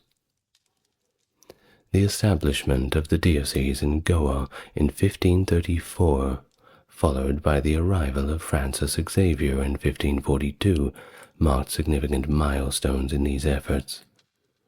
By 1548, the Portuguese had constructed 14 churches in the colony, reflecting their dedication to converting the local population, by any means necessary, of course. However, the missionary records from the 16th and 17th centuries often stereotyped and criticized the local Hindu population, who were referred to as Gentiles. Missionaries reported that conversions were frequently motivated by material benefits, rather than any genuine spiritual conviction, and that many of the new converts secretly continued in their old religious practices. This phenomenon, likened to the crypto-Jews of Portugal, was a concern for the Jesuits, who pressed for an inquisition to address these heretical practices. Thus the Goa Inquisition, guided by the decrees of the Council of Trent, was rigorously implemented to attack the local Hindu customs, root out syncretism seen as heretical, and purify the Catholic faith in the colony. It was noted that while the Portuguese accepted and utilized the local caste system to integrate into society and attract elite converts, they targeted other local customs and festivals as points of religious backsliding that required correction. St. Francis Xavier, one of the founding figures of the Jesuit order, played a critical role in the Christian missionary efforts within the Portuguese Empire in Asia, and especially in India. His evangelistic zeal is evidenced in his extensive writings and correspondences with the Portuguese monarchy, advocating for stringent measures to reinforce Christian teachings and practices among the new converts. In 1546, Xavier, concerned about the religious and moral laxity in Goa, wrote to King John III of Portugal, emphasizing the urgent need for the establishment of a Goan Inquisition. He highlighted the widespread adherence to Judaism and Islam, and the lack of fear of God or shame among the people. That's right, feel bad, everybody. While Xavier's push for the Inquisition was rooted in his belief that only through such a rigorous institution could the Christians in India be properly disciplined and guided. Well, Xavier also expressed frustrations with the Portuguese governance in Goa. In a letter dated January 20th, 1545, he criticized the Portuguese officials for their greed and negligence, particularly in their failure to uphold Christian morality and discipline among the sailors and settlers, who led scandalous lives far from the European eyes, which is very out of character for sailors. Of course, this letter not only pleaded for the ecclesiastical support, but also scolded the king for focusing excessively on revenue from the East Indies rather than on the spiritual welfare of its inhabitants. Xavier's appeals illustrate his profound commitment to the spiritual health, as he saw it at least, of the newly converted Christians, and his desire to reform the Portuguese colonial administration to support this cause. his letters urged the king to consider the eternal implications of these governance failures, and to appoint officials who would prioritize Christian values and missionary efforts. Now, many of the Portuguese arriving in Asia were not the most upstanding citizens, if we can put it that way. There were a few that were quite rightly called riff-raff of the Portuguese society. You're talking about criminals, social outcasts, that sort of thing. Of course, when you have a little bit of trouble or some debts or perhaps a reputation you want to leave behind, it's probably a good idea to get on a boat, go halfway around the world, and just leave it all behind you. And because of this, well, the job of the missionary was even more daunting, as these individuals frequently engaged in behaviors that, let's just say, starkly contradicted the missionary's teachings. The Catholic Church, we've made a few changes.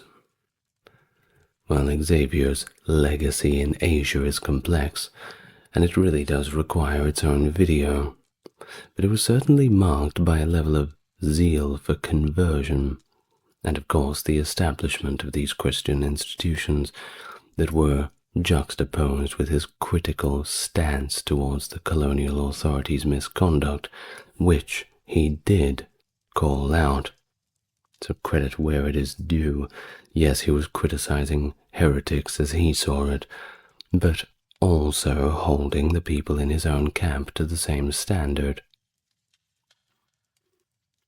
Well, either way, his work laid a foundation for the future of Christian institutions in the region, albeit intertwined with these coercive elements of colonial rule that followed, and we will get to them very shortly.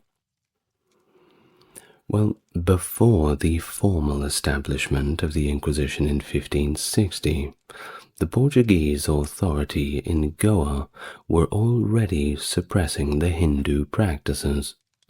Many had accounted that this was seen as somewhat of a barbarian religion. You'd be surprised what people, even in modern times, had said about it comparatively. Look at Winston Churchill's comments on the Hindus.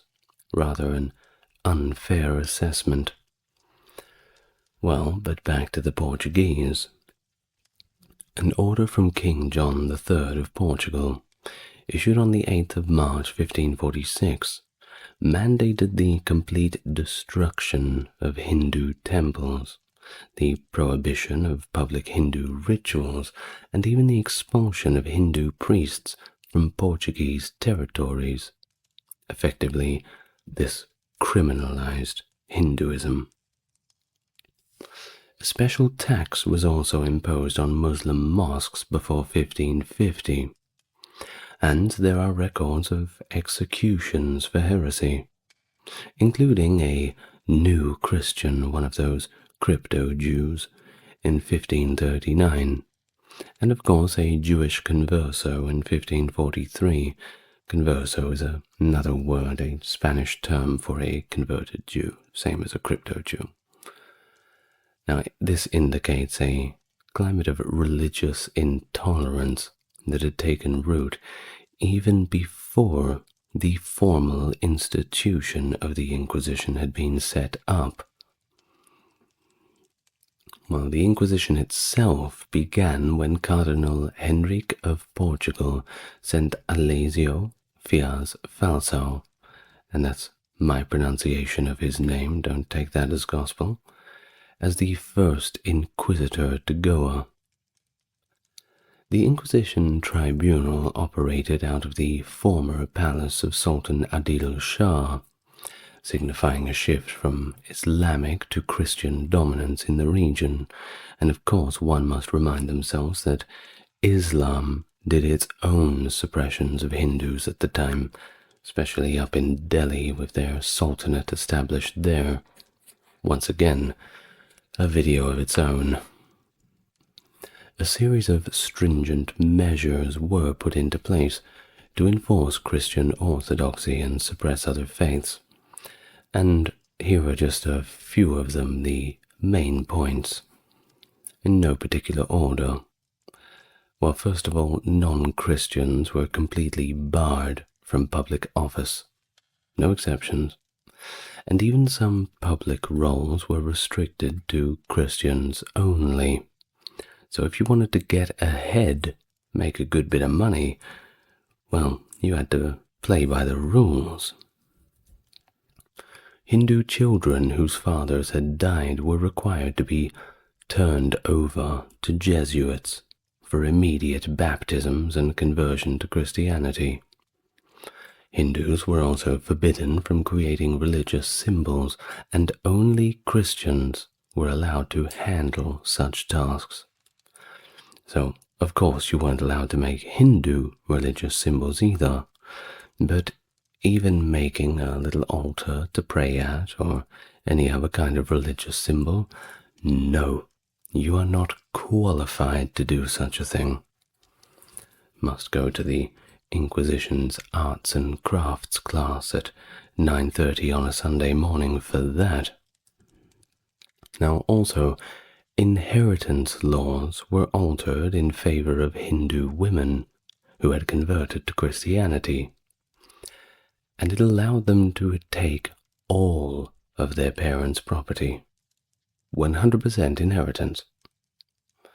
Administrative changes in village councils ensured Christian dominance also, and legal proceedings discounted Hindu testimonies unless corroborated by Christian witnesses, someone to vouch for you. Also, the systematic destruction of Hindu temples was particularly brutal, with Jesuits forming demolition squads to tear down existing temples and prevent the repair or construction of new ones. Hindu priests were also barred from entering Portuguese-controlled regions to perform marriage ceremonies, which further eroded the Hindu cultural practices. The treatment of the Sephardic Jewish community in Goa, many of whom had fled the Spanish Inquisition, was equally harsh, with many being persecuted under suspicion of fraudulent conversion to Christianity. Well, from 1560 to 1774, the Goa Inquisition had processed over 16,000 cases, involving individuals of various backgrounds, but predominantly local Catholics and non-Christians. The autos de fe, public penance ceremonies that often culminated in the execution or punishment of the accused, were a spectacle in public, broad daylight for everyone to see, designed to instill fear and obedience. If you don't do what we tell you, you're going to be the star of the next show. Well, over the centuries, the Inquisition was responsible for the execution of 57 people at the stake, and the burning in effigy of 64 others, which means burning in effigy, it wasn't the actual person they were burning, just, as I said, an effigy. Now, you may be surprised to hear that that number is so low. Often a lot of modern observers will blow numbers out of proportion because they have a dislike towards the Catholic Church and its institutions, and, well, they don't really have too many fans worldwide, but those who are somewhat vehemently against the Church will indeed blow up these numbers. Now, 57 is what we have confirmed for the Goa Inquisition between those years of 1560 and 1774. That's in terms of actual executions and burning at the stake. but thousands more were subjected to various forms of punishment. Now, don't think I'm coming in to bat for the Inquisition here, or the Catholic Church. It's just we have to be a little bit more intellectually honest when we're looking at numbers. We can't just make things up for a good story.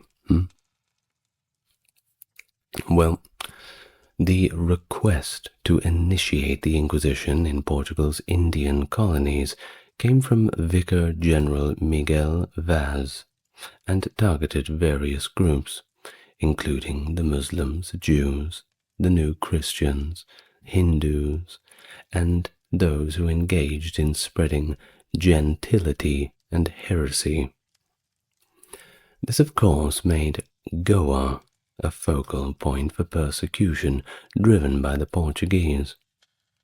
The colonial administration under the influence of Jesuits and the Church Provincial Council in Goa in 1567 implemented the aforementioned strict anti-Hindu laws aimed at eradicating practices that were deemed as heretical by the Catholic authorities and promoting conversions to Christianity once again by any means necessary.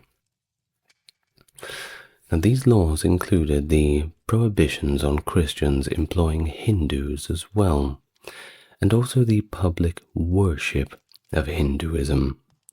Basically, go be Hindu elsewhere. And I will remind you that this is inside India that this is happening. The Indian religion made illegal in India. Quite an injustice, isn't it? Hindus were compelled to attend periodic assemblies in churches, where they were subjected to Christian doctrines and criticisms of their own religion. Real finger pointed in the face sort of stuff, one can imagine. Furthermore, and this is the sad part, Hindu scriptures in Sanskrit and Marathi were systematically searched out and burned. The Hindu priests were also banned from reading any of these, along with performing the marriage ceremonies.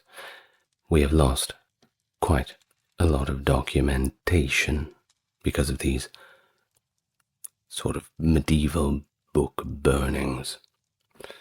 Not good. Not good at all. Completely unacceptable. Of course, the enforcement of all of these laws was very severe, with penalties ranging from fines and public floggings. And if they really didn't like you, they could take extreme measures. For example, they would banish you to Mozambique, of all places. Or they would just throw you in prison, or if they couldn't be bothered putting you in the prison, I suppose they would just execute you, but that was admittedly rare. Well, of course, the most severe was the burning at the stake, which was under the supervision of the Portuguese Christian authorities. Of course, the Hindus weren't all going to stick around and just put up with this. This harsh persecution prompted many of them to flee Goa. And the migration wasn't just Hindus, it extended to Christians and Muslims as well, who moved to surrounding regions outside the control of the Jesuits in Portuguese India. In response to the destruction of their temples, the Hindus salvaged deities from the ruins and constructed new temples just beyond the Portuguese jurisdiction. In some instances where churches were built on the sites of demolished temples, Hindus began annual processions that symbolically reconnected their new temples with the old sites, continuing these traditions even after the end of Portuguese colonial rule. Hindus could be apprehended for trying to talk others out of converting to Christianity, keep them in the old ways, also for helping Goan Christians escape, or concealing abandoned or orphaned children not reported to the authorities. The Catholic descendants of Hindus were often more likely to face persecution, and prosecution rather, potentially due to their larger proportion within the population.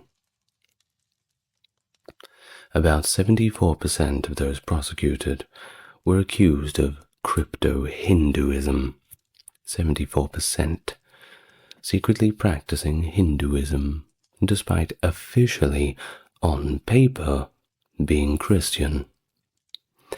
Crypto-Muslims made up about 1.5% of those prosecuted, and a similar percentage were tried for hindering the Inquisition's operations.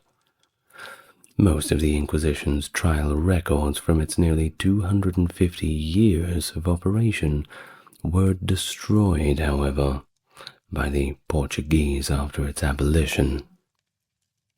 However, the surviving records that we do have indicate ongoing trials and punishments even between 1782 and 1800. Some say that a significant portion of those targeted by the Inquisition had to have come from the lowest social strata, and not just Hindus, but people of other religions, and even some Europeans fell victim. Friar Diogo de Burba and his advisor, Vicar General Miguel Vaz, attempted to convert the Hindus and collaborated with Jesuit and Franciscan missionaries. They, along with the Portuguese administration and the military in Goa, systematically destroyed the cultural and religious foundations of Hindu and other Indian religions. Notably, Viceroy and Captain General Antonio de Noronha, followed by Captain General Constantino de Sa Noronha, led efforts to destroy Hindu and Buddhist temples during their conquests of this Indian subcontinent. Records of the exact number and nature of the temples destroyed are unfortunately and perhaps conveniently unavailable. But by 1566, we do know that approximately 160 temples had been demolished on Goa Island. Over the next year, Franciscan missionaries destroyed about 300 temples in Bardez, and similarly around 300 more were destroyed in Salket by the Inquisition's officials. Many other temples were destroyed in Asorna and Cuncolim by Portuguese authorities.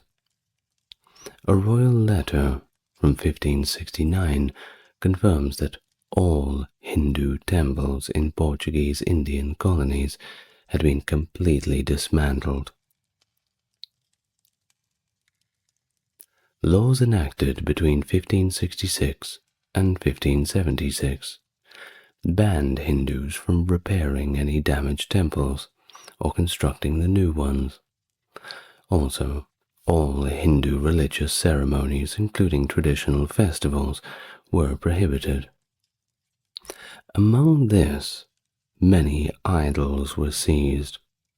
Of course, in Hinduism, it's quite often that people have many religious relics. If you've ever been to an Indian person's house, you will see the statues of Ganesh, that sort of thing, provided that they are Hindus, but quite a few religious icons and different iconography. Well, those who in Goa in these times were found with such idols had not just the idols confiscated, but also their entire property confiscated, half of which was given to the informers, and the rest was given to the church. So you can see, if you were a Christian and your neighbor was had a little bit of money, but it was still Hindu. Well, if you wanted to make a quick little coin, I suppose you could throw your old friend to the mercy of the Inquisition. That's one way of getting rich quick. Well, Filippo Sassetti, who was in India between 1578 and 1588, observed that the church had forbidden Hindus from using their sacred texts to practice religion, leading to a widespread abandonment of the city by Hindus to avoid persecution. In 1620, the law regarding the marriage rituals was put into place.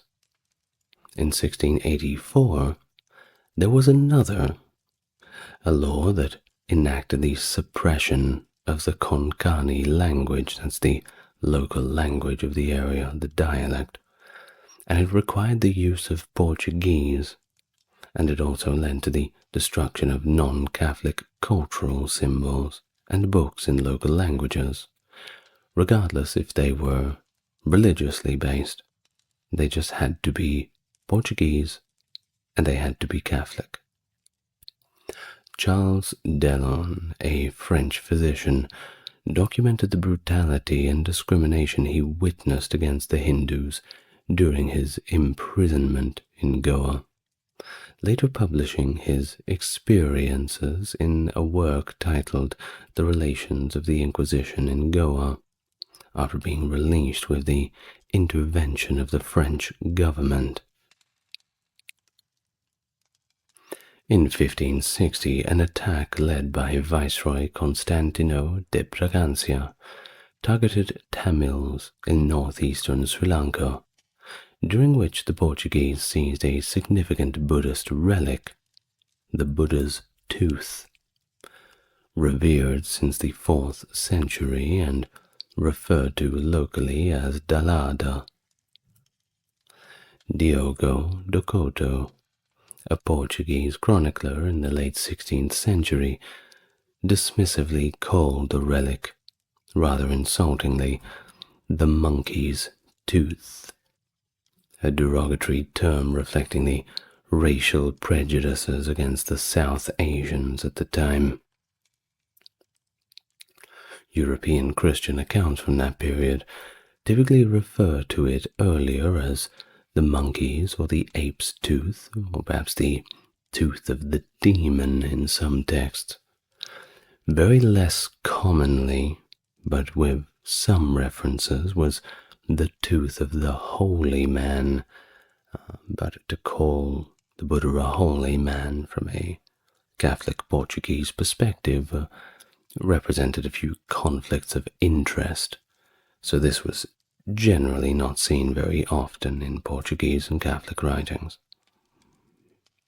Well, some, like the chronicler Faria e Souza, even described it as a malignantly influential object that necessitated its own destruction. The capture of the tooth, of course, was a big loss to the religious community. It became well known across South Asia, prompting the King of Pegu to offer a substantial ransom for its return. However, the Inquisition's religious authorities opted to reject this offer. They organized a grand public ceremony to destroy the tooth, aiming to demean and perform a form of religious cleansing. Well, it's been suggested that the pejorative term monkey used by the Portuguese may have actually originated from a syncretic mix of Hinduism and Buddhism, noting that the Tamil Hindus in Jaffna who venerated the tooth also worshipped Hanuman. This reflects how Portuguese officials and their European allies projected their biases and stereotypes onto the cultures and peoples who they subdued, underscoring their disdain for Indian religious practices. And really, if you were Indian and you did convert, if you did play the game, you would always still be not one of them. No matter what you did, no matter how much you acted Portuguese, no matter how much you acted Catholic, you would always be that same monkey that they looked down on. Terrible times indeed. Well, Goa had become a refuge for Jews who had been forced to convert to Christianity back home in the Iberian Peninsula. Little did they know what they were walking into. Well, by 1519, this population of the new Christians had grown significantly, and it prompted King Manuel I to restrict their appointment to official positions, such as judges or town councillors. Although those who were already in office, they didn't get thrown out. They were simply allowed to serve out their terms and contracts. But after that, they had to go find new jobs. This indicates a substantial influx of forcibly baptized Jews from Spain and Portugal within the first 9 years of Portuguese rule in Goa. However, the situation worsened with the onset of the Goa Inquisition. Of course, by December 1565, Viceroy Dom Antão de Noronha issued this directive which prohibited Jews from entering Portuguese territories within India. And if you did, you would get arrested. You could perhaps have your property seized, and you'd most likely be thrown in prison. The city's fortifications itself, constructed between 1564 and 68, marginalized Jew Street by positioning it outside the fort walls.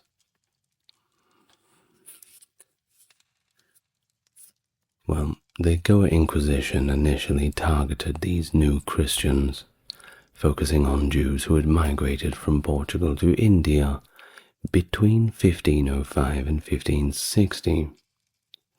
But it later expanded its scope to include the Moors, which is referring to Muslims from Morocco who had previously invaded the Iberian Peninsula, and eventually it predominantly targeted Hindus. A notable incident preceding the formal start of the Goan Inquisition involved a Goan woman named Caldera, arrested in 1557 along with 19 other new Christians. They were being accused of Judaizing, attending synagogues, and consuming unleavened bread. What a crime! Caldera was additionally charged with celebrating the Purim festival concurrently with the Hindu festival of Holi, allegedly burning dolls symbolizing the son of Haman. Ultimately, they were sent all the way to Lisbon to face trial by Portuguese Inquisition, and Caldera got away with it and lived a very happy life. No, I'm just kidding. Unfortunately, she was sentenced to death. Had you for a moment, didn't I? The Inquisition branded Hindus who adopted Catholicism, but still adhered to their Hindu traditions and practices, even the cultural ones, as heretics.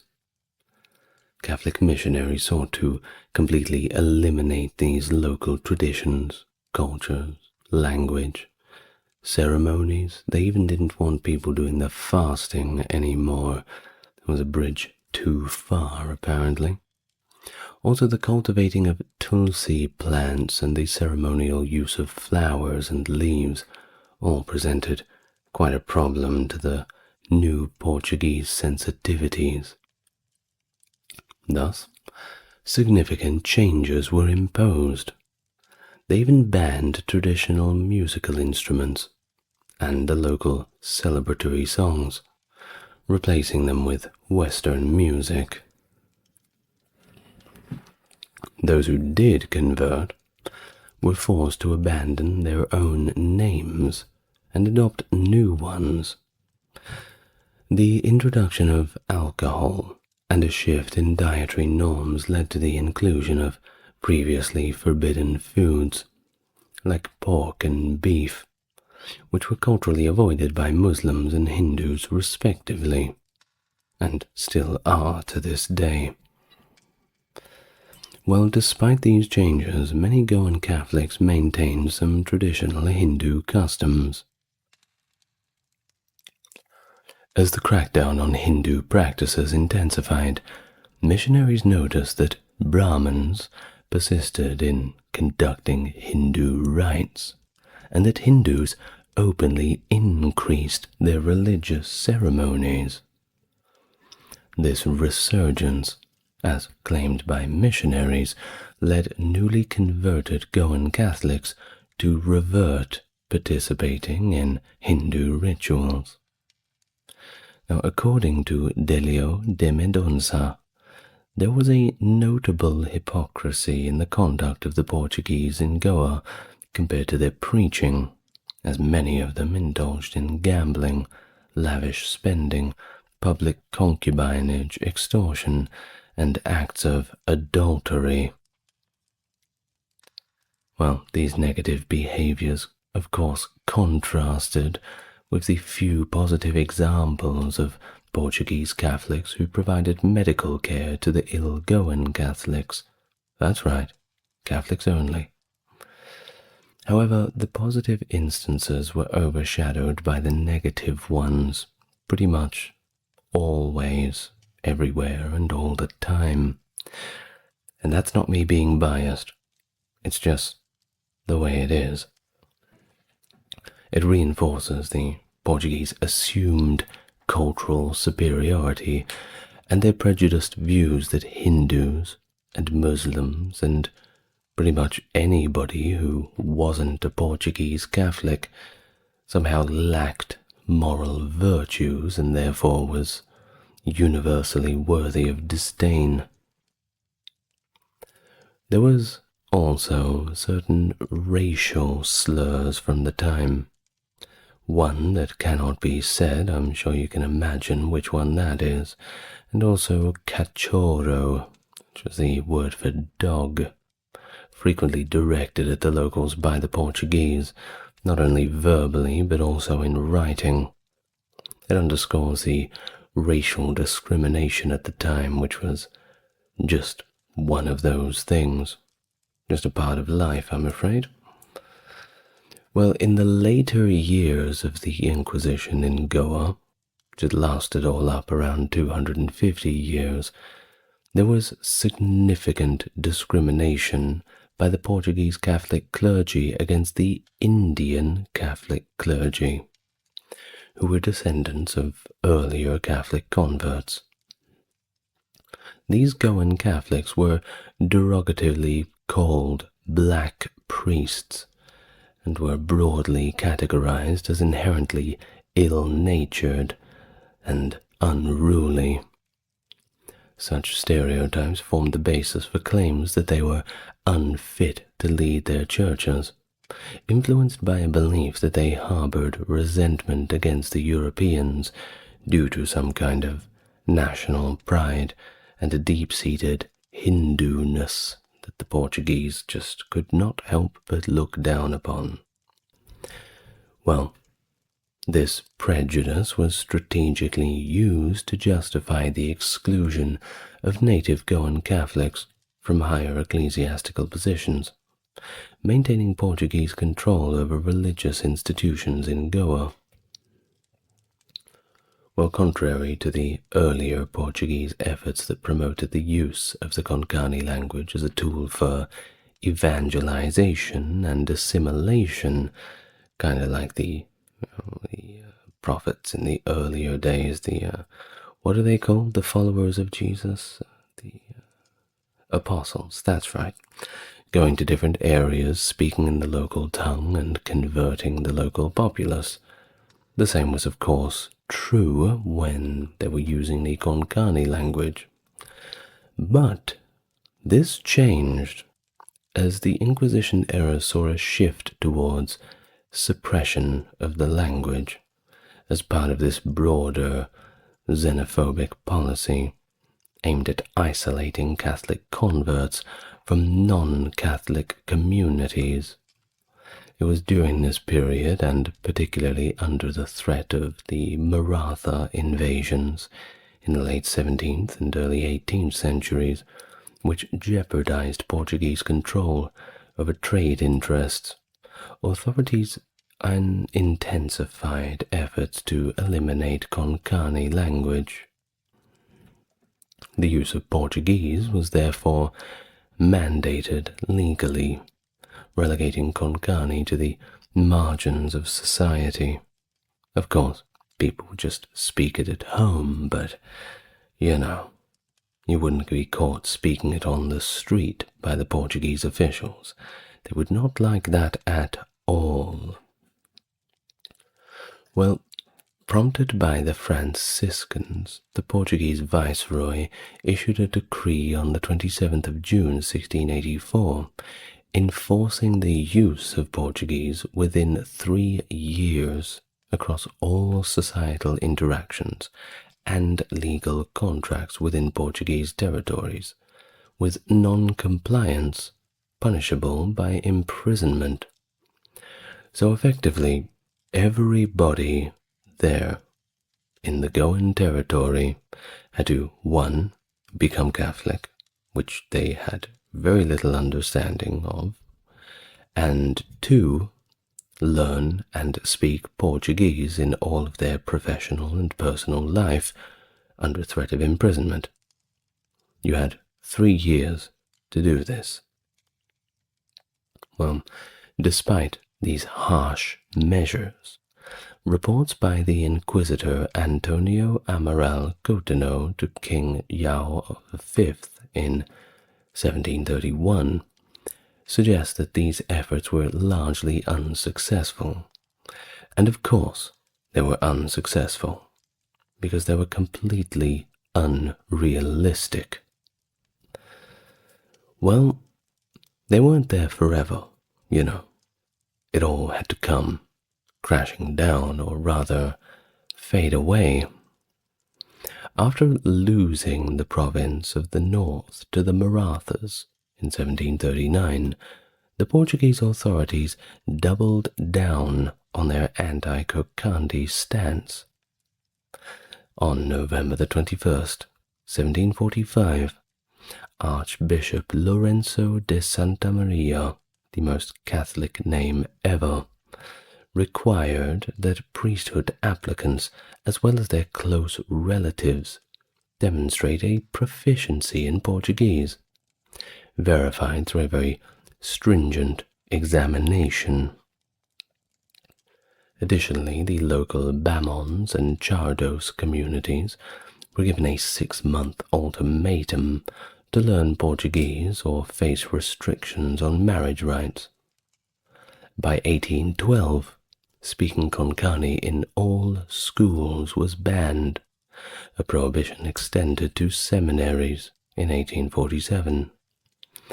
And by 1869, the language was entirely banned in all educational settings.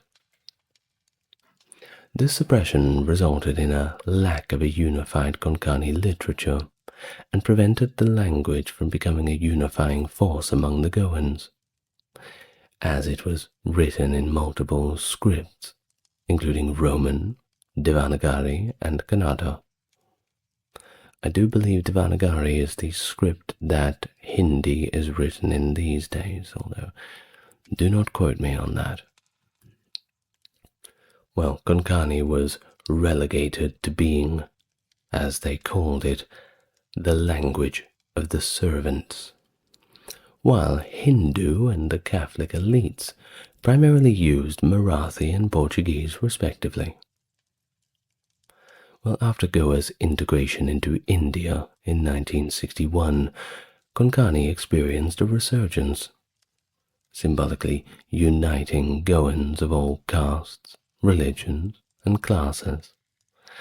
It was effectively dubbed Konkani Mai, or Mother Konkani, and was officially recognized by the Indian government as the state language of Goa in 1987. So, not all bad news. And with that, for the moment, we're done with our video on the Goa Inquisition. Wasn't that a depressing video?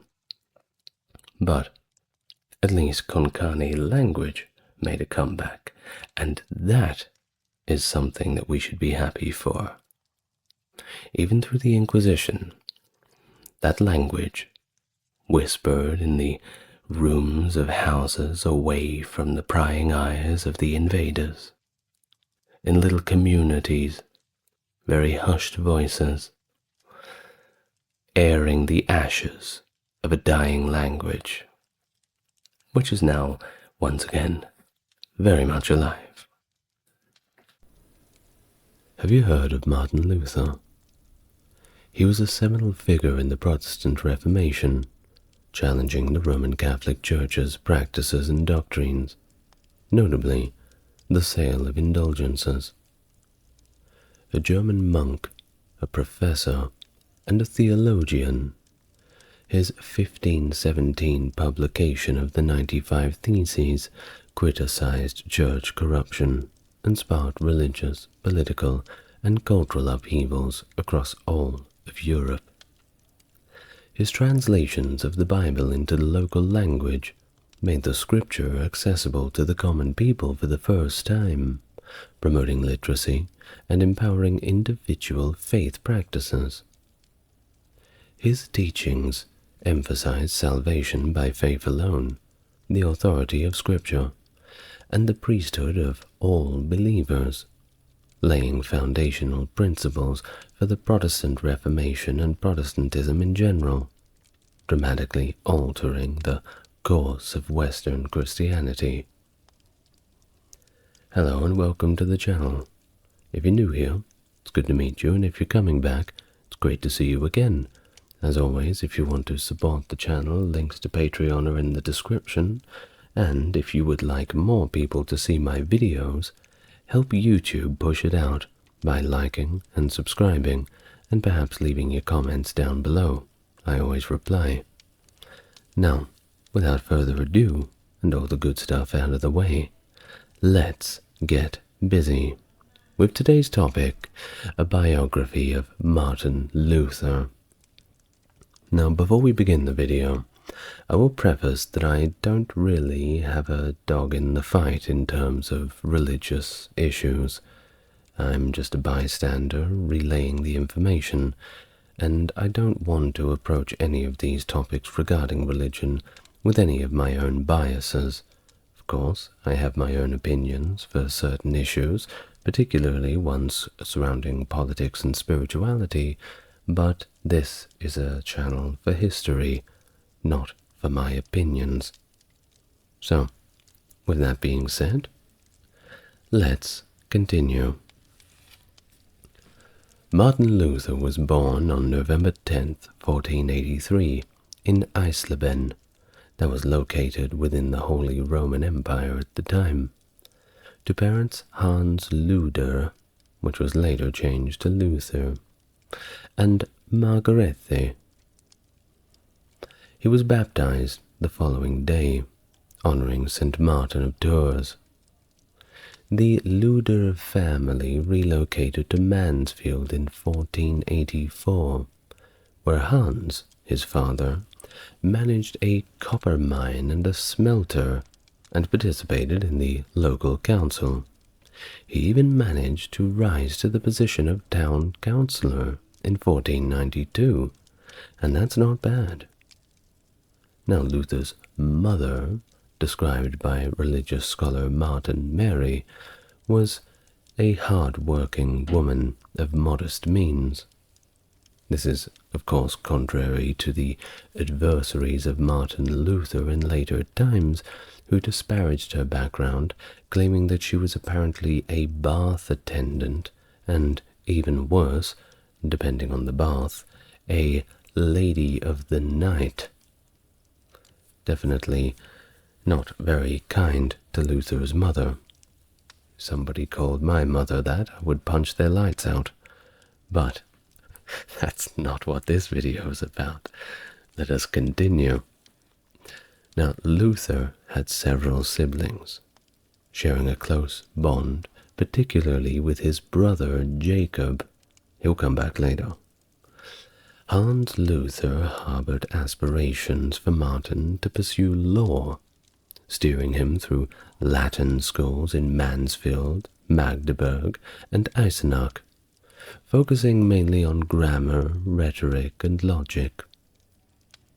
Martin himself would later liken his schooling experience to purgatory and hell. So we're not so different after all. Now, by the age of 17, in 1501, Luther enrolled at the University of Erfurt, where he critically recalled as a den of vice. Universities haven't changed either, it seems. His curriculum was, of course, rigorous, filled with rote learning and spiritual exercises, culminating in a master's degree in 1505. Initially following his father's wishes to study law, Luther quickly found himself bored to tears and disillusioned with the profession, and was drawn to theology and philosophy, showing keen interest in figures like Aristotle, William of Ockham, and Gabriel Biel. He was notably influenced by tutors such as Bartholomäus Arnoldi von Usingen and Jodocus Trutvetter, who instilled in him a deep skepticism towards established authorities and an emphasis on personal experience for truth-seeking. Luther's political pursuits left him somewhat unfulfilled, and he craved this deeper, more meaningful connection with God, beyond what the pure reason and logic could offer. He thought that there had to be something more, something beyond the mere human understanding. So, he began to develop a critical perspective on reason's role in understanding God, contrasting it with the certainty found in divine revelation and scripture. This led to a pivotal moment on the 2nd of July 1505, when during a rather horrible thunderstorm, a lightning bolt strike led Luther to vow to become a monk if spared from the storm, a vow that he viewed as unbreakable. Well, of course, spoiler alert, he survived the storm, so you can guess what his next career move was going to be. He entered St. Augustine's monastery in Erfurt on the 17th of July 1505. A decision, of course, put his father in quite a mood, and it marked the beginning of Luther's theological journey. Of course, his father did not know that his son was bound for such glory, but who can really predict these things? Well, Luther was having a great time in his new role. He immersed himself fully in the Augustinian way of life, engaging in rigorous fasting, extended prayer sessions, pilgrimages, and regular confession. He later reflected on this time as a period of profound spiritual crisis, feeling alienated from Christ, who he perceived not as his savior, but as a punitive figure overseeing his torment. Recognizing Luther's spiritual turmoil, Johann von Staupitz, his mentor, believed that engaging Luther in more active pursuits might alleviate his introspective tendencies. So, he steered Luther towards that academic path, and consequently, Luther was ordained by Jerome Schultz, the Bishop of Brandenburg in Erfurt Cathedral, on the 3rd of April, 1507. In the next year, 1508, Luther's academic journey led him to teach, specifically theology, of course, at the University of Wittenberg. He achieved academic milestones rapidly, earning 2 bachelor's degrees, one in biblical studies in 1508 and another focusing on Peter Lombard's sentences in 1509. Luther's scholarly efforts culminated on October 19, 1512, when he attained his doctorate in theology. On the 21st of October 1512, Luther joined the Theological Faculty's Senate at the University of Wittenberg and took over from von Staupitz as the chair of theology, a role he retained for the duration of his career. By 1515, Luther's responsibilities expanded as he was appointed the provincial vicar of Saxony and Thuringia, overseeing a total of 11 monasteries. And let me just remind you, this is all happening within the space of a few years, very early in his career, so it's extremely impressive. Well, between the years of 1510 and 1520, Luther's teachings began to take shape as he lectured on the Psalms and the books of the Hebrews, Romans, and Galatians. His study led him to question the Catholic Church's use of terms like penance and righteousness, ultimately viewing the Church of having strayed from the key Christian tenets. Central to Luther's doctrine was the concept of justification by faith alone, a transformative idea that salvation is simply a gift from God's grace, and it's accessible solely through faith in Jesus Christ. So, there's no barrier to entry. It's not like saying, well, you are a Christian, you believe in Jesus, but you don't show up to church, so you're not getting into heaven. Well, Luther was breaking from this idea. I like it, to be honest. It's a good idea. Well, Luther articulated that justification was purely God's work, a stance elaborated in his 1525 response to Desiderius Erasmus on the bondage of the will. Further reading if you're interested.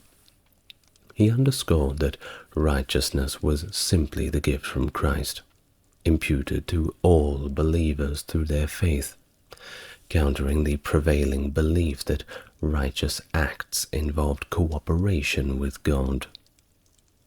Well, for Luther, faith was not just pivotal, but a divine gift that led to a rebirth and entrance into paradise, an epiphany he described as discovering the righteousness of God itself.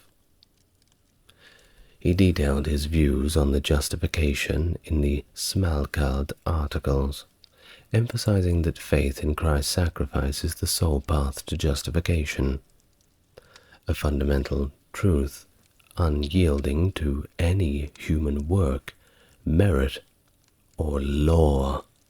And the third one, that's where it becomes a problem for those in power, excuse me. Now, this foundational principle, according to Luther, was non-negotiable, even if it meant the collapse of the world as known. In 1516, the Roman Catholic Church tasked the Dominican friar Johann Tetzel with selling indulgences in Germany to fund the reconstruction of St. Peter's Basilica in Rome. Tetzel, known for his indulgence preaching, was appointed by Albrecht von Brandenburg, Archbishop of Mainz, who needed to repay debts and contribute a substantial amount towards the basilica's rebuild. Albrecht had secured approval from Pope Leo X for a special indulgence sale, with proceeds to be split between Albrecht's debts and the basilica. Now, just quickly, I may not have a complete understanding of what indulgences are, but from what I understand, they're effectively little trinkets you can buy for good boy points with the church, and of course, that makes God happy. It's kind of like making a donation to the church, but you get something in return, besides the exciting lectures. Well, this was a big deal to Martin Luther. He thought it was complete nonsense. In fact, it annoyed him so much that he put his life on the line for it. On October 31st, 1517, Martin Luther voiced his objection to this practice in a letter to the bishop Albrecht von Brandenburg, including his disputation on the power and efficacy of indulgences, which was later known as the 95 Theses. It was basically a big list of his grievances, which we'll get to in a minute. Now, Luther's challenge, though academic, questioned the Church's practices. Notably, it criticized the Pope's reliance on the poor for funding the basilica. Luther refuted Tetzel's claim that indulgences could ensure salvation. That was the main part of the theses, and he had a whole bunch of reasons on this that were based in theology that he had studied, and they were all pretty good. It emphasized forgiveness was solely God's domain. Well, of course, I know that there is the notion that Luther had nailed them to the front of the door in Wittenberg Church. And yes, this could have happened, but it has been somewhat debated. A lot of modern scholars, and indeed a few contemporary ones, question that authenticity, despite its prominence in Luther's legacy. Now, there's no real way for me to disprove that he did it, but there's also no real way to prove that he did. So, let's, for excitement's sake, go with the exciting option of he did, but put it down to my own opinion on the matter. Anyway, the 95 Theses were translated into German quickly, and they rapidly spread all the way across Germany. And then when they reached other countries, they were translated into the local language of that country, and so on, and so on. This marked the beginning of Luther's most influential period. Now, Archbishop Albrecht, upon receiving Luther's 95 Theses, did not directly address them, but he did check them for heresy, which was very important, before forwarding them to Rome in December 1517. Of course, he was financially invested in the indulgence sale, needing funds to pay for a papal dispensation due to holding multiple bishoprics. Pope Leo X, accustomed to dealing with reformers, as there was quite a few of them, initially responded to Luther's challenge with caution. But over the next 3 years he deployed theologians and envoys against Luther, which only solidified Luther's stance against papal authority. He was digging the boots in at this point, and he was not going anywhere. The conflict escalated when Dominican theologian Sylvester Mazzolini prepared a heresy case against Luther, whom Leo X then summoned to Rome. Now this is a big deal if you know anything about Christian history in the medieval times, even if it's only an abridged version of it. Well, you know what a heresy trial can end up for the person on the pointy end of it. The elector Frederick intervened, however, convincing the Pope to allow Luther to be examined for heresy in Augsburg during the imperial diet. The confrontation between Luther and Cardinal Cajetan, the papal legate, in the October of 1518 turned into not a calm theological debate, but rather a heated dispute with plenty of raised voices, particularly over the issue of indulgences, where many fingers were pointed at those making all the money for it. Well, Luther's refusal to recant his criticisms and his assertion that the Pope was not above Scripture, this marked him as a direct opponent of the papacy. He was making enemies in high places, but also quite a few friends. The man on the street was starting to take a shine to him. Well, despite Cardinal Cajetan's initial orders to arrest Luther if he did not recant, Luther managed to leave Augsburg secretly, with assistance from Christoph Langenmantel, a Carmelite friar. In a more diplomatic attempt, Papal Nuncio Karl von Miltitz met with Luther in January of 1519, where Luther agreed to silence provided his opponents did the same. However, theologian Johann Eck sought to challenge Luther in the public, leading to a disputation with Luther's colleague Andreas Karlstadt, and then with Luther himself in Leipzig in June and July of 1519. In this debate, Luther argued against the Pope's sole authority to interpret Scripture, and against the infallibility of popes and church councils, earning him the label of a new Jan Hus from Eck. From then on, Eck dedicated himself to opposing Luther, further entrenching the divide between Luther and the Catholic Church.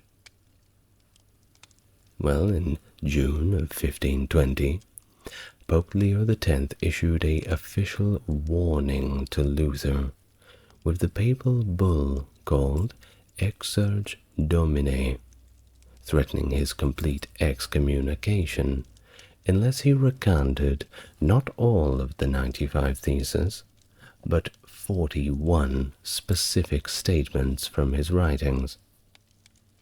Well, that fall, Eck publicized the bull in several towns. Efforts by von Miltitz to mediate were unsuccessful, and Luther, having already sent the Pope on his work, sent the Pope his work on the freedom of a Christian, publicly burned the papal bull and all related decrees in Wittenberg on the 10th of December 1520, defending this action in subsequent writings. So you can see how, even with the whole church against him, the Pope threatening excommunication and a heresy charge over his head, he responds to this by burning the papal bull in front of everybody in the middle of town. Well, That is some courage, for sure. Well, of course, this got him excommunicated on the 3rd of January 1521.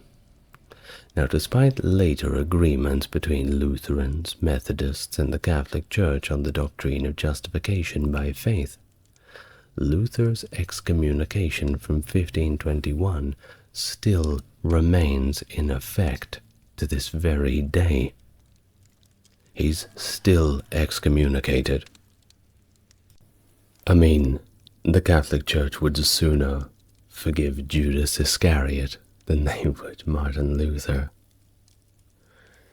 Well, the task of enforcing the ban on Luther's writings, which was going to be quite a task as they were everywhere, fell to the secular authorities, and it led to Luther's appearance at the Diet of Worms in April 1521, before Emperor Charles V.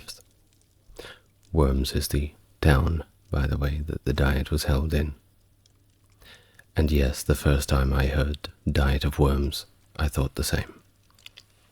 Now, questioned by John Eck about the authorship of the content of his books, Luther affirmed he wrote them, but sought time to consider his stance on their content. The following day, he famously declared that he could not recant his teachings without scriptural or rational evidence against them, citing his conscience and, of course, the Word of God.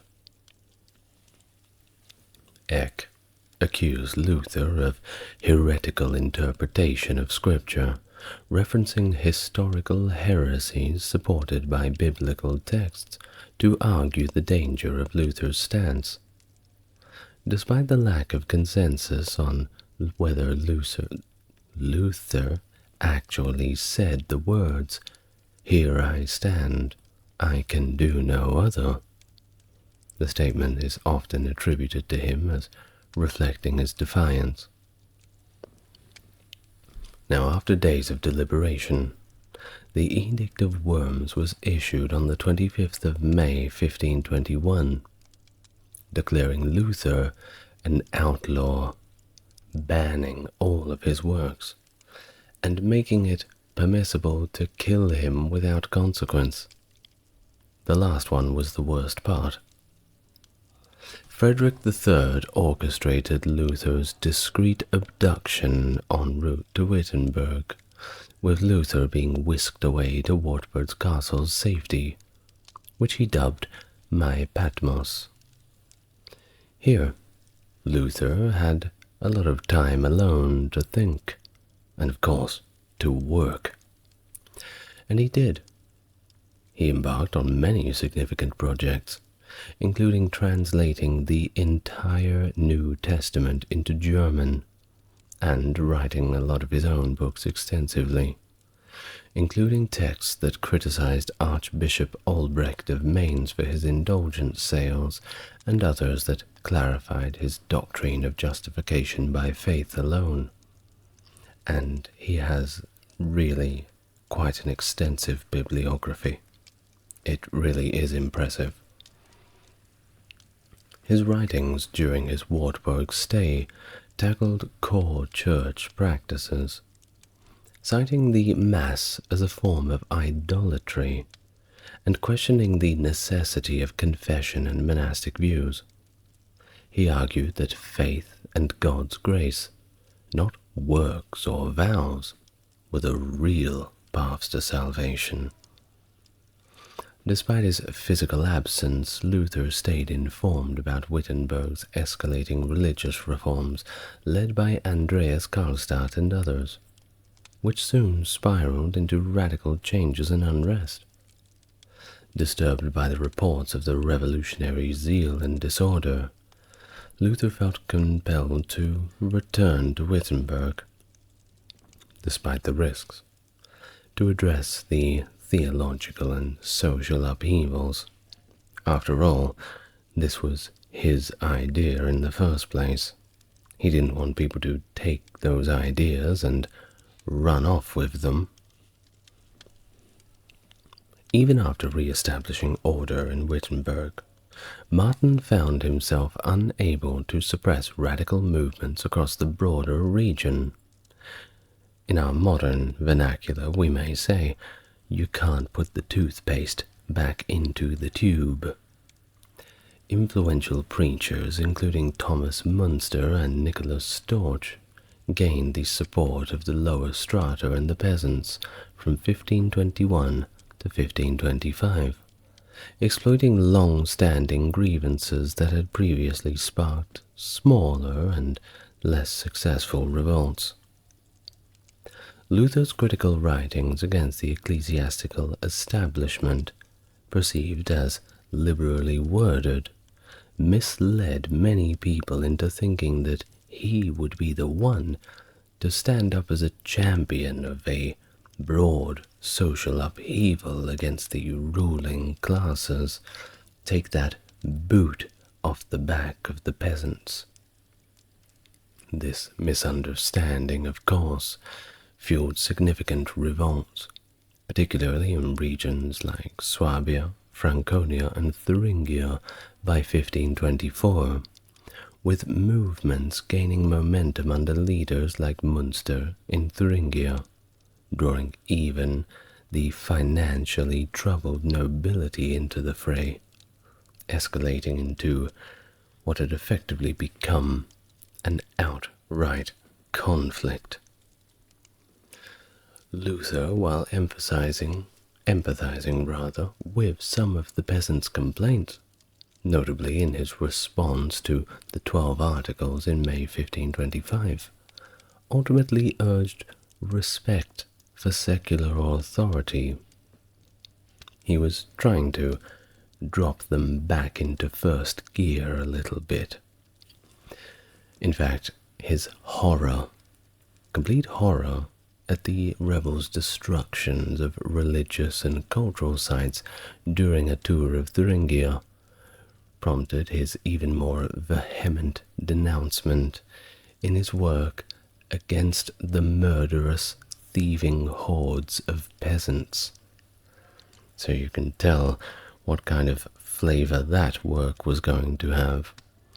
Well, in this work he branded the violence as satanic and urged the nobility to crush the insurrection.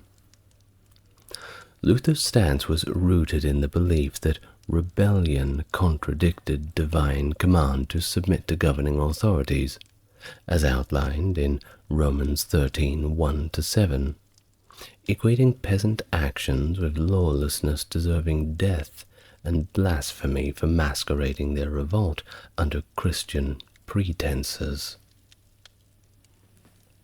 Well, of course, everyone felt somewhat betrayed by Luther's condemnation.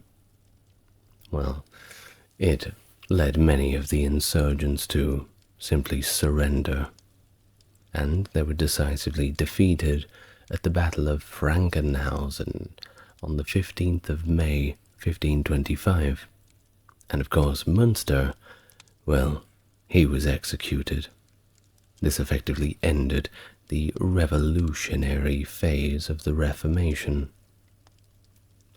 Radical elements, however, found asylum within the Anabaptist movement, whereas Lutheranism progressed shielded by state apparatus. Reflecting on the events, Luther attributed the suppression of the revolt to his own directives, bit of a pat on the back. Well, at the age of 41, he did something a little different. He got married to Katharina von Bora.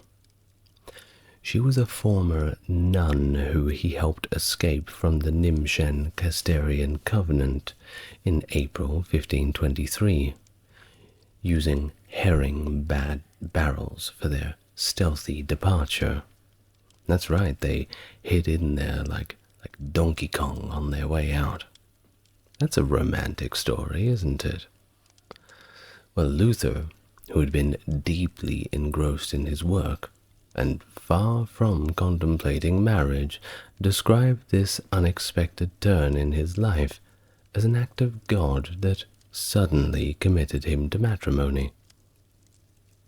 The engagement was formalized on the 13th of June 1525, witnessed by noble figures such as Johannes Bugenhagen and Philip Melanchthon, with the marriage being officiated by Bugenhagen on the same day.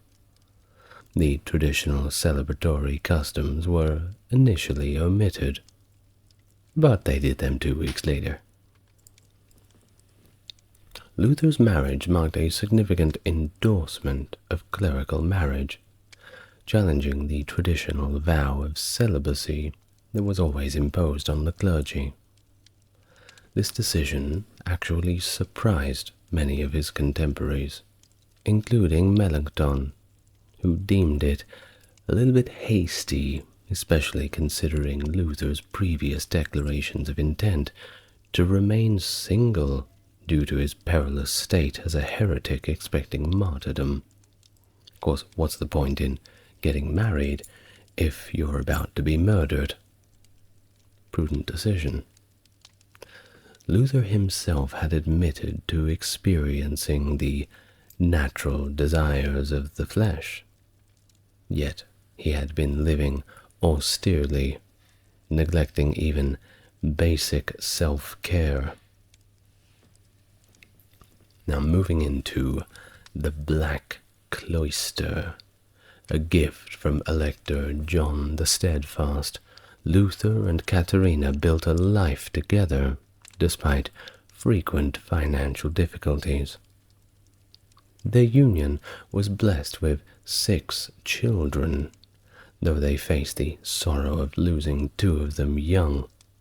Either way, it seems like Martin's proclivities had somewhat expanded as he settled into married life. Katharina, well, she managed the household adeptly, involving herself in farming and boarding to contribute to the family's income. Luther expressed profound affection and satisfaction with his marriage, valuing the companionship and support Katharina provided above any sort of wealth. By 1526, Martin was deeply involved in the task of shaping a new church. Initially, he had envisioned congregations independently selecting their ministers, a concept that proved a little bit impractical. Luther aspired for a church that was both confessional, drawing on personal faith, and territorial, encompassing residents of all localities. He eventually gravitated towards a model that prioritized inclusivity.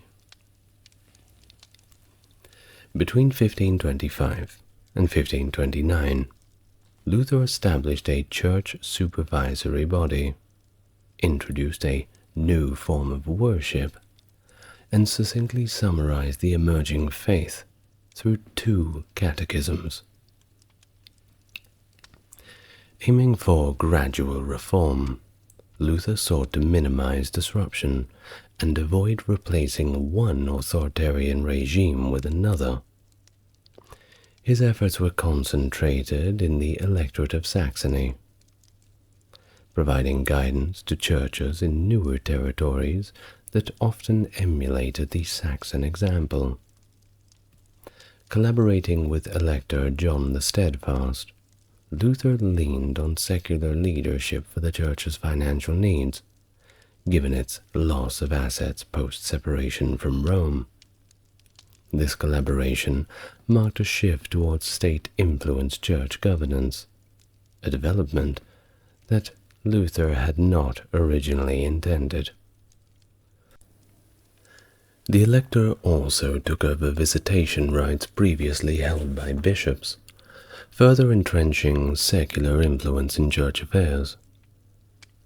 Luther's reforms sometimes appeared to backtrack on his earlier, more radical positions, though.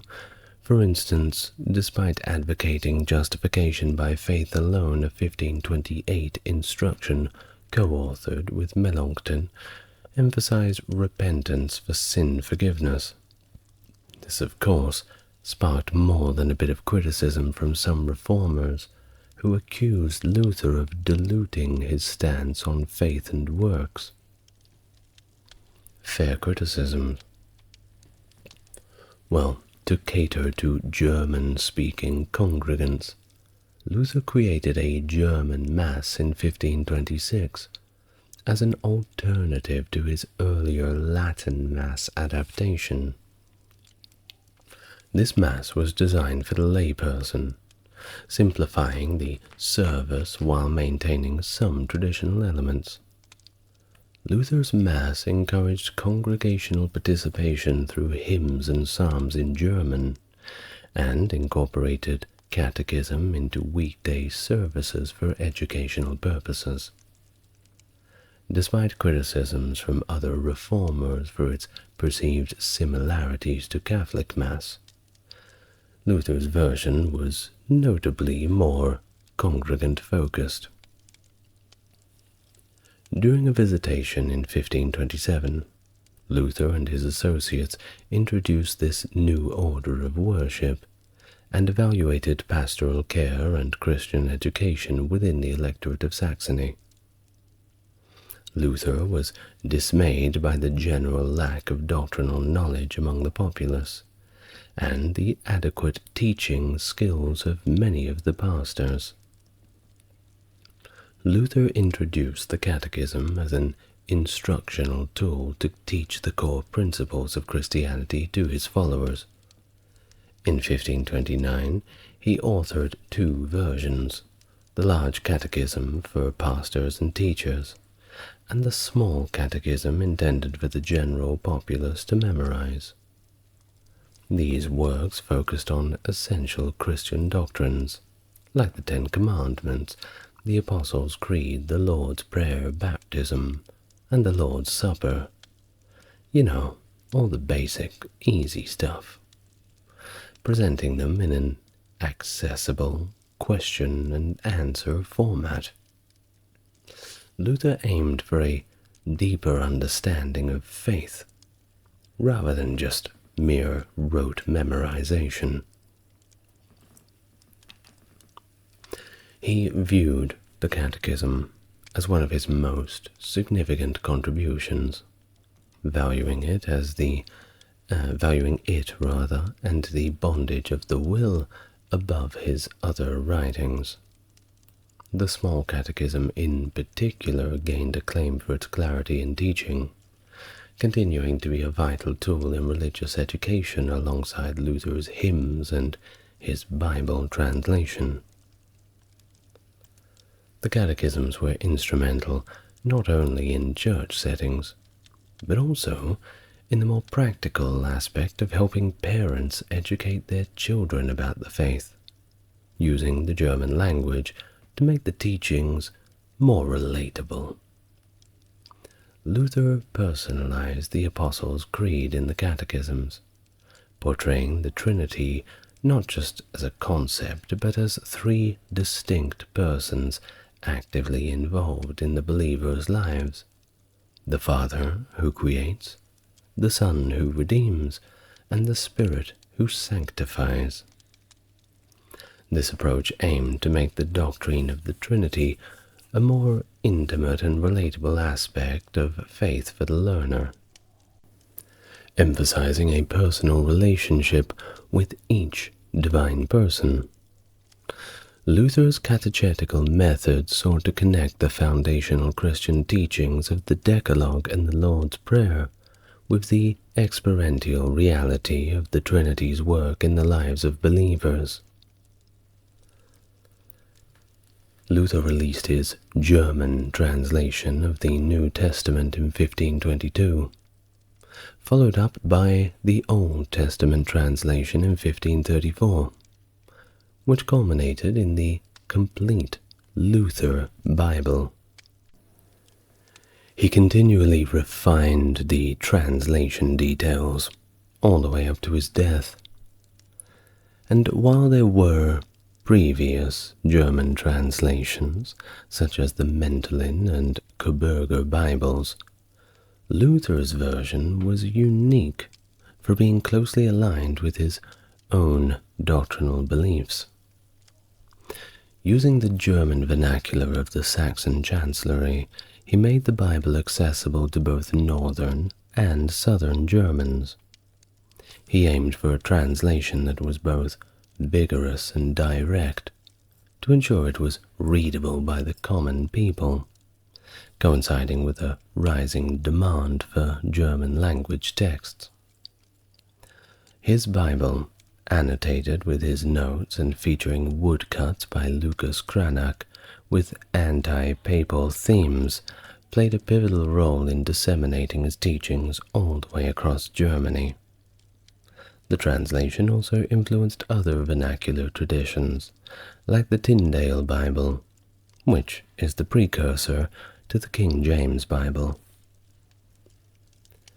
Luther famously added the word alone after faith in Romans 3:28 to emphasize that faith without work justifies us, a point which he believed was clear from the text of the essence of Christian doctrine.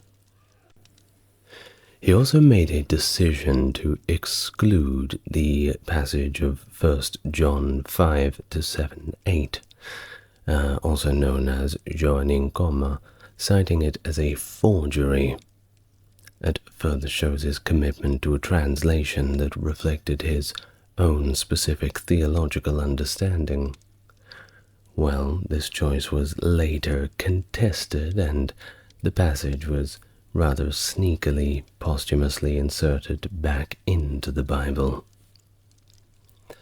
Contrary to the interpretations of John Calvin and Philip Melanchthon, Luther believed that a Christian soul enters a state of sleep after death, rather than immediately experiencing either the joys of heaven or the torments of hell. He argued against the traditional reading of certain biblical passages, such as the parable of the rich man and Lazarus, suggesting instead that souls rest peacefully until the resurrection. Luther explicitly rejected the concept of purgatory, a place of purification for souls, which was a departure from the established church doctrine. He maintained that personal identity as well persists beyond death, proposing that saints are asleep in their graves and at the same time exist in heaven. This view diverged not only from his contemporaries, but also from latter Lutheran theologians, like John Gerhard, who did not share Luther's conception of soul sleep. Historical analysis, including those by Lessing and Franz Pieper, have highlighted this doctrinal difference within Lutheran orthodoxy. Well, if you want to know, why don't you go and ask the local Lutheran church? I'm sure you can find one. They're always happy to answer questions about theology. Now, Luther's commentary on Genesis includes a discussion on the state of the soul, suggesting that it remains awake and experiences visions, contrasting with the notion of soul sleep. However, this has been a point of contention amongst scholars. Some argue that there have been a misinterpretation of Luther's words, with further clarification provided by Gottfried Fritzl. Fritzl explains that Luther was actually referring to the restful sleep of a laborer in his life, disrupted by dreams, rather than commenting on the state of the soul after death. Okay then. In October 1529, the Marlburg Colloquy was convened by Philip I, Landgrave of Hesse, gathering theologians from German and Swiss backgrounds to discourage and forge a unified doctrine for the Protestant movement. Among these present were significant figures such as Zwingli, Melanchthon, Martin Bucer, and Johannes Oeclempedius, Oecolampadius. Well, the assembly found common ground on pretty much all topics, except for their understanding of the Eucharist, particularly the nature of Christ's presence within the sacrament. Luther staunchly defended the real presence, the belief that Christ's actual body and blood was present in the bread and the wine, a view that he articulated through the concept of sacramental union. This stood in contrast to the spiritual or symbolic presence that was advocated by others, notably Zwingli.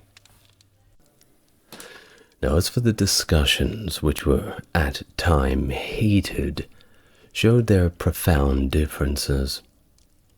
Zwingli's citation of John 6:63 as evidence against Luther's stance prompted a rather robust response from Luther, emphasizing his unwavering position by inscribing, "This is my body," on his table, doing the old Terminator 2 scratching in with the knife sort of thing.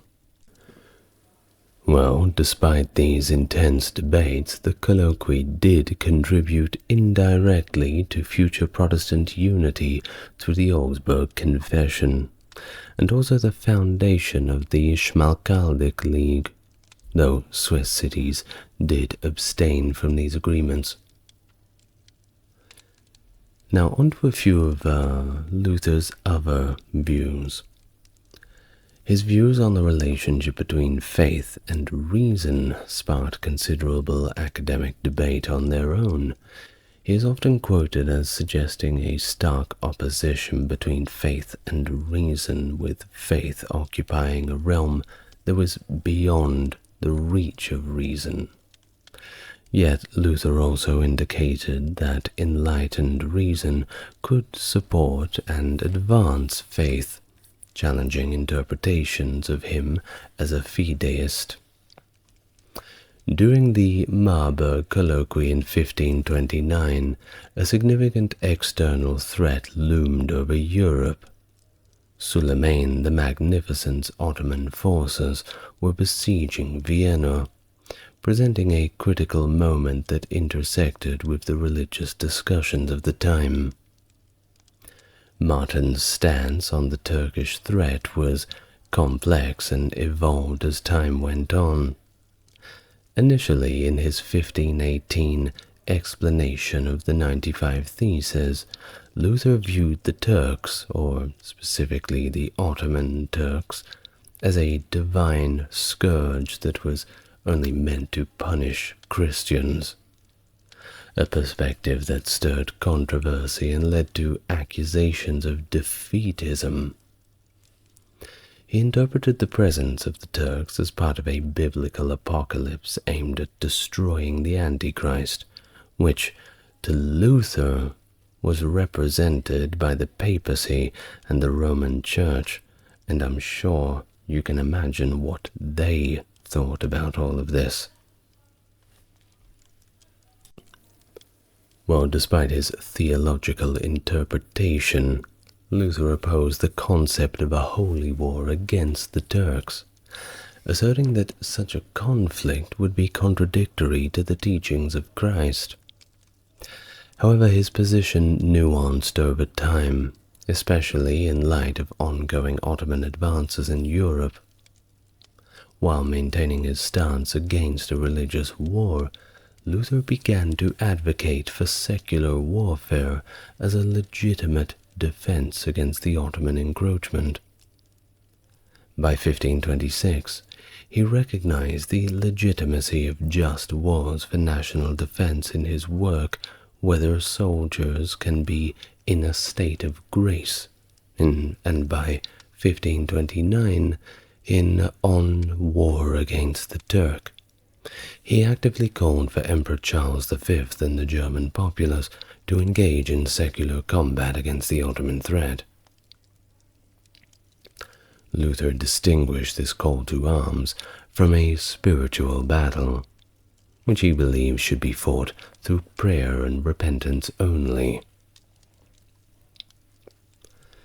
In addition to his writings on warfare, Luther's engagement with the Islamic faith and practice is also noteworthy. After reading a Latin translation of the Quran in 1542, Luther authored several critical pamphlets on Islam, referring to it as Muhammadanism or the Turk. Although he viewed Islam as a deception of the devil, Luther advocated for religious tolerance, arguing against the prohibition of the Quran's publication. I'm as surprised as you are. He believed in exposing the Islamic texts to scrutiny rather than simply suppressing them, stating, and I quote, "Let the Turk believe and live as he will, just as one lets the papacy and other false Christians live." In early 1537, Johannes Agricola, a pastor in Martin Luther's hometown of Eisleben, delivered a controversial sermon suggesting that the Gospel, and not the Ten Commandments, reveals God's wrath to Christians. Agricola's ideas, reflected in anonymous antinomian thesis circulating in Wittenberg, proposed that Christians need not be taught the law, as it pertains solely to civic matters, not spiritual life.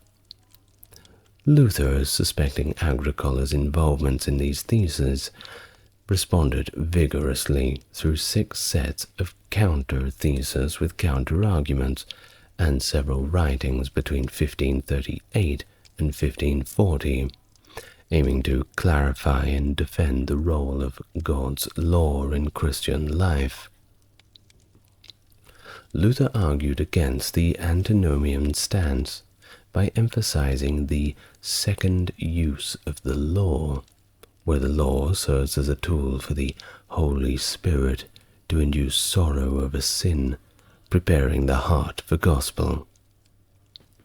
He maintained that ignoring the Ten Commandments among Christians doesn't erase the inherent accusatory nature of the law. To preach otherwise would imply that Christians are sinless, ignoring the ongoing presence of sin and the necessity for continual repentance. Moreover, Luther highlighted the third use of the law, viewing the Ten Commandments as a positive guide for Christian living and reflecting God's eternal will along with the natural law.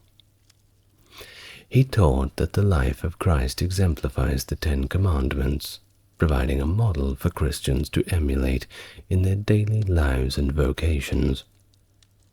Luther saw the commandments as a foreshadowing of the believer's future perfection in heaven, urging Christians to serve their neighbors in this world with an eschatological hope. The controversy over Philip I, Landgrave of Hesse's bigamy in 1539–40, further complicated Luther's legacy. Philip sought Luther's approval to take a second wife, citing the polygamy of biblical patriarchs. Luther, alongside theologians like Melanchthon and Bucer, reluctantly suggested that if Philip proceeded, he should do so secretly to avoid scandal, viewing divorce as a greater evil than bigamy. The marriage was conducted in secret, but when it became public, and it always does, Luther advised Philip to simply deny it, a stance that backfired and damaged Luther's reputation. It reminds me of that song, Shaggy, It Wasn't Me. Sorry to go off topic for now. Well, critics argue that Luther's major error was underestimating the political and social ramifications of his pastoral advice, And this whole episode was a very controversial and frankly embarrassing episode of his career. I mean, it is terrible advice what he gave to Philip. Just do it in secret and hope that nobody finds out. Well, speaking of controversies, you knew I was going to get to it eventually, didn't you? It has taken 1 hour, but we are here. What did Martin think about the Jews? Well, throughout his life, and his entire life, Martin Luther expressed very negative sentiments about them, influenced by a theological and cultural tradition that viewed the Jews as responsible for Jesus' death. Luther's environment had expelled Jews nearly a century prior, and his encounters with them were pretty minimal. Initially, in 1523, Luther advocated for kindness towards Jews in that Jesus Christ was born a Jew, hoping to convert them to Christianity, but his attitude hardened over time due to the lack of success in converting Jews. Now, in 1543, Luther wrote 2 significant anti-Jewish works, the most famous one being On the Jews and Their Lies, which is, you can pretty much find it if you look pretty hard, and another one On the Holy Name and the Lineage of Christ, advocating extreme measures against Jews, labeling them as the devil's people, and using all sorts of other violent language. He suggested actions such as burning their synagogues, confiscating all of their property, and outright expelling them. Luther's rhetoric was so intense that it has been interpreted by some as inciting murder. I mean, it pretty much is, isn't it? Well, additionally, Luther associated Jews with vagrants in his 1528 preface to Liber Vagatorum, suggesting that alms should not be given to them. His anti-Jewish stance contributed to the suffering of Jews in Saxony, Brandenburg, and Silesia. Josel of Roshim, a Jewish representative, attributed the Jews' misfortune directly to Luther, and unsuccessfully sought to restrict the sale of Luther's writings in Strasbourg after they were used to incite violence against Jews. Well, it would be like trying to stop the sale of Harry Potter in the early 2000s. It was just far too popular. Luther's impact, though, extended beyond his death, with writings influencing anti-Jewish actions, including riots and expulsions in several German Lutheran states during the 1580s. His vehemently anti-Jewish stance has led some, like the Orthodox Jewish Rabbi Tovia Singer, to describe Luther as the most vitriolic of the Church Fathers and Reformers in his attacks on the Jews. Well, he couldn't stay alive and persecute the Jews forever, couldn't he? As his health began to decline significantly from 1531 onwards, he experienced a range of ailments, including Meniere's disease, vertigo, fainting, tinnitus, a cataract, kidney and bladder stones, arthritis, and even an ear infection that led to a ruptured eardrum. Throw in a bout of angina starting in 1536, he had it all. Of course, no one's really themselves when they're sick, and you can really sense this different tone in his writings at this time, as his deteriorating health made him increasingly irritable and more blunt, not only in his writings but also his public comments, to which his wife bore the brunt of, often pointing out his rudeness. Well, despite his health issues, Luther remained active in his duties, for better or worse. In 1545 and 46 he preached at the market church in Halle, and spent Christmas with his friend Justus Jonas. His last sermon, delivered in Eisleben, his birthplace, on the 15th of February 1546, vehemently criticized the Jews and called for their expulsion from Germany, unless they converted to Christianity. The sermon, of course, echoed his harsh stance towards the Jews, advocating to their conversion, but also labeling them as enemies, which makes you wonder, would the conversion really be enough? Of course, it never really was in the medieval times. They would be labeled as conversos, those Jews who were sort of first-generation Christians, kind of like this. Well, Luther's final days were spent in Mansfield, where he was involved in negotiations concerning his family's copper mining business. Threatened by Count Albrecht of Mansfield's attempts to monopolize the industry. After successful negotiations on February 17, 1546, Luther began to suffer chest pains, and began to pray that night, anticipating his end. Well, like clockwork, early on the February 18th, after a second bout of chest pain, he confirmed his faith and teachings to his companions Justus Jonas and Michael Coelius with a clear yes. He then suffered a stroke that left him speechless and passed away at 2:45 a.m., 62 years old. Luther was buried at the Schlosskirche in Wittenberg, as per his wishes, in a funeral held by his close associates Johannes Bugenhagen and Philip Melanchthon.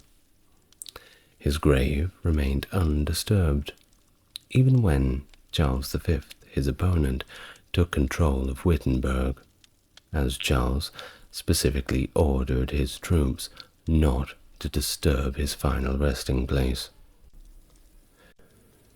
Matthew Hopkins, often referred to as the Witch-Finder General, a notorious figure in 17th century England, infamous for his roles in the witch hunts that swept through East Anglia during the English Civil War. Starting in the year 1644, Hopkins, with no official title or public office, appointed himself as a hunter of witches, capitalizing on the chaotic social and religious climate of the time.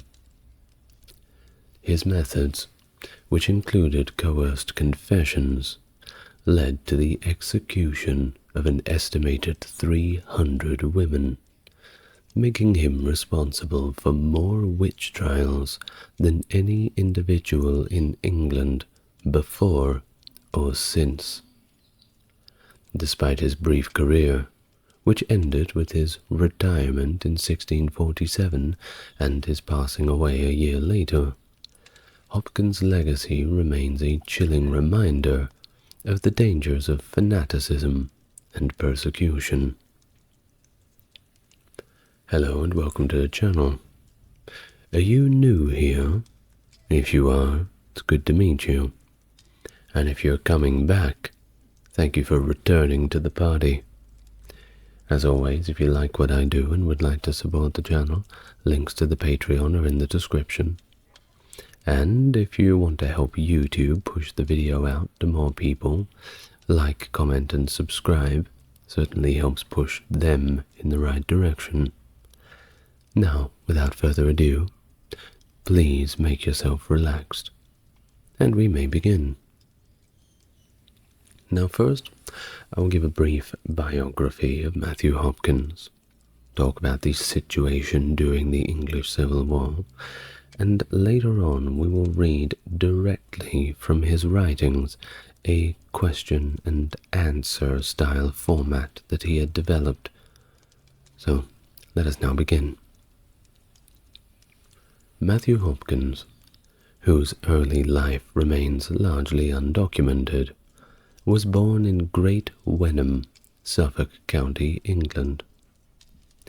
He emerged as the fourth of 6 children to James Hopkins, a Puritan clergyman who served as the vicar of St. John's of Great Wenham. The Hopkins family was somewhat prominent, holding titles to lands near Framlingham Castle. The parishioners held James in high regard. Evidence from a bequest in 1619 intended to purchase Bibles for his 3 children at the time, suggesting Matthew was born after this year. By the time Matthew began his infamous career, he was probably no older than 28, and possibly as young as 25, given his birth post-1619 and his death in 1647. His father passed away in 1634, but the parish continued to reflect his influence when William Dowsing, an iconoclast working under the orders of the parliamentarian Earl of Manchester during the English Civil War, visited in 1645, he noted the absence of idolatrous monuments in the parish. Hopkins moved to Manningtree, Essex, around the early 1640s, marked the beginning of his notorious career. He invested an inheritance of 100 marks to purchase the Thorn Inn in Mistley, positioning himself as a gentleman. While Hopkins later portrayed himself as experienced in witch hunting through his writings, notably in his book The Discovery of Witches, 1647, which we will read from shortly, he claimed to have gained this knowledge without having extensively travelled. Despite suggestions of legal training from his conduct within trials, there is very little evidence supporting this, and the little evidence that does support it is somewhat circumstantial. His brother, John, became a minister in South Fambridge in 1645, but he was removed in 1646 for neglecting his duties. This further complicated the family's reputation during this chaotic period. Now, following the events of the Lancaster witch trials of 612 to 634, an important shift occurred in the treatment and perception of witchcraft in England. William Harvey, physician to King Charles I, had been tasked with examining 4 women accused during these trials, leading to a significant change in legal procedure concerning witchcraft accusations. From Harvey's involvement, there emerged a requirement for material proof of witchcraft, specifically evidence that an accused individual had formed a covenant with the devil, rather than merely committing acts of the maleficum, or malicious witchcraft. Under this new scrutiny, witches were categorized as heretics against Christianity, which was deemed their most grievous offense. This classification brought witchcraft under the umbrella of Crimean Exceptum, with continental and Roman law, and that meant that it was considered so heinous that normal legal protocols could be overridden. So effectively, if you were accused of witchcraft, you no longer had any legal rights. Since the devil would not confess, confessions had to be extracted from the accused humans themselves, often by any means necessary. Well, the witch hunts led by Hopkins and John Stern primarily took place in East Anglia, covering Suffolk, Essex, Norfolk, and Cambridgeshire, with some activities extending to Northamptonshire and Bedfordshire. Their operations coincided with the English Civil War, and were concentrated in areas with strong Puritan and parliamentarian influence, which were key components of the Eastern Association from 1644 to 47. Hopkins started his career officially in the March of 1644, after overhearing a conversation reportedly about demonic dealings in the nearby hamlet of Manningtree. Although the initial accusations were made by Stern, Hopkins quickly became involved as his assistant. Their first major trial took place in Chelmsford in 1645, where 23 women were tried. 19 were convicted and hanged, while another 4 died in prison. Do note that not a single one of them was found innocent. Now, it is important to note as well that during this period, and outside Middlesex and chartered towns, there are no records of anyone being sentenced to death for witchcraft other than by assize judges. Hopkins and Stern, along with women who performed the pricking test, travelled across England and, claiming Parliament had officially commissioned them to expose and prosecute witches. Now, no doubt when I just mentioned the pricking test, a few eyebrows raised. Well, what exactly is witch pricking? You see, it stemmed from the belief that after dealings with the devil, one would receive a mark on their body that was unable to feel pain or bleed. It was kind of like a receipt or a mark that the devil had left behind to show he was there and mark his territory. Kind of like that.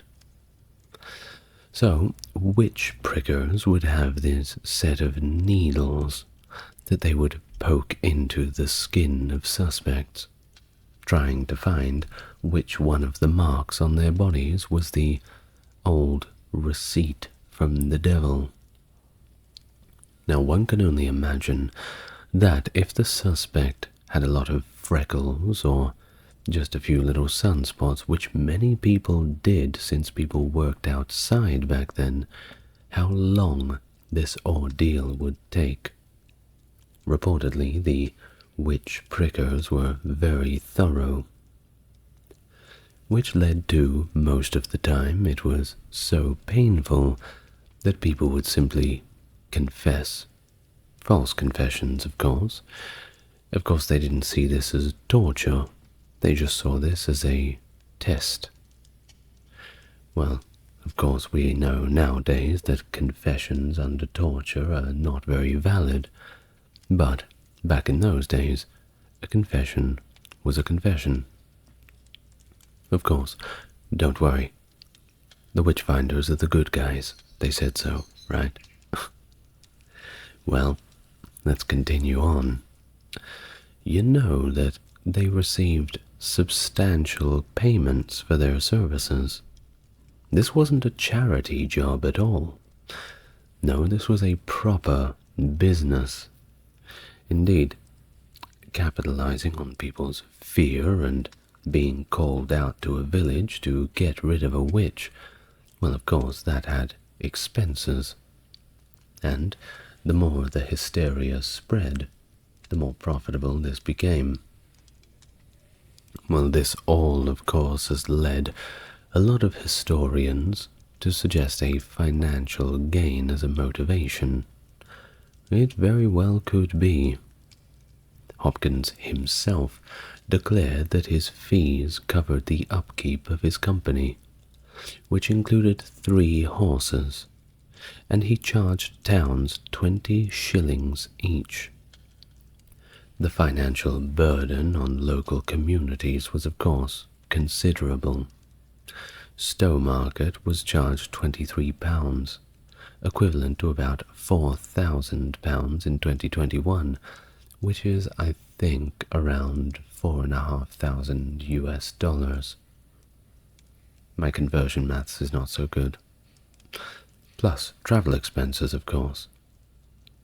Now, this might not sound like too much, but you have to remember that these are small villages filled with peasants, ran by peasants, and perhaps a somewhat underqualified bishop, local priest.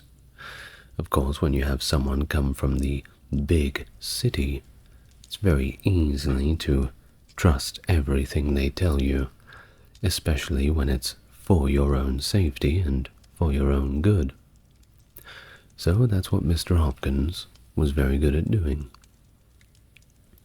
Now, the impact of their activities was profound enough that Ipswich, which is a very large city in modern times, had to levy a special tax in 1645 to cover the costs.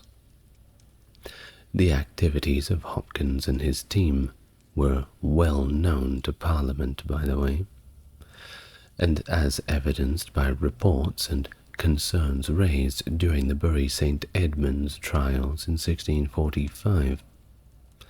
A report to Parliament highlighted suspicions that some had resorted to dubious methods to extract confessions. Of course, you get paid for how many witches you find. If you show up to the town and there's no witches there, well, I suppose you don't really get any money for that, don't you? So it's in the best interest to make sure you get as many as you can to make the trip worthwhile. Now, the subsequent trial and executions were also met with quite a lot of discomfort and criticism, notably in an editorial from the parliamentary paper, the Moderate Intelligencer, which reflected unease with the conduct and outcomes of these witch trials. So do not think that everybody was whipped up in the frenzy.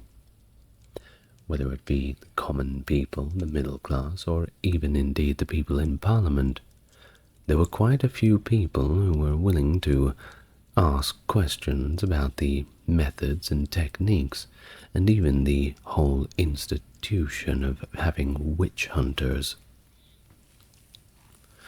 Well, the techniques that Matthew Hopkins employed in his witch-hunting pursuits drew heavily from a text authored by King James I, called Demonology, and I'll have a large video on that quite soon, which Hopkins referenced in his own publication, The Discovery of the Witches.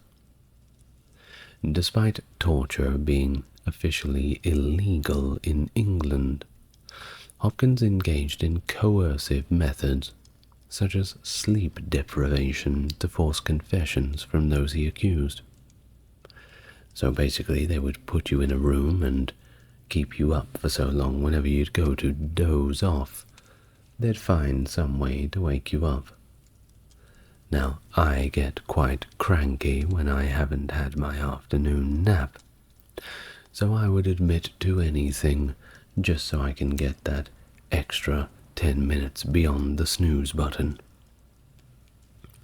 Additionally, he utilized a method where he would attempt to cut the arm of the accused with a blunt knife, believing that if the individual did not bleed, it indicated witchcraft.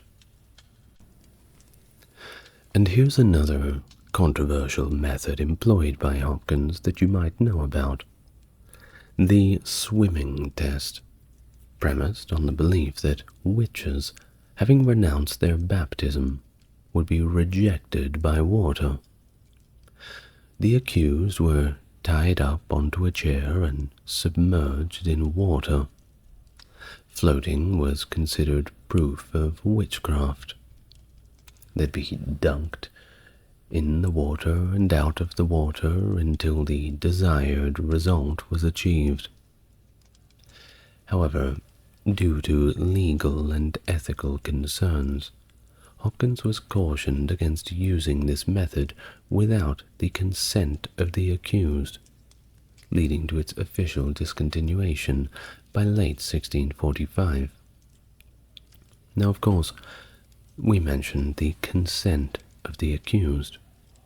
Now, this was one of those punishments that was, yes, very unpleasant, but if you started sinking in the water, it was pretty obvious to everybody around that you were innocent. So a lot of people simply said, "Throw me in the lake. See if I sink or swim. I'll prove you wrong." So there was perhaps a little bit of Hopkins that was saying, well, perhaps it's better that we get rid of this test, even though it could be easily rigged. Now, Hopkins and his associates also searched for the devil's mark on the body of the accused, which was purportedly an insensible spot that did not bleed, or could perhaps be a mole, a birthmark, or even an extra nipple. This mark was believed to be where the witch's familiar, and that's an animal like a cat or a dog, perhaps a bird, something like that, would suckle blood from the witch, kind of like a baby nursing on its mother. In cases where no visible mark was found, the witch prickers came in, and they were employed to slowly probe the bodies with needles, often after the accused had been completely shaven to uncover any hidden marks. That includes the head and everywhere else, by the way.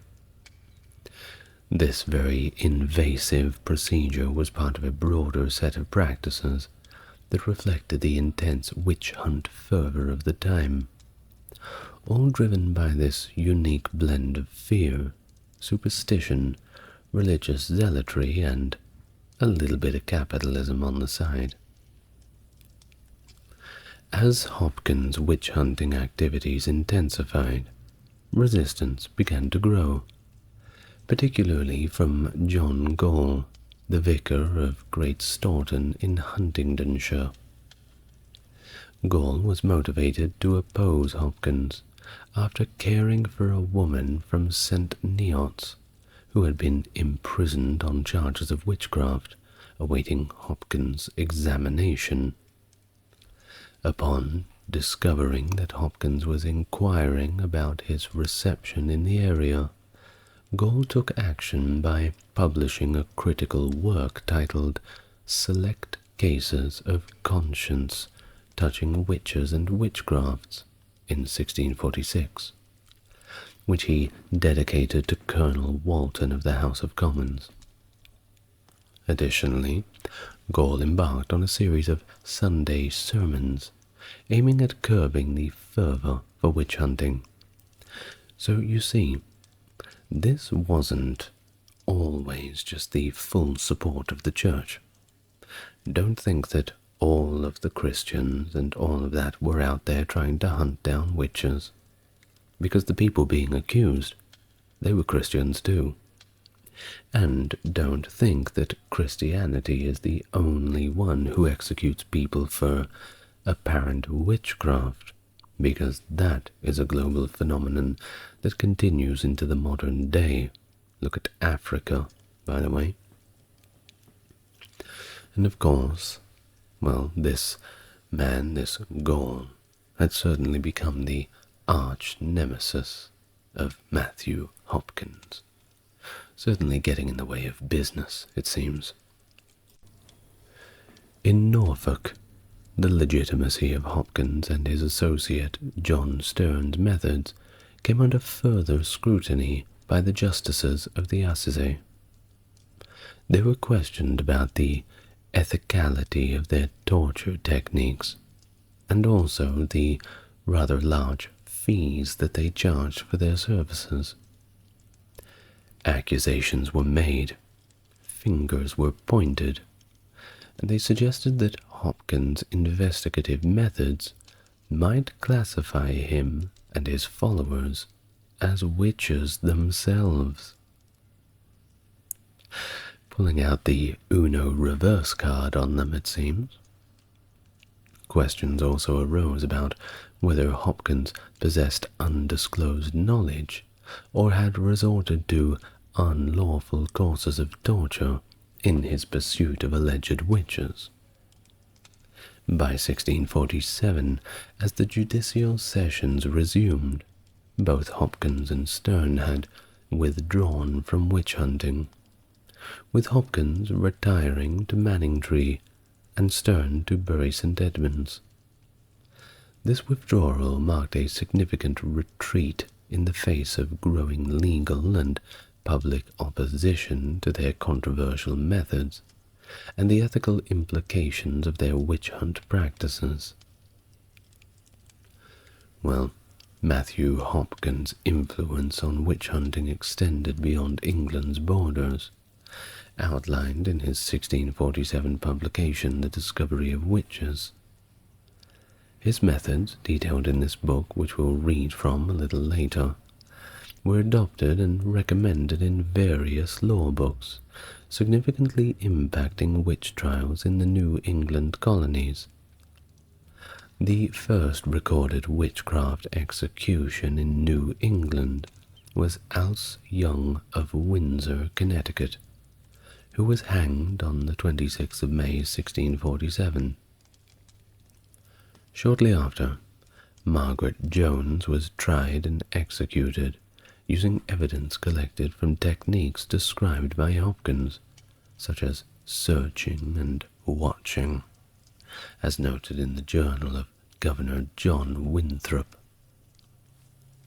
The execution of Margaret Jones, the first person to be executed for witchcraft in Massachusetts, marked the beginning of a sustained period of witch trials in New England that lasted from 1648 to 1663.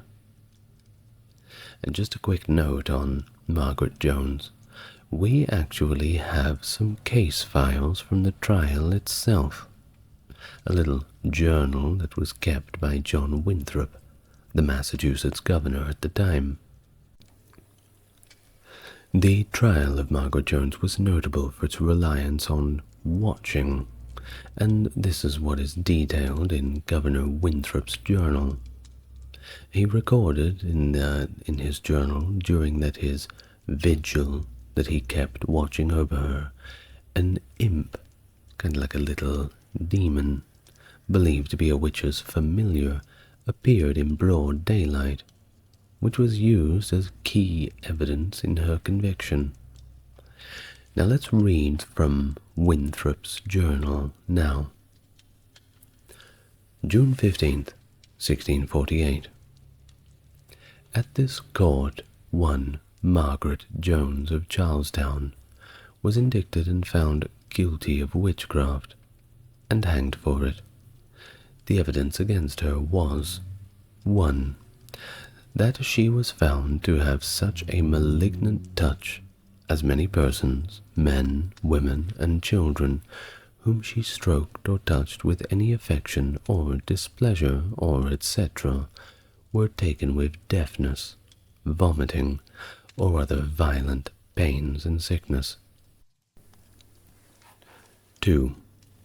She practicing physic, and her medicines being such things as, by her own confession, were harmless, as anise seed, liquors, etc., yet had extraordinarily violent effects. 3.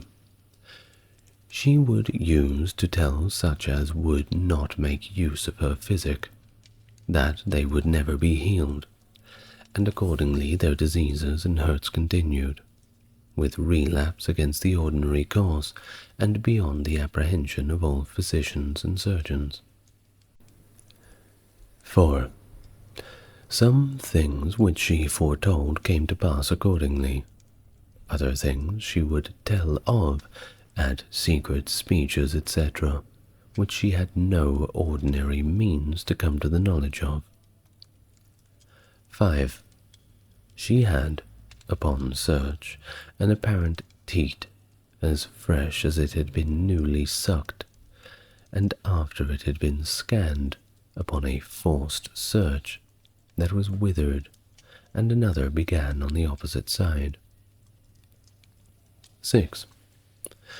In the prison, in the clear daylight, there was seen in her arms, she sitting on the floor and her clothes up, etc., a little child, which ran from her into another room, and the officer following it, it was vanished.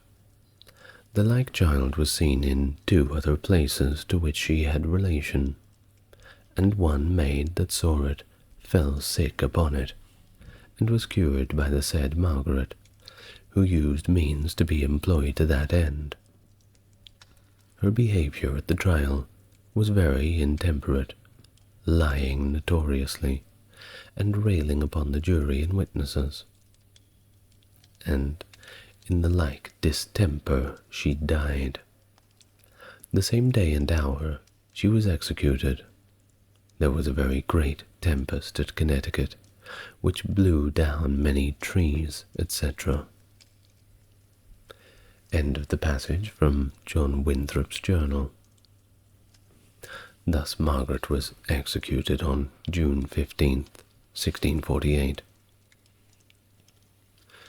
Years later, some of Hopkins' interrogation and trial methods resurfaced during the infamous Salem witch trials in Massachusetts between 1692 and 1693. These trials saw 19 individuals executed for witchcraft, with Giles Corey notably being pressed to death for refusing to enter a plea, and over 150 others imprisoned. Now, pressed to death, I will quickly explain. Generally, there would be a board placed on top of you, and stones or other heavy objects would be added, slowly increasing the weight until you would be crushed. Very slowly. Not a good way to go. You end up looking like a little pancake. Now, the lasting impact of Hopkins' techniques on the American colonies highlights the profound and chilling reach of his witch-hunting legacy. He passed away at his residence in Manningtree, Essex, on the 12th of August, 1647, likely from pleural tuberculosis. He was swiftly buried within hours of his demise in the graveyard of St. Mary's Church on Mistley Heath.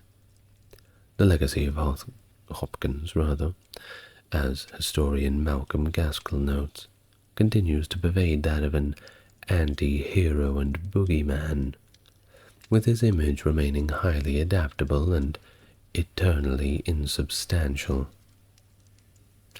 A pleasing legend regarding Hopkins' death also emerged, suggesting that he was subjected to his own infamous swimming test and executed as a witch. However, this tale is widely dispelled by the parish registry at Mistley, which confirms his actual bury there. Now, We know about the life and death. What about the works? Well, you see, we are lucky in a somewhat macabre way to have the text of the discovery of the witches for us all to enjoy. But before I read it, please do keep in mind that the language is a little old, and in order to remain faithful to the primary text, I'm not going to change it into a more modernized English. I think you should get the gist of it just fine. Let's take it slow. The discovery of witches, in answer to several queries lately delivered to the judges of Assize for the county of Norfolk, and now published by Matthew Hopkins, Witchfinder, for the benefit of the whole kingdom. Exodus 22:18. Thou shalt not suffer a witch to live. Certain queries answered, which have been and are likely to be objected against Matthew Hopkins in his way of finding witches.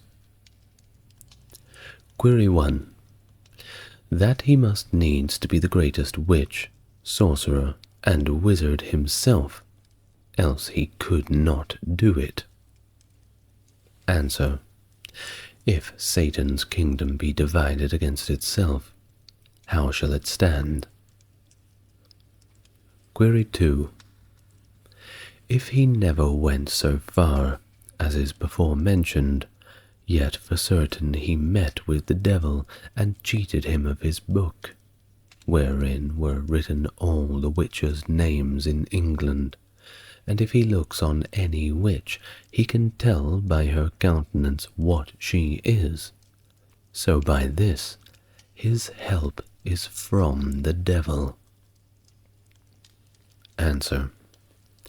If he had been too hard for the devil and got his book, it had been to his great condemnation, and no disgrace at all.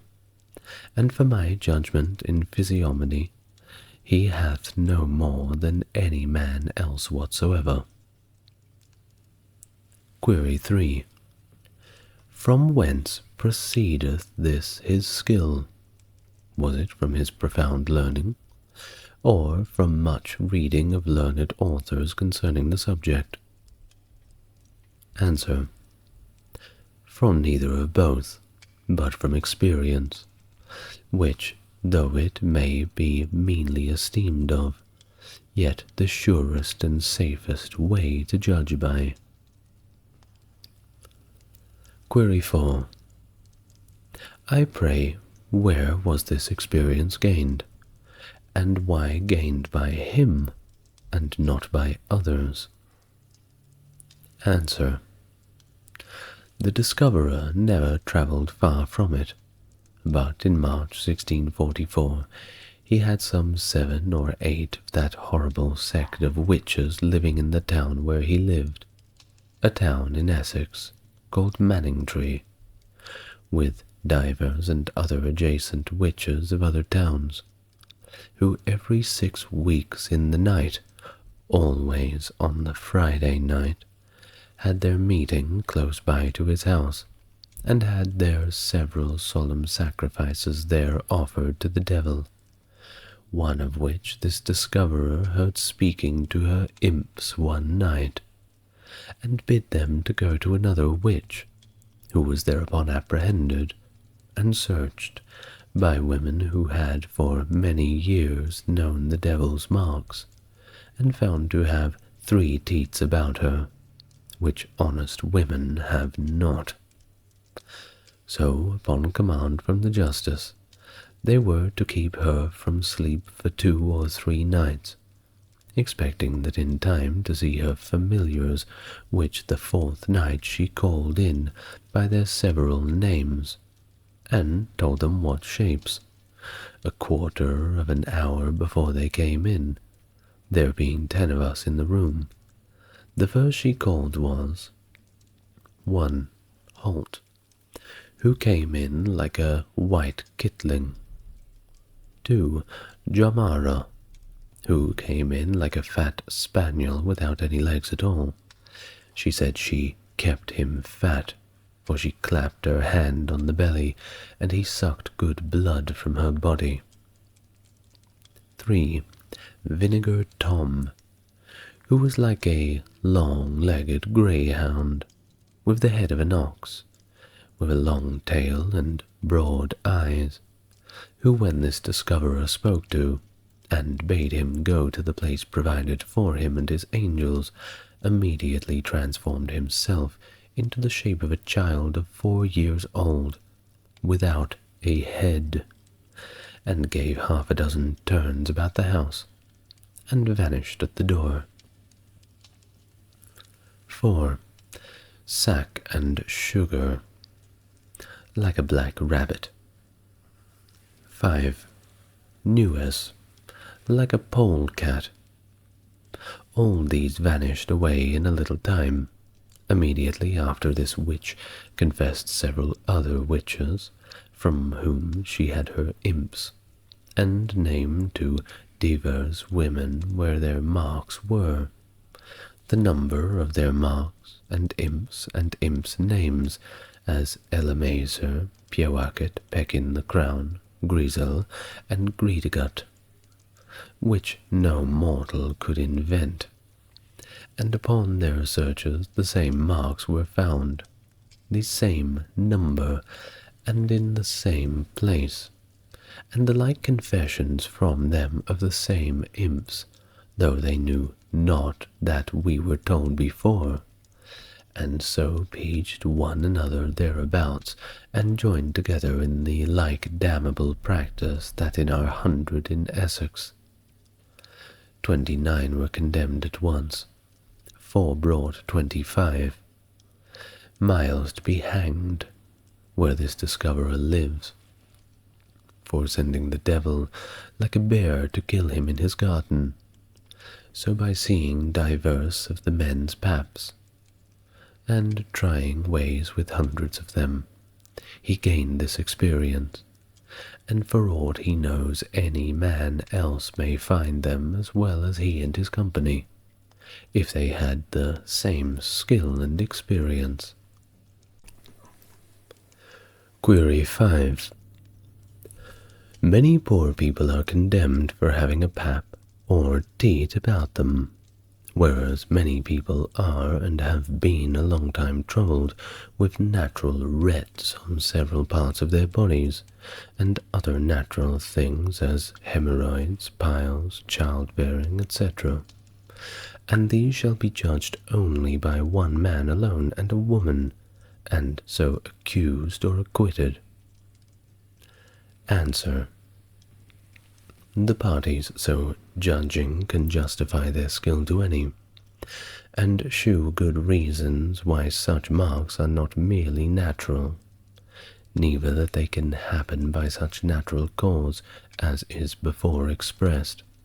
And for further answer for their private judgments alone, it is most false and untrue.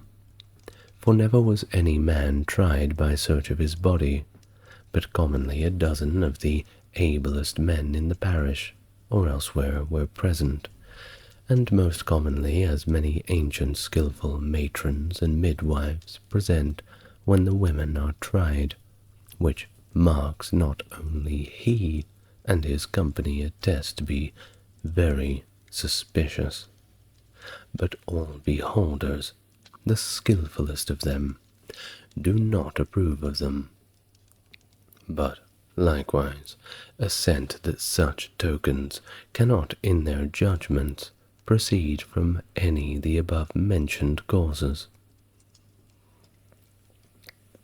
Query 6. It is a thing impossible for any or woman to judge rightly on such marks. They are so near to natural, and they have that they find them, durst not presently give oath that they were drawn by evil spirits, till they have used unlawful courses of torture to make them say anything for ease and quiet, as who would not do? but I would know the reasons he speaks of, how and whereby to discover the one from the other, and so be satisfied in that. Answer. The reasons in brief are three, which for the present he judges to differ from the natural marks, which are: 1. He judgeth by the unusualness of the place where he findeth the deeds in, or on their bodies being fair distant from any usual place, from whence such natural marks proceed, as if a witch plead the marks found are emerods. If I find them on the bottom of the backbone, shall I assent with him, knowing that they are not near that vein, and so others by childbearing, when it may be they are in the contrary part? 2. They are the most commonly insensible, and feel neither pin, needle, awl, etc. thrust through them. 3. The often variations and mutations of these marks into several forms confirms the matter, as if a witch hear a month or two before that the witch-finder, as they call him, is coming, they will and have put out their imps to others to suckle them, even to their own young and tender children. These upon search are found to have dry skinness and films only, and be close to the flesh, keep her 24 hours with a diligent eye, that none of her spirits come in any visible shape to suck her. The woman have seen the next day after her teats extended out to the former filling length, full of corruption, ready to burst, and leaving her alone then 1/4 of an hour, and let the women go up again, and she will have them drawn by her imps close again. Probatum est. Now for answer to their tortures in its due place. Query 7.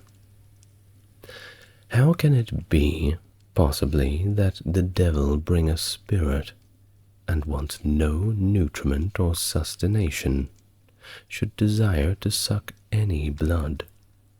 And indeed, as he is a spirit, he cannot draw any such excrescences, having neither flesh nor bone, nor can be felt, etc. Answer. He seeks not their blood, as if he could not subsist without any nourishment, but he often repairs to them, and gets it, the more to aggravate the witch's damnation, and to put her in mind of her covenant.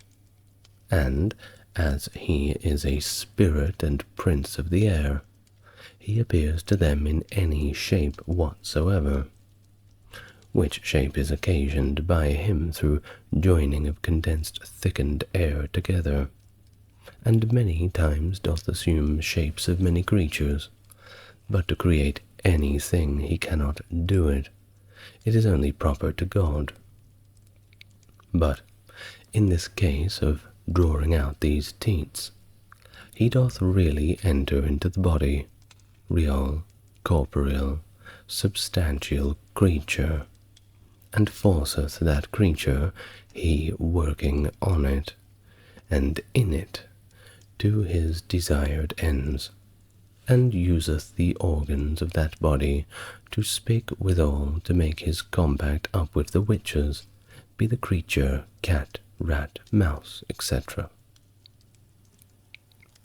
Query 8. When these paps are fully discovered, yet that will not serve sufficiently to convict them, but they must be tortured and kept from sleep for 2 or 3 nights to distract them, and make them say anything, which is a way to tame a wild colt, or a hawk, etc. Answer. In the infancy of this discovery it was only not thought fitting, but enjoined in Essex and Suffolk by the magistrates, with this intention only, because they kept being awake, would more the active to call their imps in open view than sooner to their help, which oftentimes have so happened, and never or seldom did any witch ever complain in the time of their keeping for want of rest, but after they had beat their heads together in the gall. And after this use was not allowed of any of the judges and other magistrates, it was never since used, which is 1.5 years since. Neither were any kept from sleep by any order of direction since. But peradventure their own stubborn wills did not let them sleep, though tendered and offered to them. Query 9. Beside that unreasonable watching, they were extraordinarily walked till their feet were blistered, and so forced through that cruelty to confess. Answer. It was in the same beginning of this discovery, and the meaning of walking of them at the highest extent of cruelty was only then they walk about themselves the night that they were watched, only to keep them walking. And the reason was this: when they did lie or sit in a chair, if they did offer to couch down, then the watchers only desire to sit up and walk about, for indeed when they be suffered so to couch, immediately comes their familiars into the room, and scareth the watchers, and hardeneth on the witch, though, contrary to the true meaning of the same instructions, diverse had been the rustical people, they hearing them to confess to the witches, misused, spoiled, and abused, diverse whereof have suffered for the same, but could never be proved against the discoverer to have a hand in it, or consent to it, and hath likewise been unused by him and others, ever since the time they were kept from sleep. Query 10. But there hath been abominable, inhumane, and unmerciful trial of all these poor creatures, by tying them and heaving them into water, a trial not allowable by law or conscience, and I would fain know the reasons for that. Answer. It is not denied, but many were so served as had paps and floated. Others that had none were tried with them and sunk. But mark the reasons. For first, the devil's policy is great in persuading many to come for their own accord to be tried, persuading them their marks are so close they shall not be found out, so as divers have come 10 or 12 miles to be searched for their own accord, and hanged for their labour, as one Meggs, a baker, did, who lived within 7 miles of Norwich, and was hanged at Norwich assizes for witchcraft. Then, when they found that the devil tells them false, and they reflect on him, and he, as 40 have confessed, adviseth them to be sworn, and tells them that they shall sink and be cleared that way. Then, when they be tried that way and float, they see the devil deceives them again, and have so laid open his treacheries. 2. It was never brought in against any of them at their trials as any evidence. 3. King James in his Demonology saith, it is a certain rule, for, saith he, witches deny their baptism when they convent with the devil, water being the sole element thereof. And therefore saith he, when they be heaved into the water refuseth to receiveth them, they being such miscreants to deny their baptism, and suffers them to float as the froath on the sea, which the water will not receive, but casts it up and down till it comes to the earthly element on the shore, and there leaves it to consume. 4. Observe these generation of witches. If they be at any time abused by being called thieves, whores, etc., by anywhere they live, they are the readiest to cry, and writhing their hands, and shed tears in abundance, and run with full and right sorrowful acclamations to some justice of the peace, and with many tears make their complaints. But now behold their stupidity, nature or the elements' reflection from them, when they are accused for this horrible and damnable sin of witchcraft. They never alter or change their countenances, nor do they let one tear fall.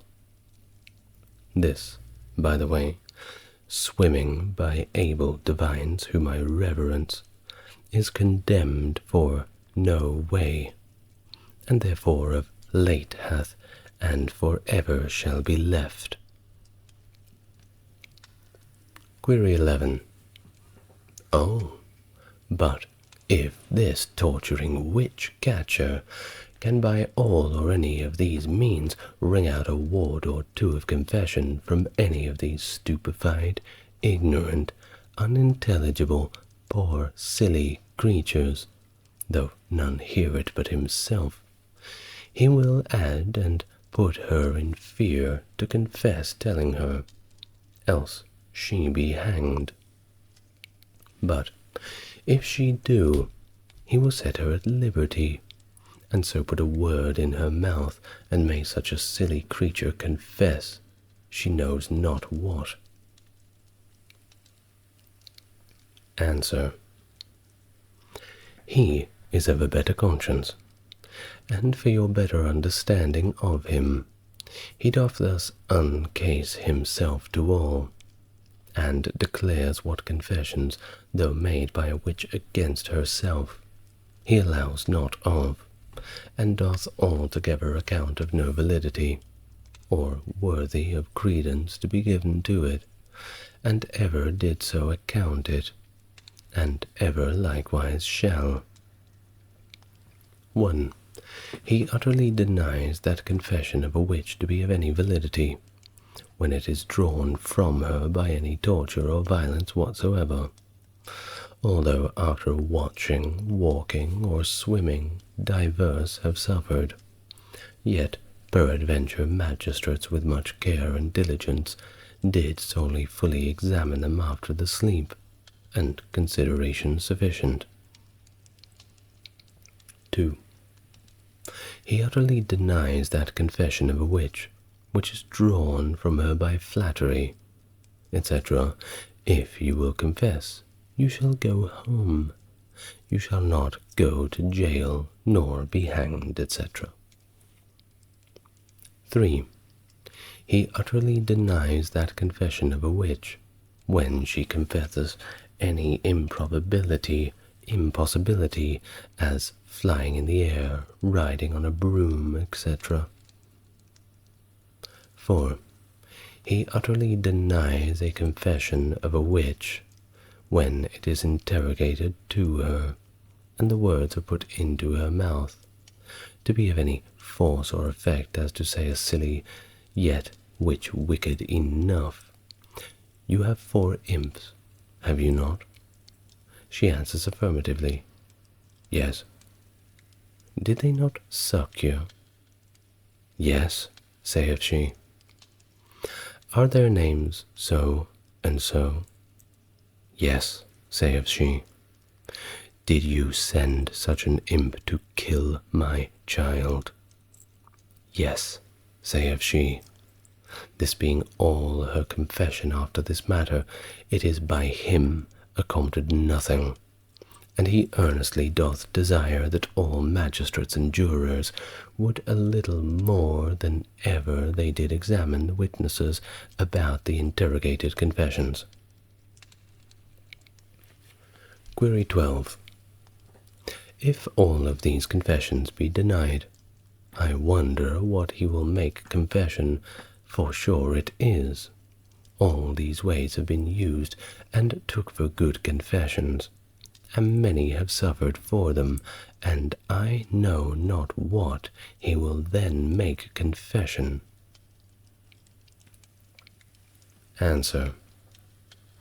Yes, in brief he will declare what confession of a witch is of validity, and force his own judgment to hang a witch. When a witch is first found with teats, then sequestered from her house, which is only to keep her old associates from her, and so by good counsel brought into a sad condition, by understanding of horribleness of her sin, and the judgments threatened against her, and knowing the devil's malice, subtle circumventions, is brought to remorse and sorrow for complying with Satan so long, and disobeying God's sacred commands, doth then desire to unfold her mind with much bitterness, and then without any of the before-mentioned hard usages or questions put to her, doth of her own accord declare what was the occasion of the devil's appearing to her, whether ignorance, pride, anger, malice was predominant over her. She doth then declare what speech they had, what likeness he was in, what voice he had, and familiars sent to her, what names they had of what number of spirits, what shapes they were in, what employment she sent them about to several persons in several places unbeknown to the hearers, all which mischiefs being proved to be done, at the same time she confessed to the same parties for the same cause, and all affected is testimony enough again for all her denial. Question 13. How can any possibly believe that the devil and the witch are joining together, should have such power, as the witches confess to kill such a man, child, horse, cow, the like, if we believe they can do what they will? Then we derogate from God's power, who for certain limits the devil and the witch, and I cannot believe they have any power at all. Answer. God suffers the devil many times to do much hurt, and the devil doth play many times the deluder and impostor with these witches, in persuading them that they are the cause of such and such a murder wrought by him with their consents, when, and indeed, neither he nor they had any hand in it.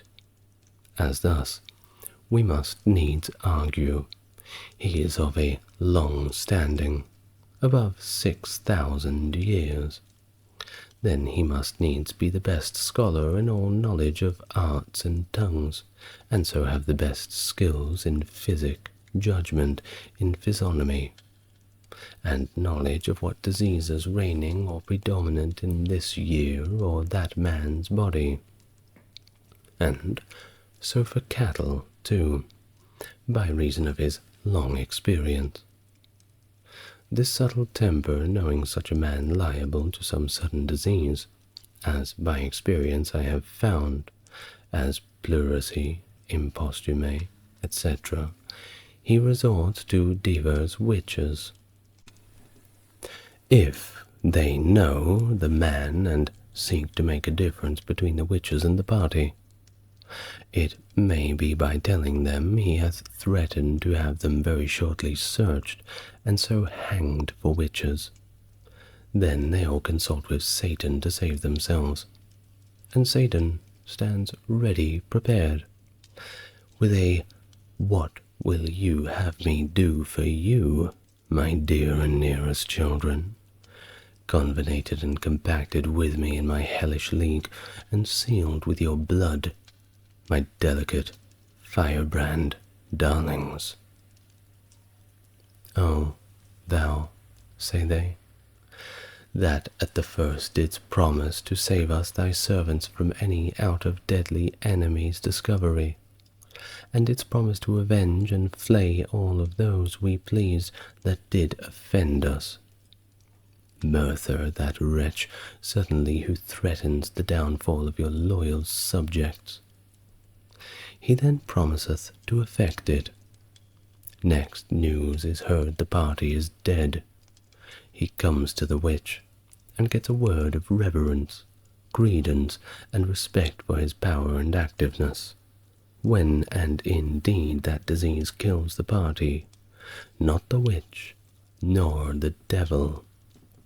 Only the devil knew that such a disease was prominent, and the witch that aggravates her damnation by her familiarity and consent to the devil, and so comes likewise in compass of the laws. This is Satan's usual impostering and deluding, but not his constant course of proceeding, for he and the witch do mischief too much. But I would that the magistrates and jurors would a little examine witnesses when they hear witches confess such and such a murder, whether the party had not long time before, or at the time when the witch grew suspected, some disease or other predominant, which might cause that issue or effect of death. Question 14. All that the witch-finder doth is to fleece the country of their money, and therefore rides and goes to towns to have employment, and promiseth them their fair promises, and it may be doth nothing for it, and possesseth many men, that they have so many wizards and so many witches in their towns, and so heartens them on to entertain him. Answer. You do him a great deal of wrong in every of these particulars, for first, he never went to any town or place, but they wrote, or sent often for him, and were, for aught he know, glad of him. He is a man that doth disclaim that ever he detected a witch, or said thou art a witch, only after her trial by search, and their own confession, he as others may judge.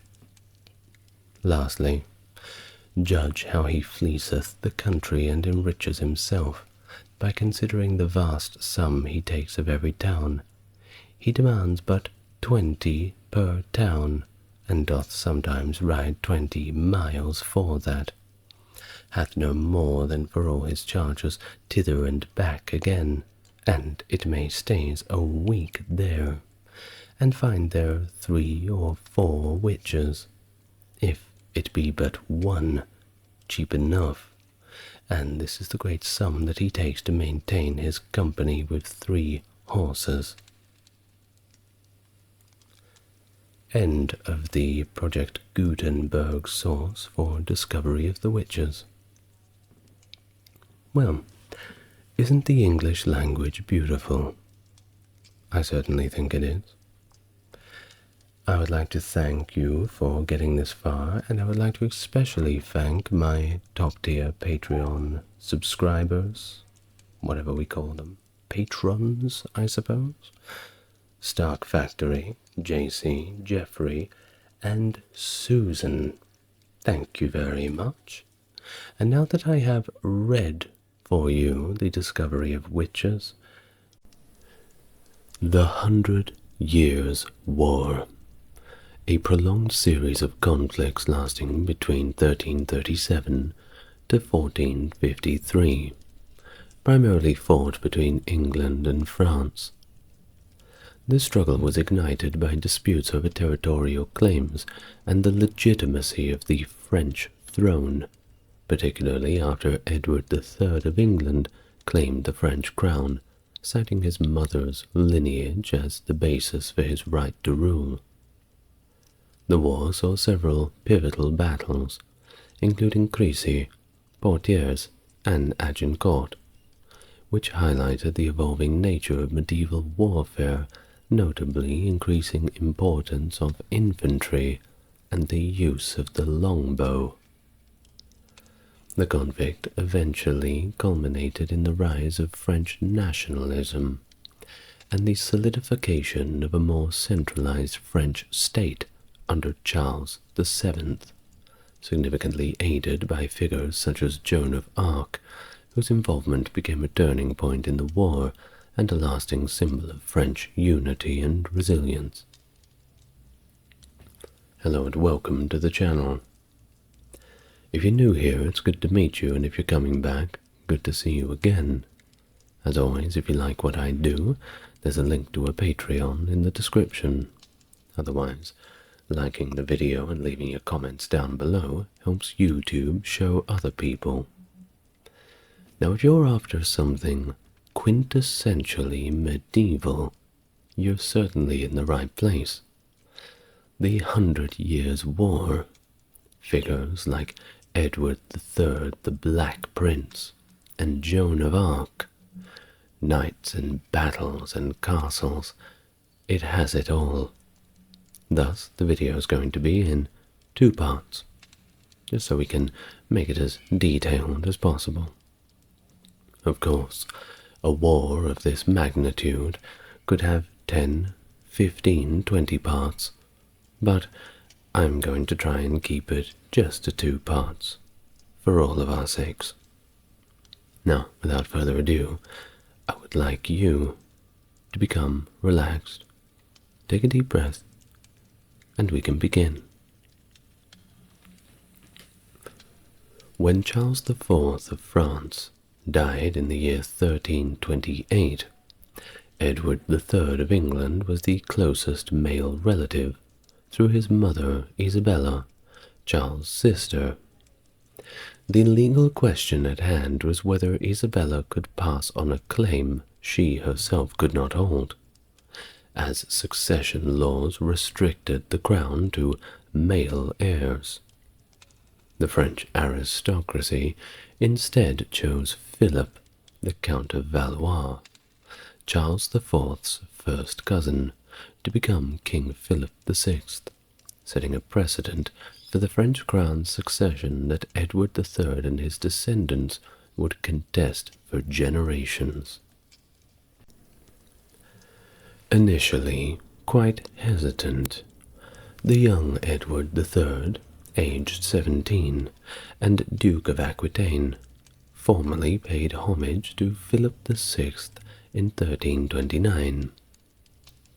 Gascony, a significant part of Aquitaine in southwestern France, was pivotal economically due to its claret wine trade with England, which the English had gained quite a taste for, thus bringing considerable revenue to the English crown. Now, the Gascons, having distinct language and customs, preferred the more hands-off governance of their distant English king over the more direct control of a French monarch. Despite Edward's homage, the French continued to meddle in Gascon affairs, including military skirmishes and bureaucratic pressures in the region, especially in the French-controlled area of Agenais. Additionally, the French summoned support from local lords for potential conflicts, indicating ongoing tensions despite Edward's formal submission. The broader politics of the landscape was also tense. During the 1330s, France supported Scotland, England's adversary, complicating relations even further. In Flanders, while the cities relied on English wool and favoured England, the nobility was pro-French. The situation escalated when Philip VI gathered a fleet for a crusade, later repurposed as a threat in the English Channel, signalling aggressive intentions towards their northern neighbours. Influential in Edward's court was Robert III of Artois, an exile from the French court due to a dispute with Philip VI. In 1336, Philip demanded Robert's extradition from Gascony, threatening severe consequences. This demand, coupled with the confiscation of Edward's territories in Gascony and Ponthieu the following year, was cited as a direct cause for escalating conflict. The seizure of Gascony by Philip VI in 1337 marked a critical moment, prompting Edward III to devise a military strategy aimed at maintaining English control in Gascony while also preparing an invasion from the north. This dual approach was to be supported by a broad alliance of continental allies, to whom Edward pledged over £200,000, an amount that is equivalent to around £65 million today. I believe that's about 70 million US dollars, something like that. To fund this costly venture, Edward capitalized on England's wool trade, planning to sell 30,000 sacks through English merchants to generate an estimated £200,000, which would be loaned to him for the war effort. Additionally, substantial loans were secured from major banking houses like Bardi and Peruzzi, and later, in a financial crunch, the merchant William de la Pole provided a crucial lifeline with a £110,000 advance, pulled from his buddies who were also other English merchants. Edward's financial strategies extended to high-interest loans from Low Countries merchants, who demanded solid repayment assurances, resulting in the Earls of Derby and Northampton being held as collateral. In 1339, Edward requested a £300,000 grant from the Commons, which they eventually offered in exchange for concessions. These financial maneuvers delayed Edward's invasion plans, providing the French with an opportunity to redirect their resources and also launch an offensive into Gascony in December of 1338, capturing Saint-Macaire and Blaye. Oliver Ingham, the Seneschal of Gascony, faced the daunting task of defending the region with limited local resources and without reinforcements from England.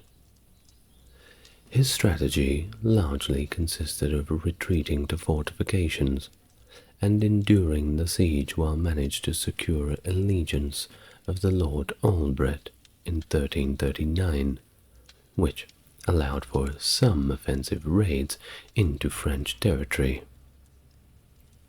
Meanwhile, the English naval defense was slow to mobilize, allowing the French, with their hired Genoese galleys, to conduct raids along the English coast in 1339, hitting Portsmouth, Southampton, and Guernsey.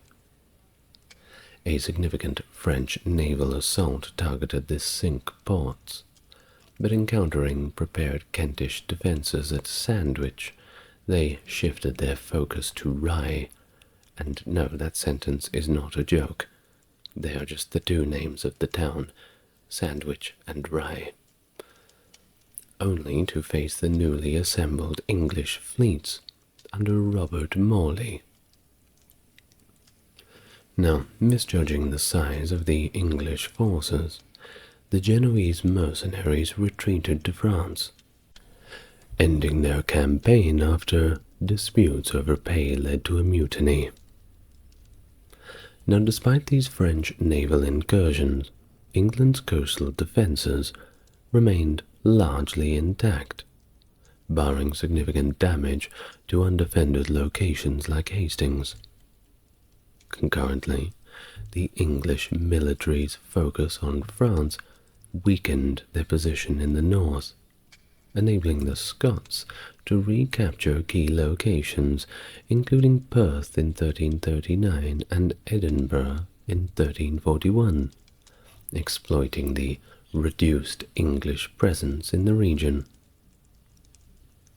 Edward III, under pressure to achieve military success, gathered an army of approximately 12,000 men in the Low Countries by September, drawing from his various allies. With Cambrai, an ally of the French king, as an initial target, Edward's forces laid siege to the bishopric on September 20th. Despite ravaging the surrounding area, Cambrai withstood the siege, and on October the 9th, Edward's army withdrew, moving deeper into France. As Edward focused on Cambrai, King Philip VI of France used the time to assemble his forces at Péronne near the border. Edward's troops continued their destructive march across a 20-mile-wide swath of French countryside, prompting Philip's army to closely monitor their movements, albeit without engaging in direct battle. On October the 14th, with the French army in proximity, a confrontation seemed inevitable as Edward approached them, but then veered off, continuing his path of devastation. The armies finally positioned themselves for battle in Picardy, between La Capelle and La Flamengrie. But no battle ensued on the anticipated date of October 23rd. At nightfall, Edward strategically retreated from France, ending his campaign without a decisive conflict. And the French? They chose not to pursue them. Meanwhile, the economic ramifications of Edward's embargo on English goods to Flanders, which remained loyal to Philip, incited a revolt in 1337 due to the absence of essential English wool and food supplies.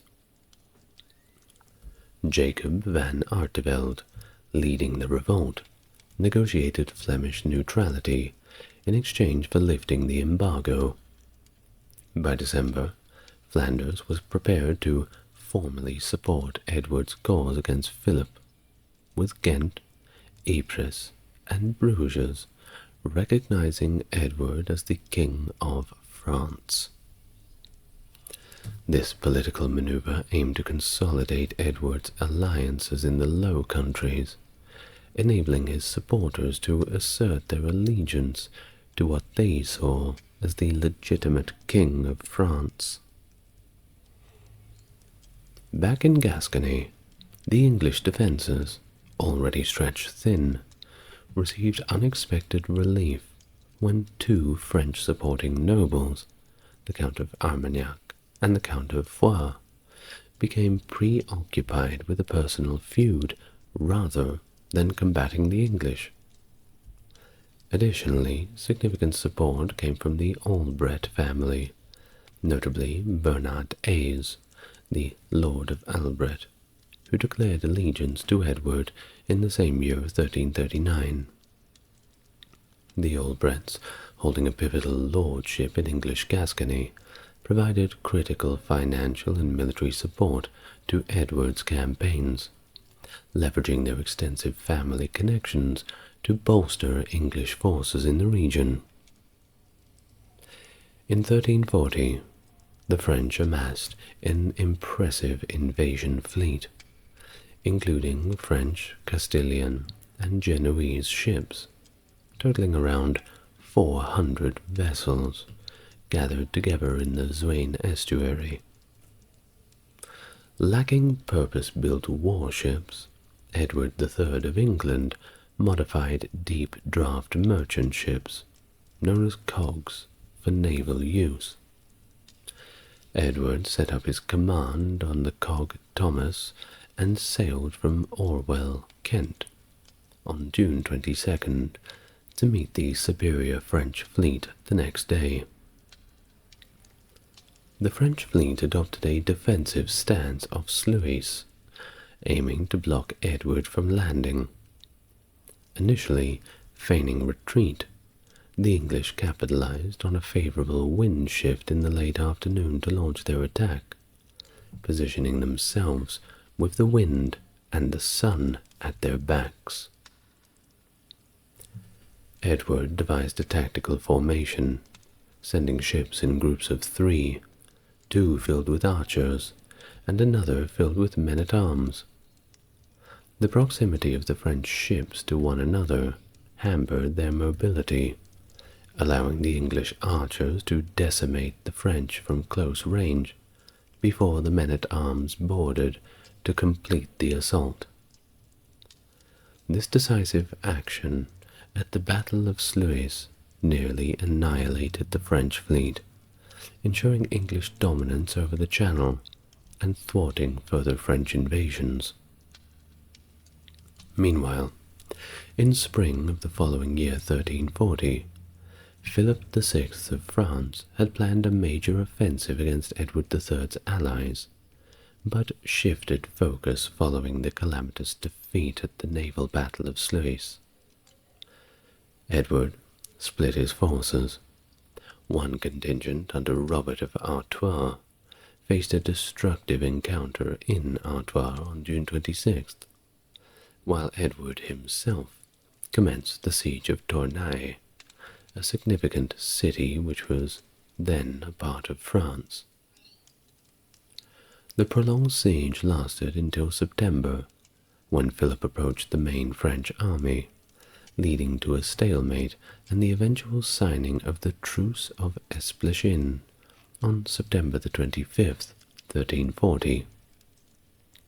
This truce paused hostilities for 9 months, marking the end of the conflict's initial phase, but certainly not the end of the conflict.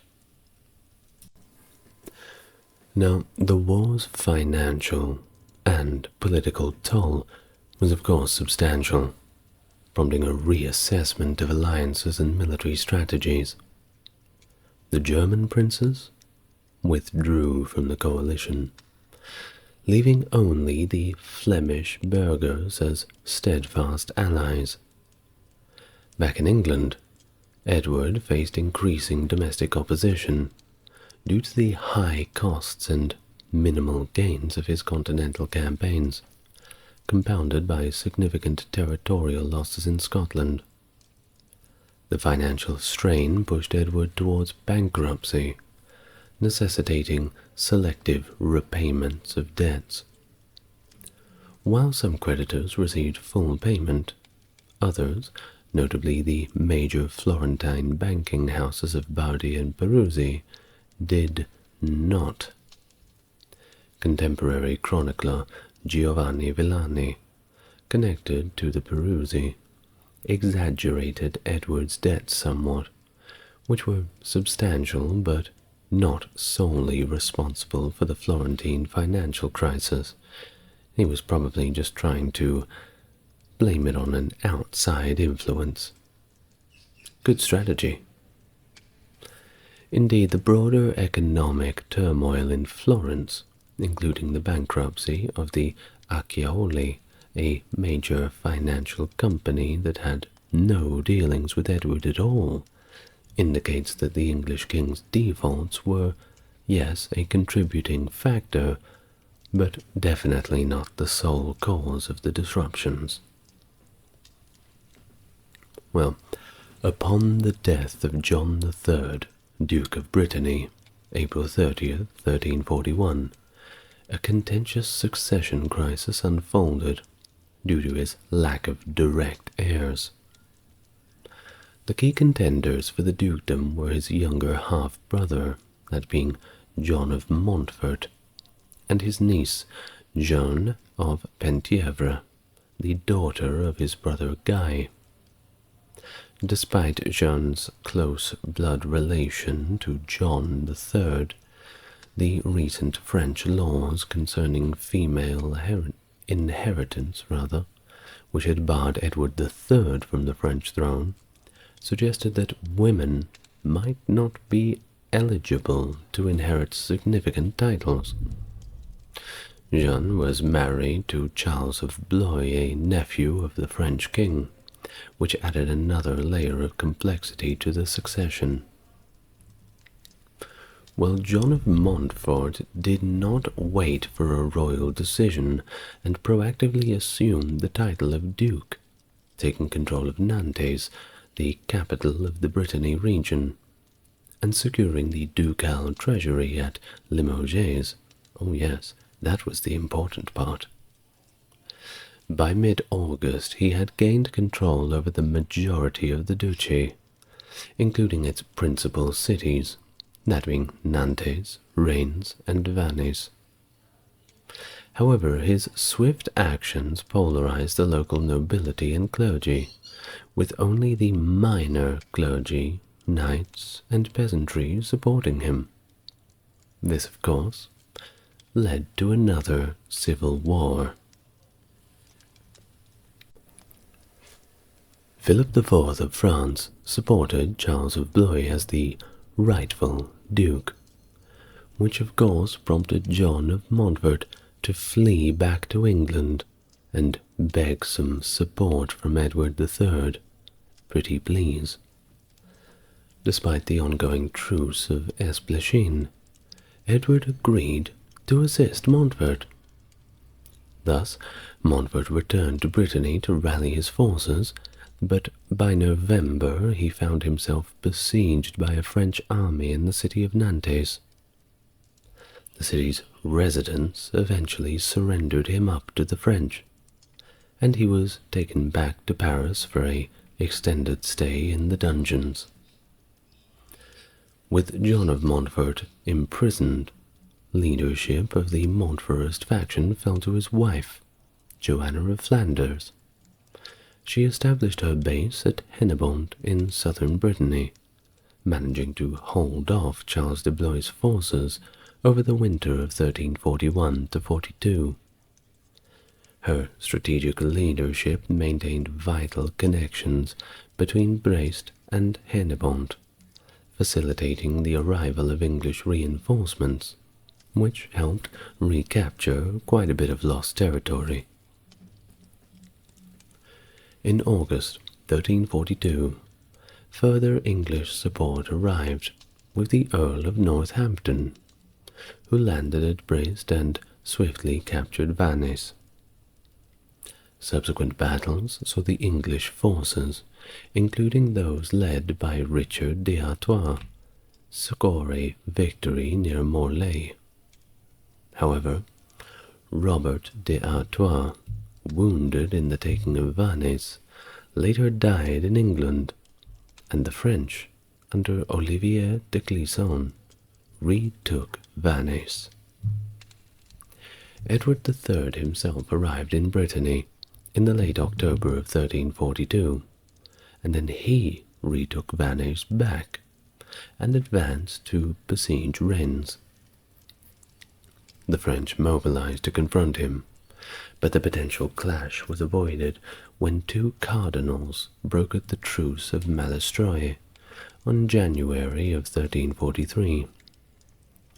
Despite the official truce, hostilities persisted in Brittany, with Edward III finally consolidating control in the May of 1345. The prolonged truce between England and France, officially established to facilitate peace talks and address mutual war exhaustion, significantly impacted both nations. In England, the heavy tax burden, coupled with the manipulation of the wool trade, left Edward III grappling with substantial debts, which he spent the subsequent years trying to clear. The economic strain was evident as the king struggled to balance the fiscal demands of warfare with domestic economic stability. Back to France, under King Philip VI, they faced their own set of financial challenges. The absence of a centralized authority capable of imposing taxes across the kingdom forced the crown to negotiate directly with various provincial assemblies. During the truce, many of these assemblies resisted tax levies, adhering to traditional feudal customs that exempted them from taxation, during peacetime at least. To generate revenue, Philip VI resorted to debasing the coinage and implementing two highly unpopular taxes, as opposed to the popular ones, I suppose. These taxes being the voyage, or the hearth tax, and the gabelle, a tax on salt. Now, of course, a tax on salt is serious business, because everybody uses salt. You have to preserve your food somehow, don't you? So a tax on salt was basically like putting a tax on grain or any sort of other common food stuff, going up to the northern Europe and putting a tax on potatoes. It's basically the same. So this was not good for the lower classes, but certainly gets you quite a lot of money, if you can keep the people paying it. These measures only added to the already discontent public's woes, and it only really made things more unstable in France. In 1343, significant administrative changes occurred in Gascony, a key region for the English side. Oliver Ingham, the then Seneschal of Gascony, was recalled back to England, and Nicholas de la Beche replaced him.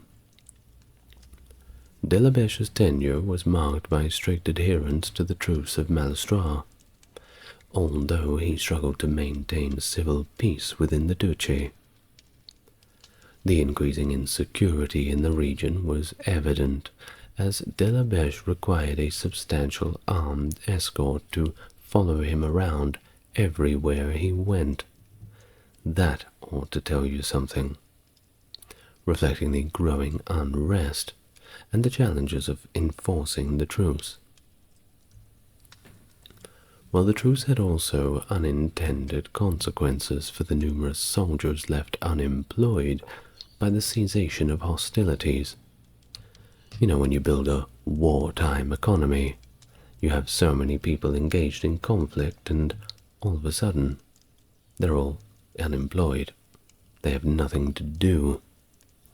They either get very drunk and cause trouble, or go and start fulfilling careers in other areas. Most of the time it's the former. Many of these soldiers, rather than returning to a life of poverty, going back to being peasants in the fields, formed or joined what were called routier companies. That was bands of mercenaries that roamed around the countryside looking for work. Now, as these groups, comprising veterans from various regions including Gascony, Brittany, other parts of France, Spain, Germany, and England, exploited their military skills to rob and loot local communities. Indeed, they were more just bandits than mercenaries. When a job came up, sure, They would take it on, make a bit of money. Some local lord or noble wanted some people shaken down for some tax money or whatever else it was. But most of the time the more direct approach seemed to be a little bit more time efficient. They were basically turning into the few hundred years earlier Vikings that had invaded. They were effectively the same sort of thing. Well, of course, these sorts of rotier companies were quite a few, and they were notorious for their ruthlessness, often resorting to methods as far as torture and murder to sustain themselves. Your money or your life. The rotier companies frequently sieged strategic towns or castles, using them as bases to plunder the surrounding areas. Their presence became a significant problem during the truce, as they would demand ransom from towns to avoid complete devastation. The issue of rotiers persisted as a major security concern until the 15th century, when reforms in taxation allowed for the establishment of a regular army, incorporating many of the more disciplined rotiers and restoring a measure of order to the regions afflicted by their depredations. Well, on July the 5th, 1346, Edward III embarked on a significant campaign, departing Portsmouth with a fleet of approximately 750 ships, carrying between 7,000 to 10,000 men. Accompanying him was his son, Edward the Black Prince, who had recently turned 16 years old and been titled the Prince of Wales. I have a full video on him, by the way, if you want to go watch that. Well, the expedition marked the start of a major invasion across the English Channel, and on July the 12th, Edward's forces made landfall at Saint-Vaast-la-Hauge on the Cotentin Peninsula. Now, we're very lucky to have a chronicle from Jean Froissart, which describes the events here. So we'll read from a contemporary source now. When the King of England arrived in the Hauge Saint-Vaast, the king issued out of his ship, and the first foot that he set on the ground, he fell so rudely that the blood burst out of his nose. The kings that were about him took him up and said, "Sir, for God's sake, enter again into your ship, and come not aland this day, for this is but an evil sign for us." Then the king answered quickly and said, "Why, this is a good token for me, for the land hath desire to have me." Of which the answer all his men were right joyful. So that day and night the king lodged on the sands, and in the meantime discharged the ships of their horses and other baggages. There the king made 2 marshals of his host, the one the Lord Geoffrey de Harcourt, and the other the Earl of Warwick, and the Earl of Arundel. And he ordained that the Earl of Huntingdon should keep the fleet of ships with 100 men of arms and 400 archers. And he also ordained 3 battalions, one to go on his right hand, closing to the seaside, and the other on his left hand, and the king himself in the midst, and every night to lodge all in one field. End of the passage from the Chronicle of Jean Froissart. Edward III's army progressed through Normandy, committing to a scorched earth policy rather than holding on to territory. Thus, Philip VI of France mobilized a large army to counter this invasion. Edward's forces engaged in 2 significant battles during this march. the storming of Caen, and the Battle of Blanchetaque, both of which ended in English victories. Unable to outmaneuver Philip's forces definitively, Edward positioned his army at Crécy, where the ensuing Battle of Crécy took place. Despite the French numerical superiority, their attacks were systematically thwarted by the skilled English and Welsh archers. The French forces suffered heavy casualties and were ultimately forced into retreat, marking a decisive and, frankly, humiliating defeat for Philip. Well, following the victory at Crécy, Edward continued north and laid siege to Calais, successfully capturing the strategic port city in 1347. This victory was complemented by another English success at the Battle of Neville's Cross, where the Scots under David II were defeated, significantly diminishing the Scottish threat. While the onset of the Black Plague in 1348 stalled further military campaigns as it ravaged populations across Europe, including England and France, straining military and financial resources. By 1350, Philip IV, the sixth rather, had passed away, and his son, John II, ascended to the French throne, continuing the conflict. During this period, tensions escalated between England and Spain due to repeated Spanish acts of aggression against English maritime interests. Well, they weren't going to have that, weren't they? In response to the reports of the Spanish arming themselves in Flanders, Edward III remarked on their continuous provocations and prepared for a confrontation. In August of 1350, the Spanish fleet, laden with armaments and mercenaries armed to the teeth, attempted to pass along England's south coast, targeting potentially vulnerable English towns. Edward's fleet intercepted them at the Battle of Winchelsea on the 29th of August 1350. The battle, which lasted until dusk, saw English archers inflict severe losses on the Spanish before boarding their ships. The engagement ended with significant Spanish losses, capturing nearly half of the fleet, while the remnants fled under the cover of night, mirroring the earlier naval triumph at Sluis. Well, despite the presence of a truce, the spirit of chivalry and rivalry persisted in Brittany, culminating in the Battle of the 30 in 1351.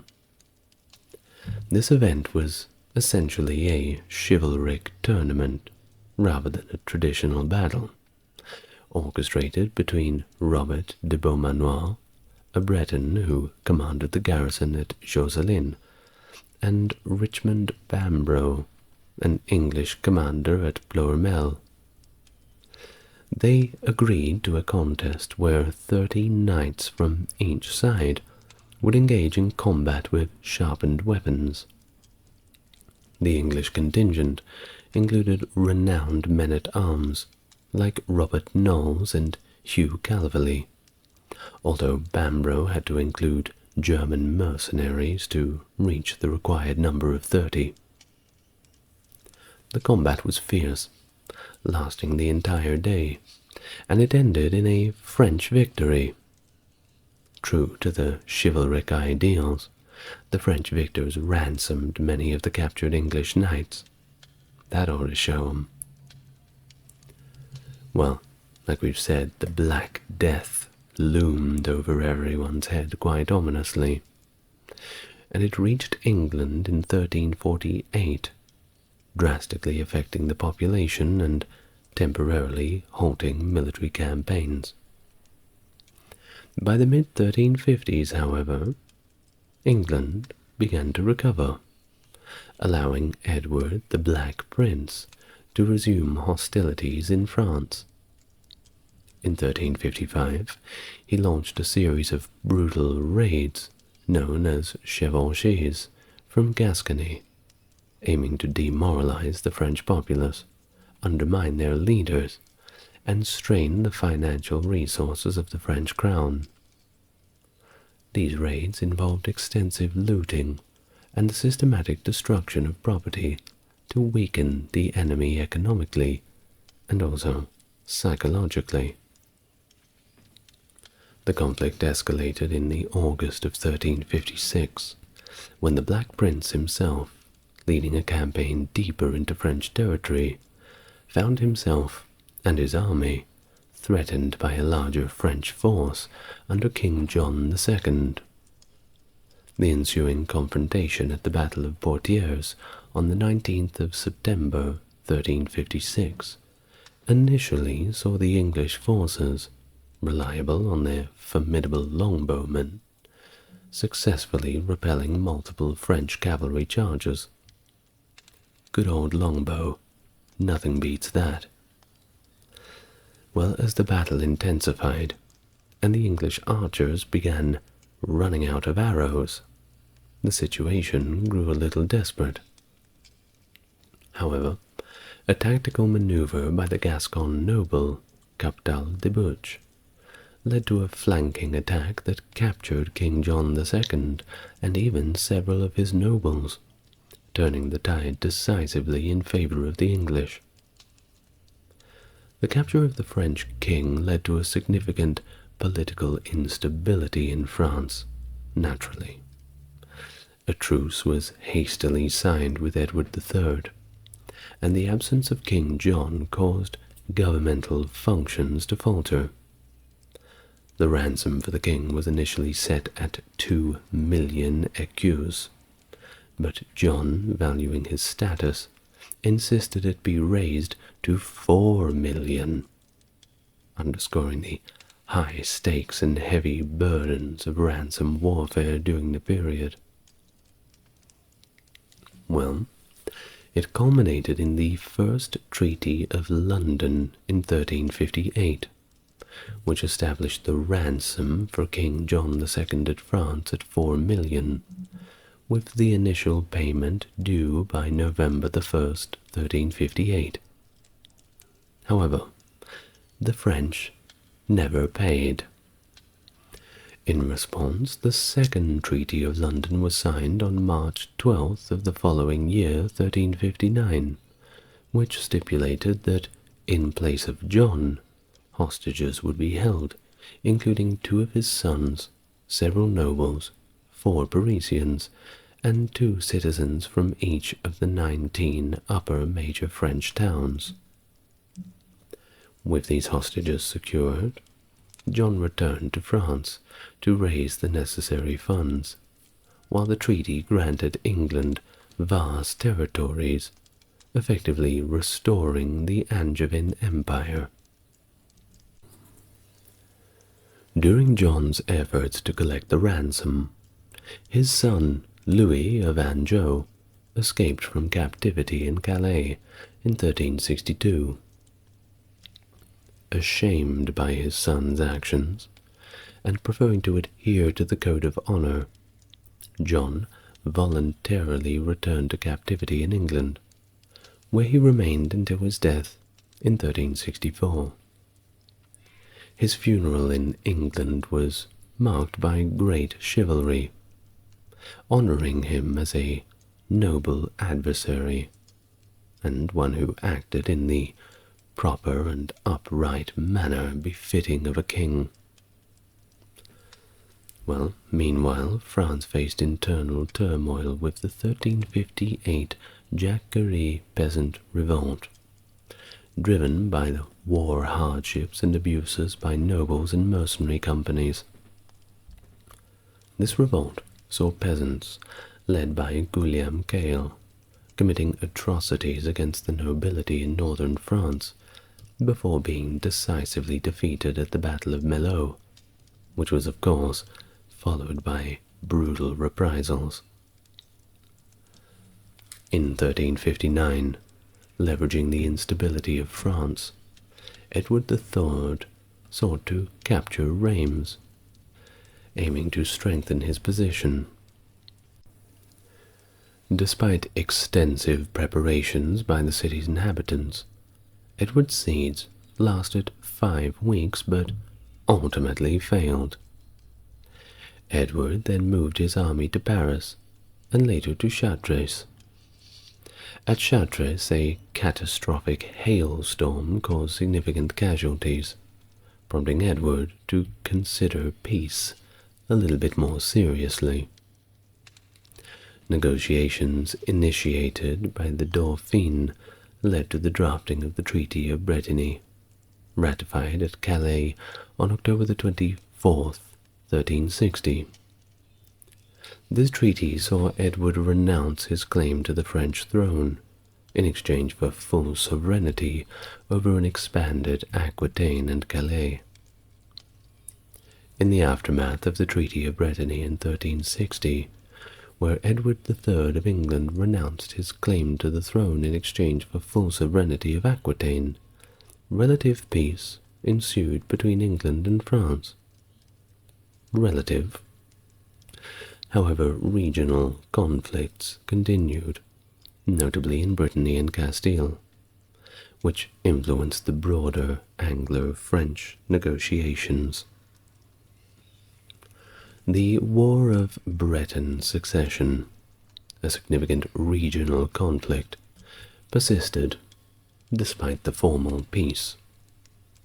The English supported the Montfort family, representing the male line of succession in Brittany, while the French, they backed the House of Blois, advocating for the heir general based on Brittany's acceptance of female succession.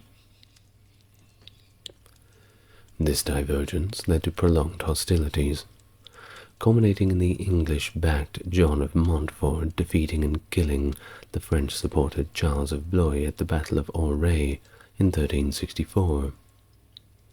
Although John of Montfort secured his position, he had to acknowledge the suzerainty of the French king to maintain his title peacefully, diminishing many of the strategic benefits for England.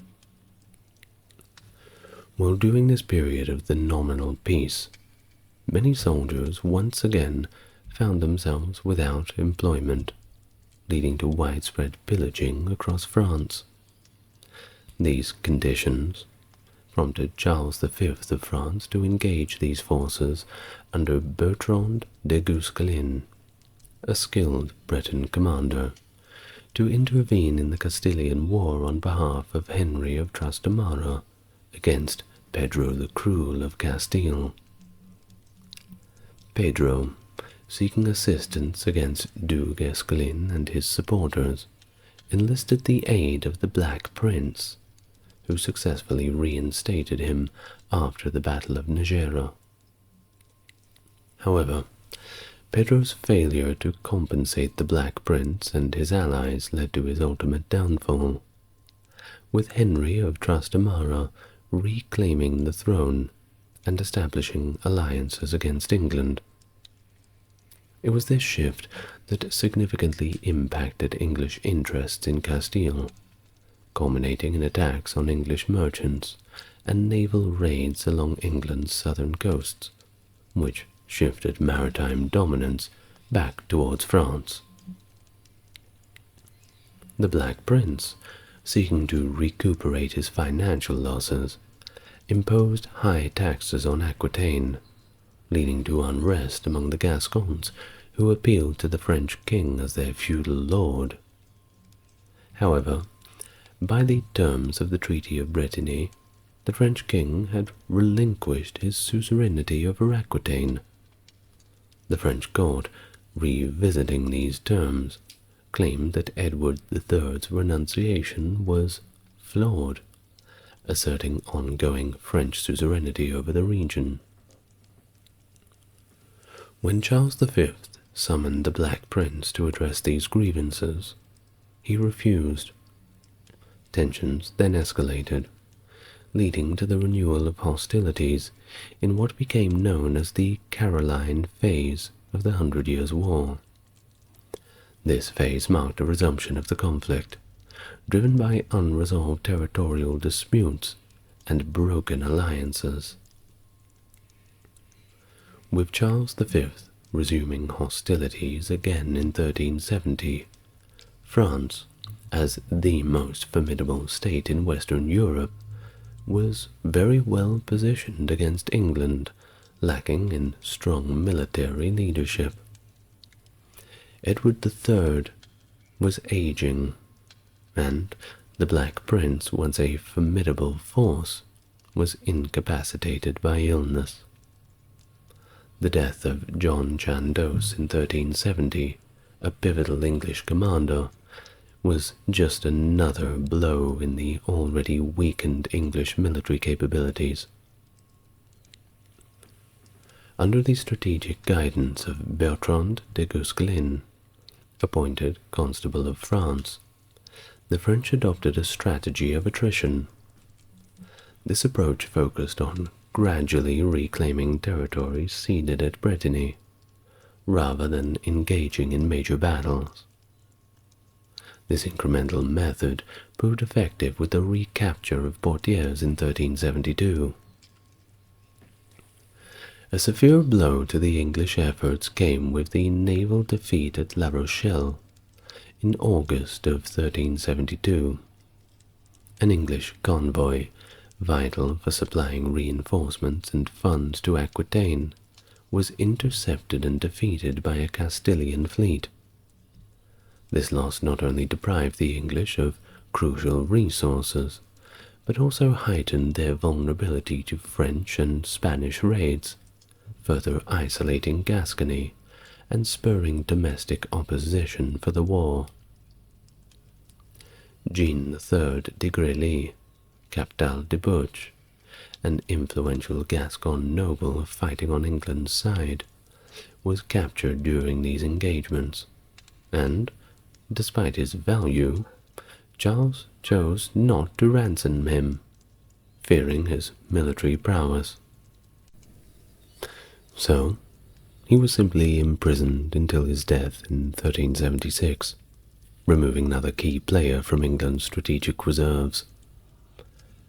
In response to these setbacks, the English conducted several chevauchés into French territory.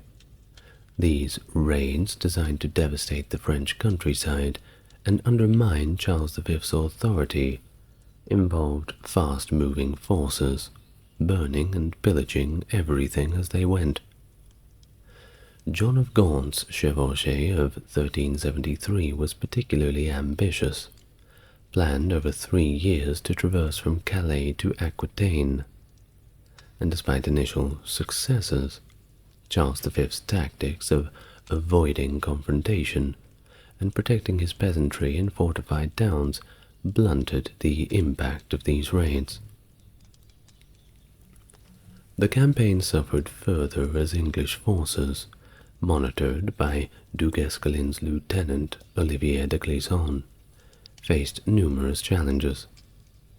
They lost significant numbers of men and materiel while crossing the rivers Loire and Allier. By the time the remnants of Gaunt's army reached Bordeaux on Christmas Eve, 1373, they were ravaged by disease and starvation, significantly weakened, and unable to maintain their campaign. The failures of these campaigns sparked widespread discontent in England, particularly towards John of Gaunt himself, whose political influence was marred by his unpopularity and inability to secure a favorable peace with France. By 1373, the territorial gains England had secured at Crecy through the Treaty of Brittany were effectively all gone, leaving England with little more than it held prior to these victories. In an attempt to broker peace, Pope Gregory XI orchestrated the Treaty of Bruges in 1375, initiating a 12-month truce between France and England as a sort of permanent cessation of hostilities. The negotiations, led by Philip II, Duke of Burgundy for France, and John of Gaunt for England, ultimately faltered, mainly over the status of Aquitaine. England demanded full sovereignty over the region, while France insisted that it remain under the control of the House of Valois. Despite the Pope's efforts to mediate a resolution, the talks collapsed, and by 1377, hostilities resumed. This period saw personal changes in the English monarchy. The Black Prince had passed away the year before in 1376, and in the following year, Edward III had died, leaving the throne to his 10-year-old grandson Richard II. It was under Richard II's rule, and later his disposition by Henry Bolingbroke, being Henry IV, that the English under the House of Lancaster revitalized their claims to the French throne, although substantial military action would not resume until later. Charles V of France died in September of 1380, and his young son, Charles VI, succeeded him, with the county governed by a regency led by his three uncles. Despite the military successes during his reign, Charles V's policies unraveled posthumously. He had ended the war taxes, which were critical for funding the French military efforts. When the Regency attempted to reintroduce these taxes, widespread popular revolts, known as the Harel, erupted, starting in Rouen and spreading to Paris and other northern cities. The regents were compelled to repeal the taxes to quell the unrest. Power to the people. Further complicating the politics was the onset of the Great Schism in 1378, instigated by Charles V's support for the Avignon Pope Clement VII. This schism split the Church and diminished the papal authority significantly, undermining efforts to mediate peace in the 100 Years' War. The fractured papacy, struggling with its internal legitimacy, was unable to exert meaningful influence over the warring factions. Thus, despite numerous peace conferences through the late 14th century, no lasting resolution was achieved, and the war dragged on, fueled by deep-seated national rivalries and intermittent hostilities. And that is the end of part 1 of my history of the 100 Years' War. I hope you liked it, and I hope you can't hear those pesky birds who are outside my window. Perhaps you're more tolerant than I am. I would like to thank my top-tier Patreon subscribers, Stark Factory, Jeffrey, JC, and Susan. Thank you kindly for your support. If you would like to support the channel, you know what to do. You'll find it in the description. Otherwise, you will just have to wait for part 2 of this history of the 100 Years' War. Hello and welcome back to part 2 of the 100 Years' War history. If you are yet to watch part 1, then I do suggest you follow the link in the description and do so. If you have watched part 1 and you're here for part 2, well, thank you for coming back. Today we are going to continue from where we left off last time. And while we have already briefly covered the Caroline phase of the war, I'd like to briefly refresh us before we go any further. 1, for our memory, and 2, to set the general tone for the rest of the video. So, if you would like to take a deep breath and relax, and we can begin. The Civil War of Succession in Castile in 1366 pitted the forces of the incumbent ruler, Peter of Castile, against those of his half-brother, Henry of Trastamara. During this conflict, the English crown had supported Peter, while the French backed Henry. The French, under the leadership of Charles V, dispatched a substantial force of 12,000 men led by Bertrand de Guesclin, a notable Breton who had risen to prominence as one of France's leading military commanders, to aid Trastamara's bid for the throne. Peter sought assistance from the Black Prince, ruler of Aquitaine, and a key English figure, who initially hesitated due to concerns over the implications of the Treaty of Bretigny. Eventually, acting more so in his capacity as the ruler of Aquitaine rather than a representative of England, the Black Prince intervened.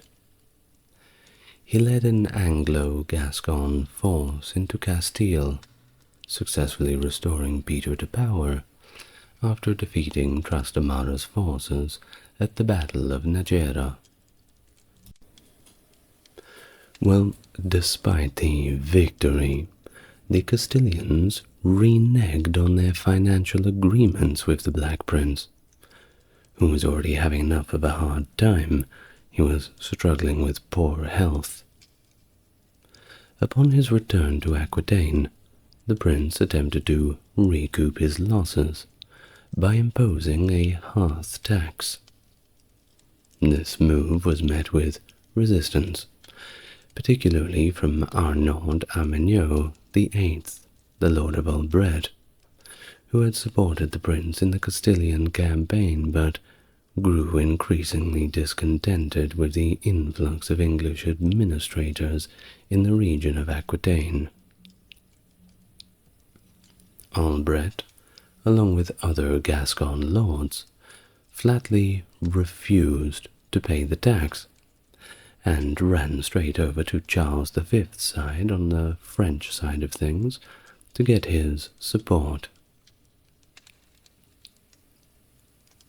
In response, Charles V summoned the Gascon lords and the Black Prince to his high court in Paris to try to mediate and resolve this dispute.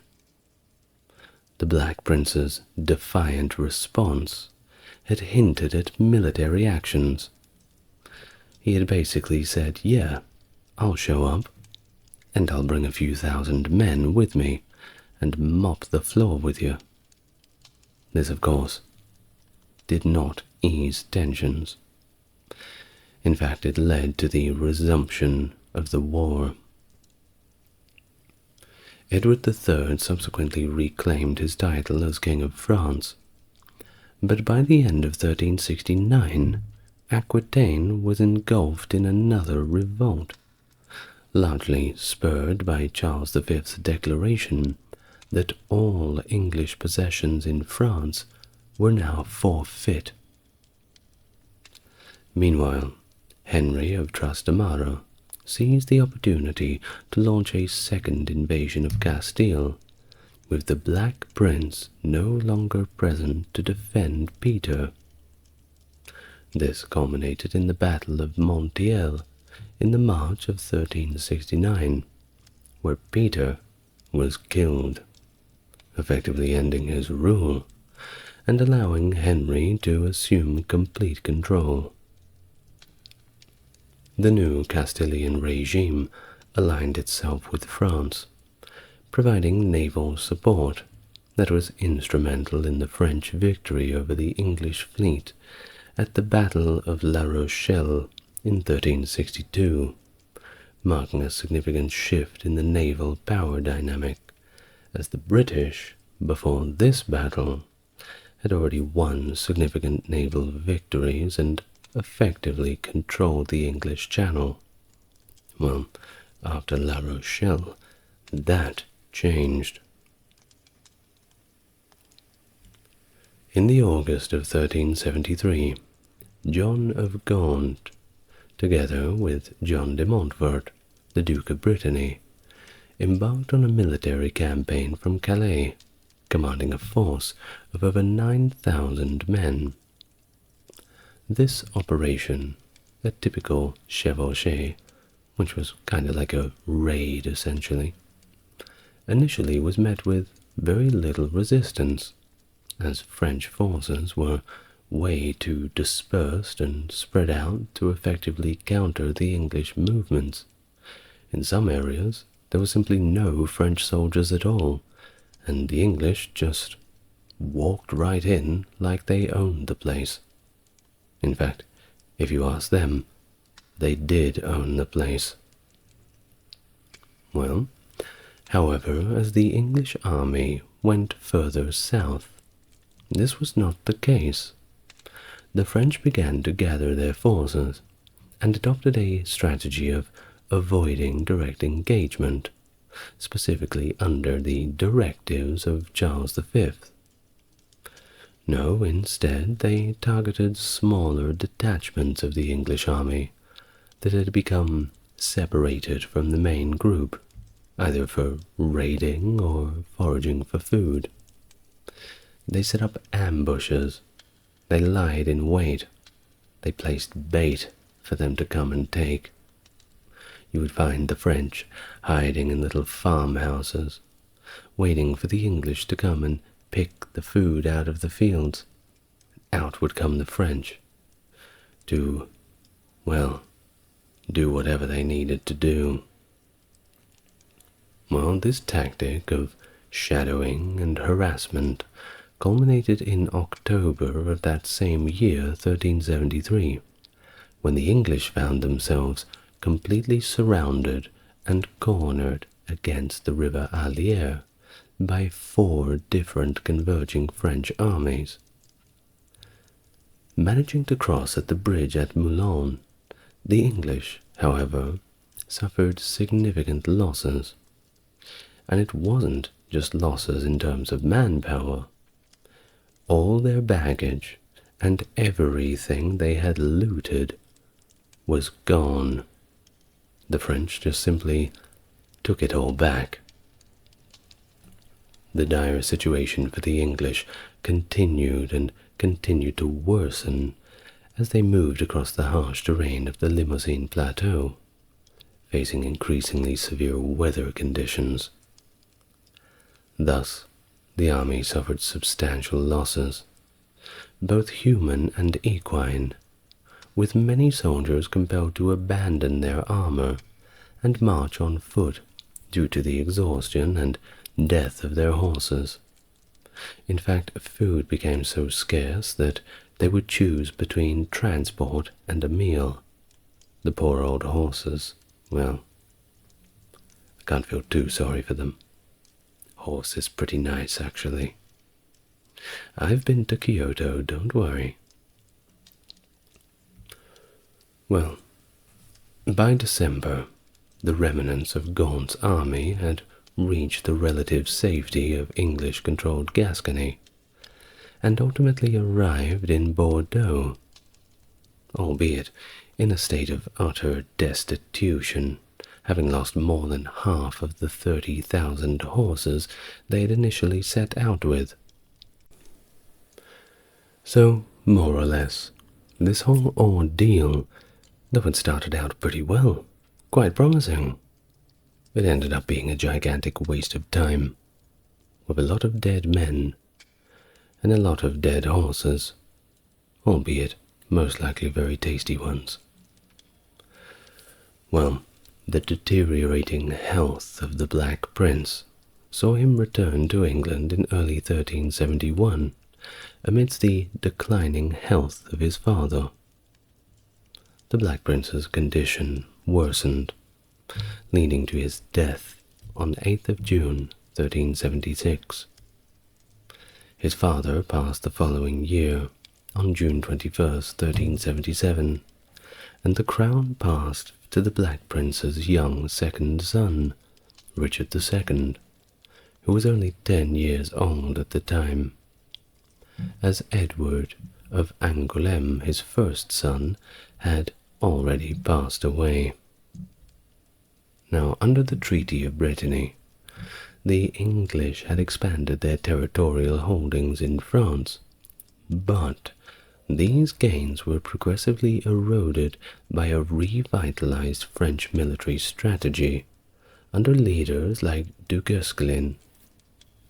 By 1380, England's possession in France had been reduced to Calais and a few other minor ports.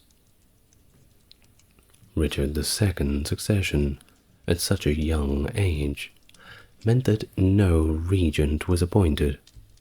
Instead, governance was managed by successive councils, a structure preferred to a potential regency under John of Gaunt, who it was pretty obvious to anybody who had been in a 5-foot radius of him, he was very much eyeing off the throne for himself.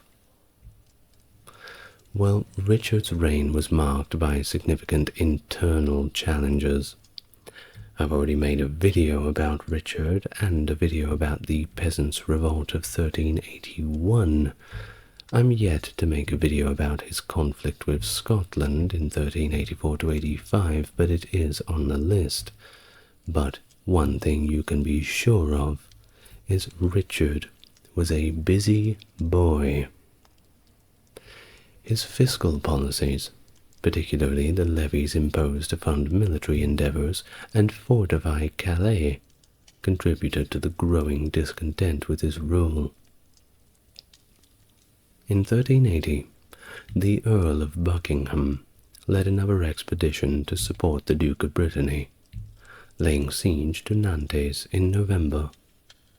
However, the lack of expected support from the Duke of Brittany and severe attrition forced Buckingham to lift the siege by January 1381, with Brittany compensating him quite nicely to withdraw. Well, it was around this time, 1380, the death of Charles and Du Guesclin left France without its strategic leadership, and of course the young Charles VI ascended to the French throne. The governance of France was managed by his uncles during a regency, continuing the war effort against England, but hampered by quite a bit of internal strife and financial constraints. In 1386, Philip II of Burgundy failed attempt to invade England, highlighted the ongoing financial and logistical challenge that France was facing, exacerbated by failed tax levies and widespread resistance from the populace. Indeed, to fund the wars of aggression, they decided to tell the people, "We're going to tax you and take more of your money." The people did not like this, and they got very angry. Seeing how angry the people were, the government changed their mind. Crazy how that works, isn't it? Well, this period saw both nations engaging in more proxy wars, such as the conflict in Portugal from 1383 to 1385. And while the wars were still going on, this reflected a broader slowdown in the pace of the 100 Years' War, at least between France and Britain, and it led to the period between 1389 and 1415, which is referred to as the Second Peace. Now, the 100 Years' War, already deeply unpopular due to the heavy taxes levied for its funding, further fueled discontent among the English populace, culminating in the Peasants' Revolt of 1381. The revolt was partly motivated by the financial strain by the ongoing war efforts. Richard II, who ascended the throne as a child, displayed very little interest in war. Really, he preferred instead to focus on the consolidation of power around his own court and favoring his close friends and advisors. This approach, of course, alienated many, including powerful lords within his realm, who thought that having a ruler who didn't want to fight everyone next to him was a little bit of a strange idea. Well, by 1388, an influential group of nobles, known as the Lords Appellant, frustrated with Richard's governance and his circle, seized control of the government for themselves. They managed to charge 5 of Richard's closest associates with treason during the so-called merciless Parliament. Although they took control of the council, the Lords Appellant struggled to muster the necessary financial support to rekindle the war efforts in France.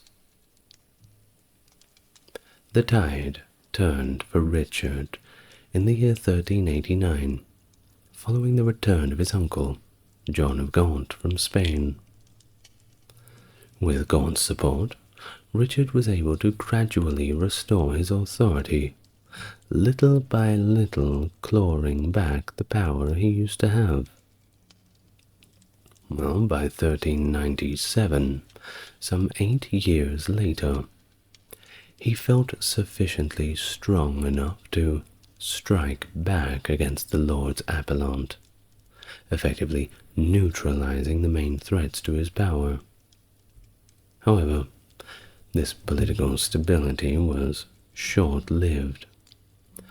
Following John of Gaunt's death in 1399, Richard disinherited Gaunt's son, Henry of Bolingbroke, who then returned from exile, quickly gathered support, and ultimately deposed Richard, declaring himself Henry IV.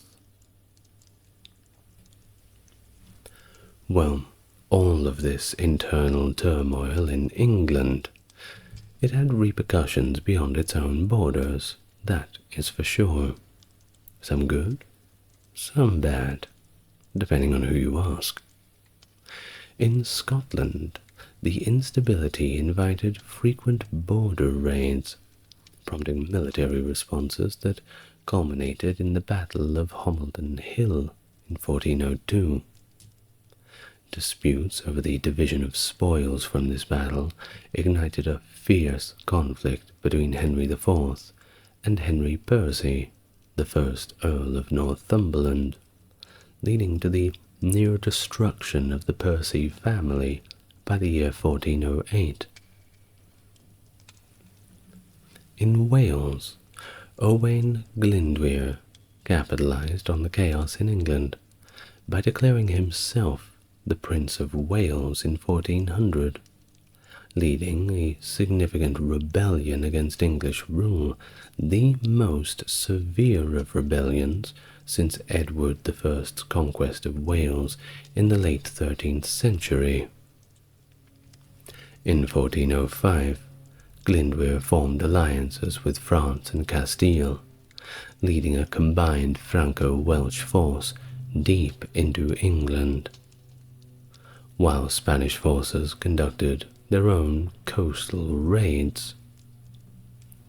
Despite the initial successes, the Glyndwr Rising was eventually quelled by 1415, though it did temporarily restore a degree of Welsh independence. And to this day, if you ask any Welshman about it, they'll tell you, at least any Welshman who's ever opened a book and is literate. It certainly left a lasting legacy on Welsh nationalism. Now, the mental breakdown of Charles VI in 1392 plunged France into a period of regency, dominated initially by his uncles and later by his brother, Louis of Valois, the Duke of Orleans. The politics in France had become increasingly chaotic, as a power struggle ensued between the Duke of Orleans and Philip the Bold. That's B-O-L-D, not B-A-L-D, by the way. He was the Duke of Burgundy. Upon Philip's death, his son, John the Fearless, inherited the conflict, but found himself at a bit of a political disadvantage due to his more distant relation to the king. In a drastic move, John orchestrated the assassination of Louis of Orleans, an act that quickly exposed his involvement and shifted political power to the Armagnac family, who were adversaries of the Burgundians. By 1410, the internal conflicts in France had escalated into a full-scale civil war, with both Burgundian and Armagnac factions seeking English support to gain an advantage. This ongoing strife culminated in the capture of Paris by the Burgundians in 1418, an event marked by the brutal massacre of the Count of Armagnac and thousands of his followers by a crazed mob within the city. During this period, England was not free from conflict either, as it faced significant destruction from pirate raids that impacted both trade and naval operations. Under Henry IV, England resorted to state-sanctioned privateering as a means of conducting warfare on the seas, indirectly applying pressure on its adversaries. This strategy was reciprocated by the French, who, under Scottish protection, launched similar raids against English coastal towns. These raids, combined with domestic and dynastic issues confronting both England and France, led to a lull in direct military conflict between the two nations for about a decade. Upon the death of Henry IV in 1413, his son, Henry V, ascended to the English throne.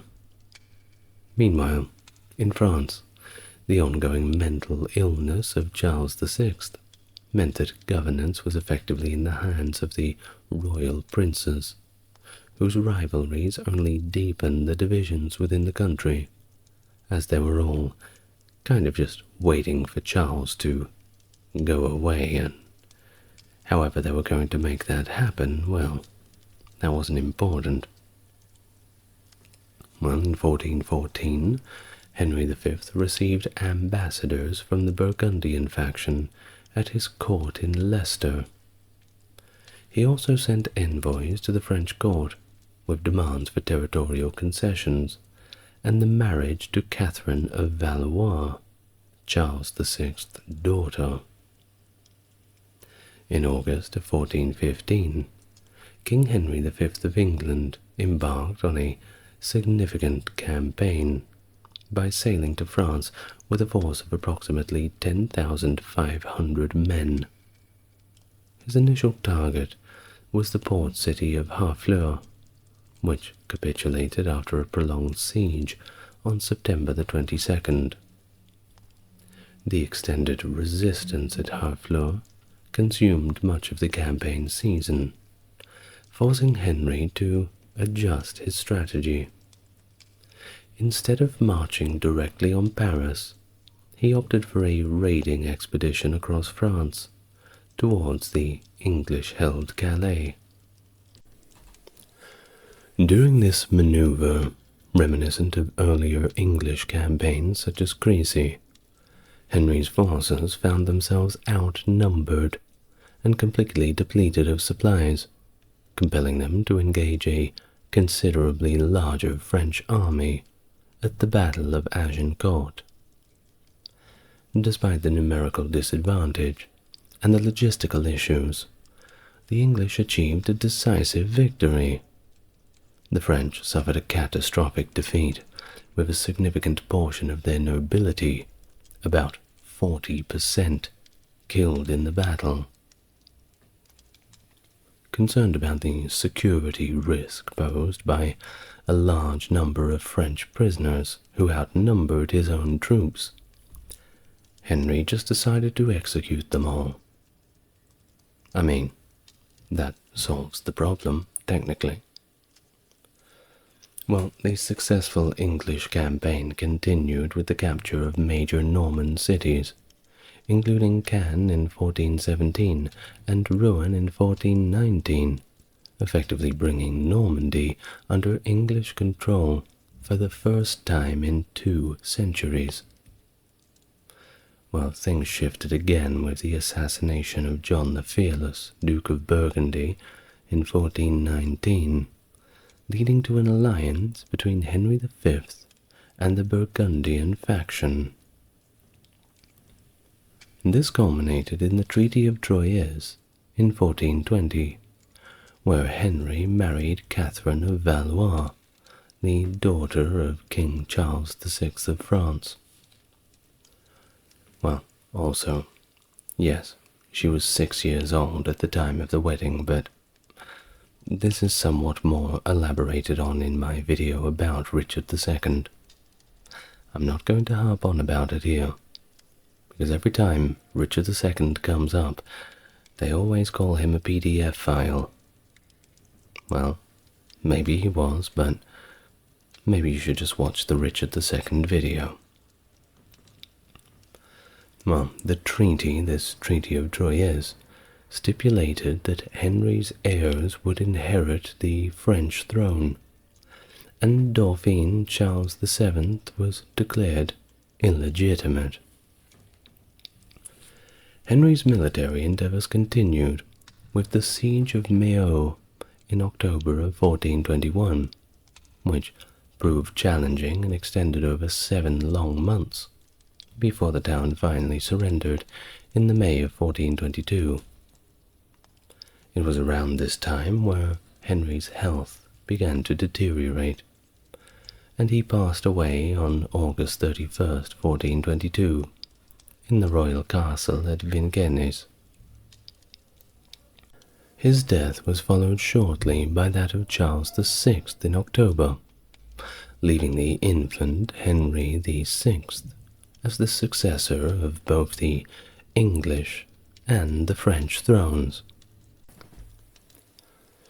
Well, Henry's death marked a pretty critical moment, with the Duke of Bedford appointed to oversee English territories in France.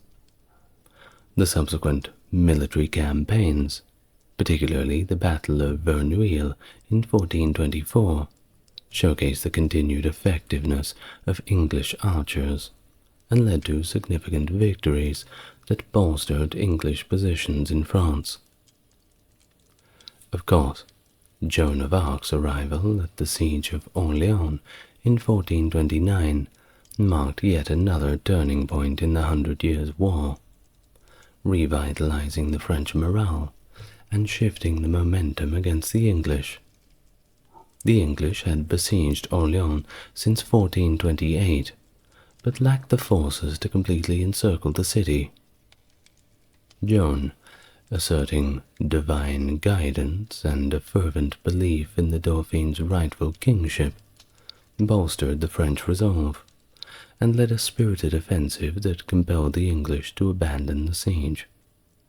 Once again, if you want a lot more detail, full video on Joan of Arc, medieval playlist. Now, following the lifting of the siege, Joan's influence spurred the French to seize several key English strongholds along the banks of the Loire River. The reinvigorated French forces then pursued the English, culminating in the Battle of Patay in 1429. It was at Patay that French cavalry decisively breached the English longbowmen's defences, leading to a catastrophic English defeat, where they lost over 2,000 men, and John Talbot, the first Earl of Shrewsbury, was captured. The victory paved the way for Dauphin's procession to Reims, where he was crowned Charles VII on July 16th, 1429. Despite this resurgence, the French still faced setbacks, such as the unsuccessful siege of Paris in September 1429, after which Charles retreated back to the Loire Valley. Amidst these events, Henry VI of England was crowned king in 1429, and also crowned King of France in 1431 in the occupied Paris. However, the English position in France weakened further when Joan of Arc was captured by Burgundian forces at Compiègne in 1430, and subsequently handed over to the English. She was tried and executed in 1431, but was posthumously pardoned in 1456. The English war effort suffered after Joan's death, particularly following the Congress of Arras in 1435. This Congress, intended to negotiate peace, faltered due to the very unrealistic English demands. Shortly after, a significant political shift occurred when Philip the Good, the Duke of Burgundy, deserted the English alliance to sign the Treaty of Arras with the newly crowned King Charles VII, effectively returning Paris to French control. Of course, this defection marked a critical loss of English influence in France. Now, the death of John, the Duke of Bedford in 1435, further destabilized English governance, and he was later replaced by Richard Plantagenet, the third Duke of York. During the intermediate periods of truce throughout the Hundred Years' War, Charles VII utilized the time effectively to centralize and strengthen the French state. This period allowed for significant reforms in military organization, shifting from traditional feudal levies to a more structured and professional army, which could leverage its numerical superiority much more effectively. Innovations in artillery during this time, catapults, trebuchets, and the like, also meant that the French could conduct sieges with greater efficiency, employing cannons as well to breach castle walls that previously would have withstood prolonged sieges. By 1449, the French had managed to retake Rouen, and momentum continued in their favor. In 1450, at the Battle of Formigny, French forces under the command of the Count of Clermont and Arthur de Richmond, Earl of Richmond, dealt a critical blow to the English. Richmond's timely flank and rear attacks were pivotal, as they came just as the English were close to defeating Clermont's forces. The following year, Charles VII focused on Gascony, the last English stronghold in France. Bordeaux then fell in June 1451, but was briefly retaken by the English under John Talbot in October of 1452. The English hold was definitively ended following their defeat at the Battle of Castillon in July of 1453. The battle, marked by the effective use of French artillery arranged by Jean Bureau, resulted in heavy English casualties, and also the death of Talbot. Although the Battle of Castillon in 1453 is traditionally and frankly widely considered the endpoint of the Hundred Years' War, the formal state of war between England and France continued until 1475, where they signed the Treaty of Picquigny. This treaty, which secured peace by offering Edward IV of England a significant cash sum and even an annual pension, effectively ended English claims to French territories. Now, despite this, the title of King of France continued to be claimed by English monarchs all the way up to the year 1803, a practice finally abandoned during the Napoleonic Wars as a gesture towards the exiled French king living in England. Now, the war's aftermath saw significant unrest back in England as landowners dealt with the financial repercussions of lost territories. This discontent is often cited as the contributing factor to the civil strife that preceded it, the War of the Roses, which erupted in 1455. The conclusion of the Hundred Years' War in 1453 marked a pivotal moment in European history, ending a chaotic and tumultuous era that had its origins all the way back in the Norman conquest of 1066, when William the Conqueror, Duke of Normandy, became the King of England. A complex feudal allegiance was established. As a vassal to the King of France through his holdings in Normandy, yet an equal as King of England, William's dual roles planted the seeds of a centuries-old Anglo-French conflict. It was this duality that created inherent tensions, as his successors on the English throne inherited not just a kingdom, but a contentious claim over a vast French territory. Well, by the war's end, England was stripped of its expansive continental dominions, retaining only the port of Calais, until it was also lost in 1558.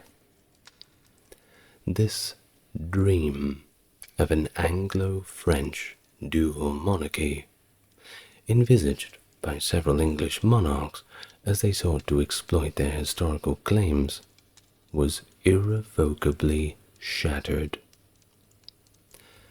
Of course, the social and cultural impacts of this profound conflict were also wide-ranging.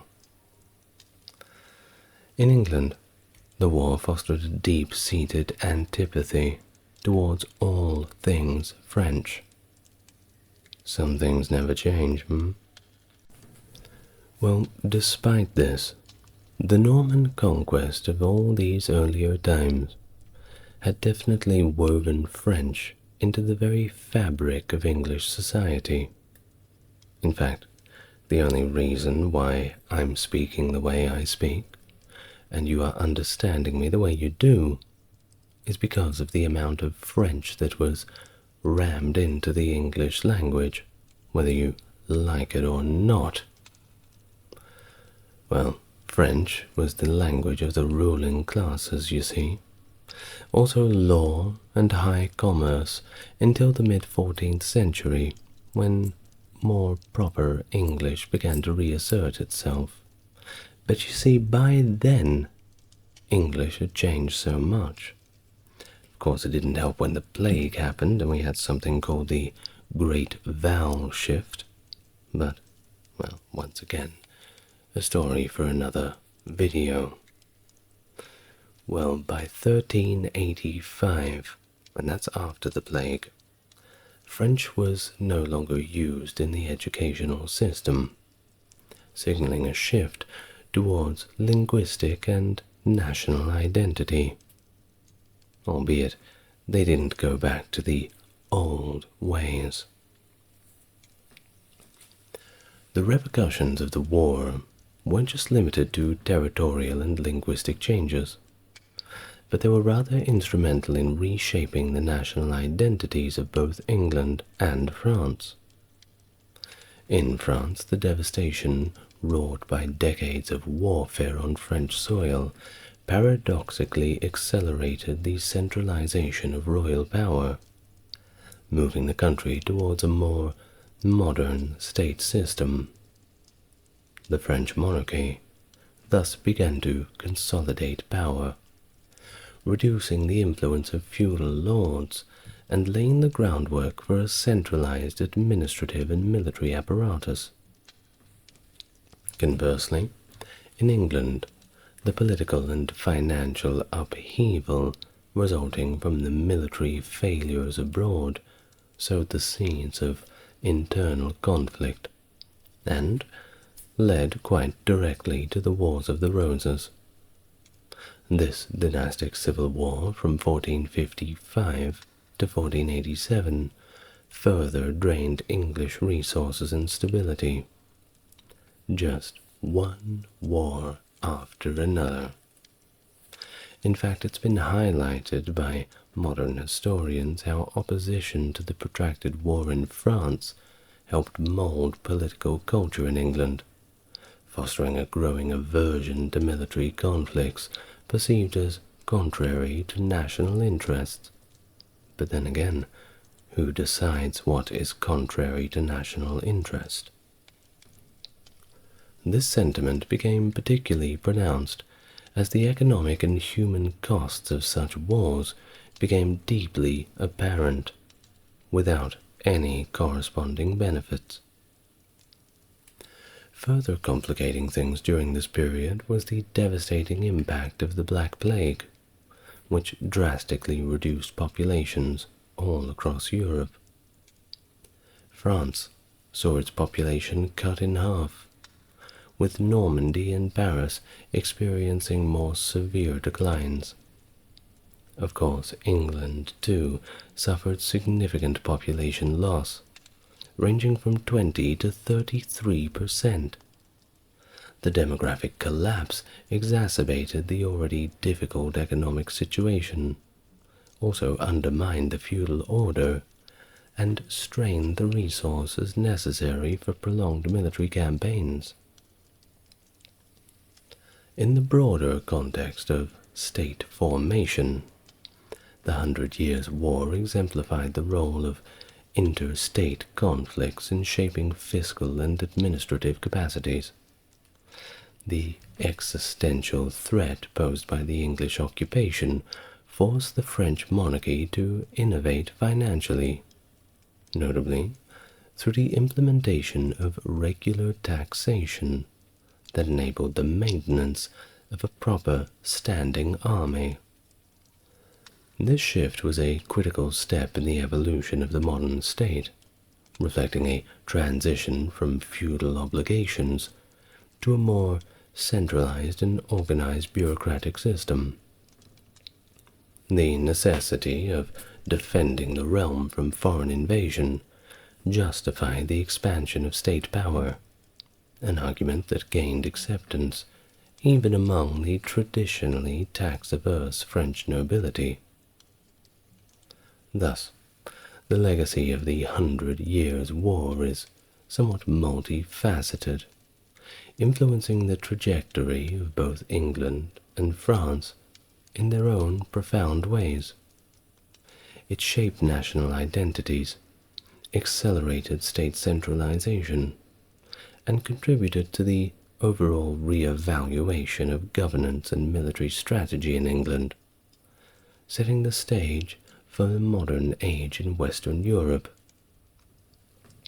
And with the end of the 100 Years' War, everybody went home, and there were no more wars ever again, and they all lived happily ever after. I suppose it's always good to end a video on a joke, don't you think? Don't worry, there'll be plenty more war and violence and bloodshed to come. Just you wait. As it's been quoted before, you will live to see man-made horrors beyond your comprehension. Sorry to give you nightmares. Now, before I go, I'd like to thank my top-tier Patreon subscribers being Stark Factory, JC, Jeffrey, and Susan. Thank you very much, and if you, listener, would like to support the channel too, you could perhaps look at the Patreon, or you just like and subscribe, and that does a lot more good than you would know. But for now, I'm tired, and I'm going to go to sleep. Thank you very much for listening once again.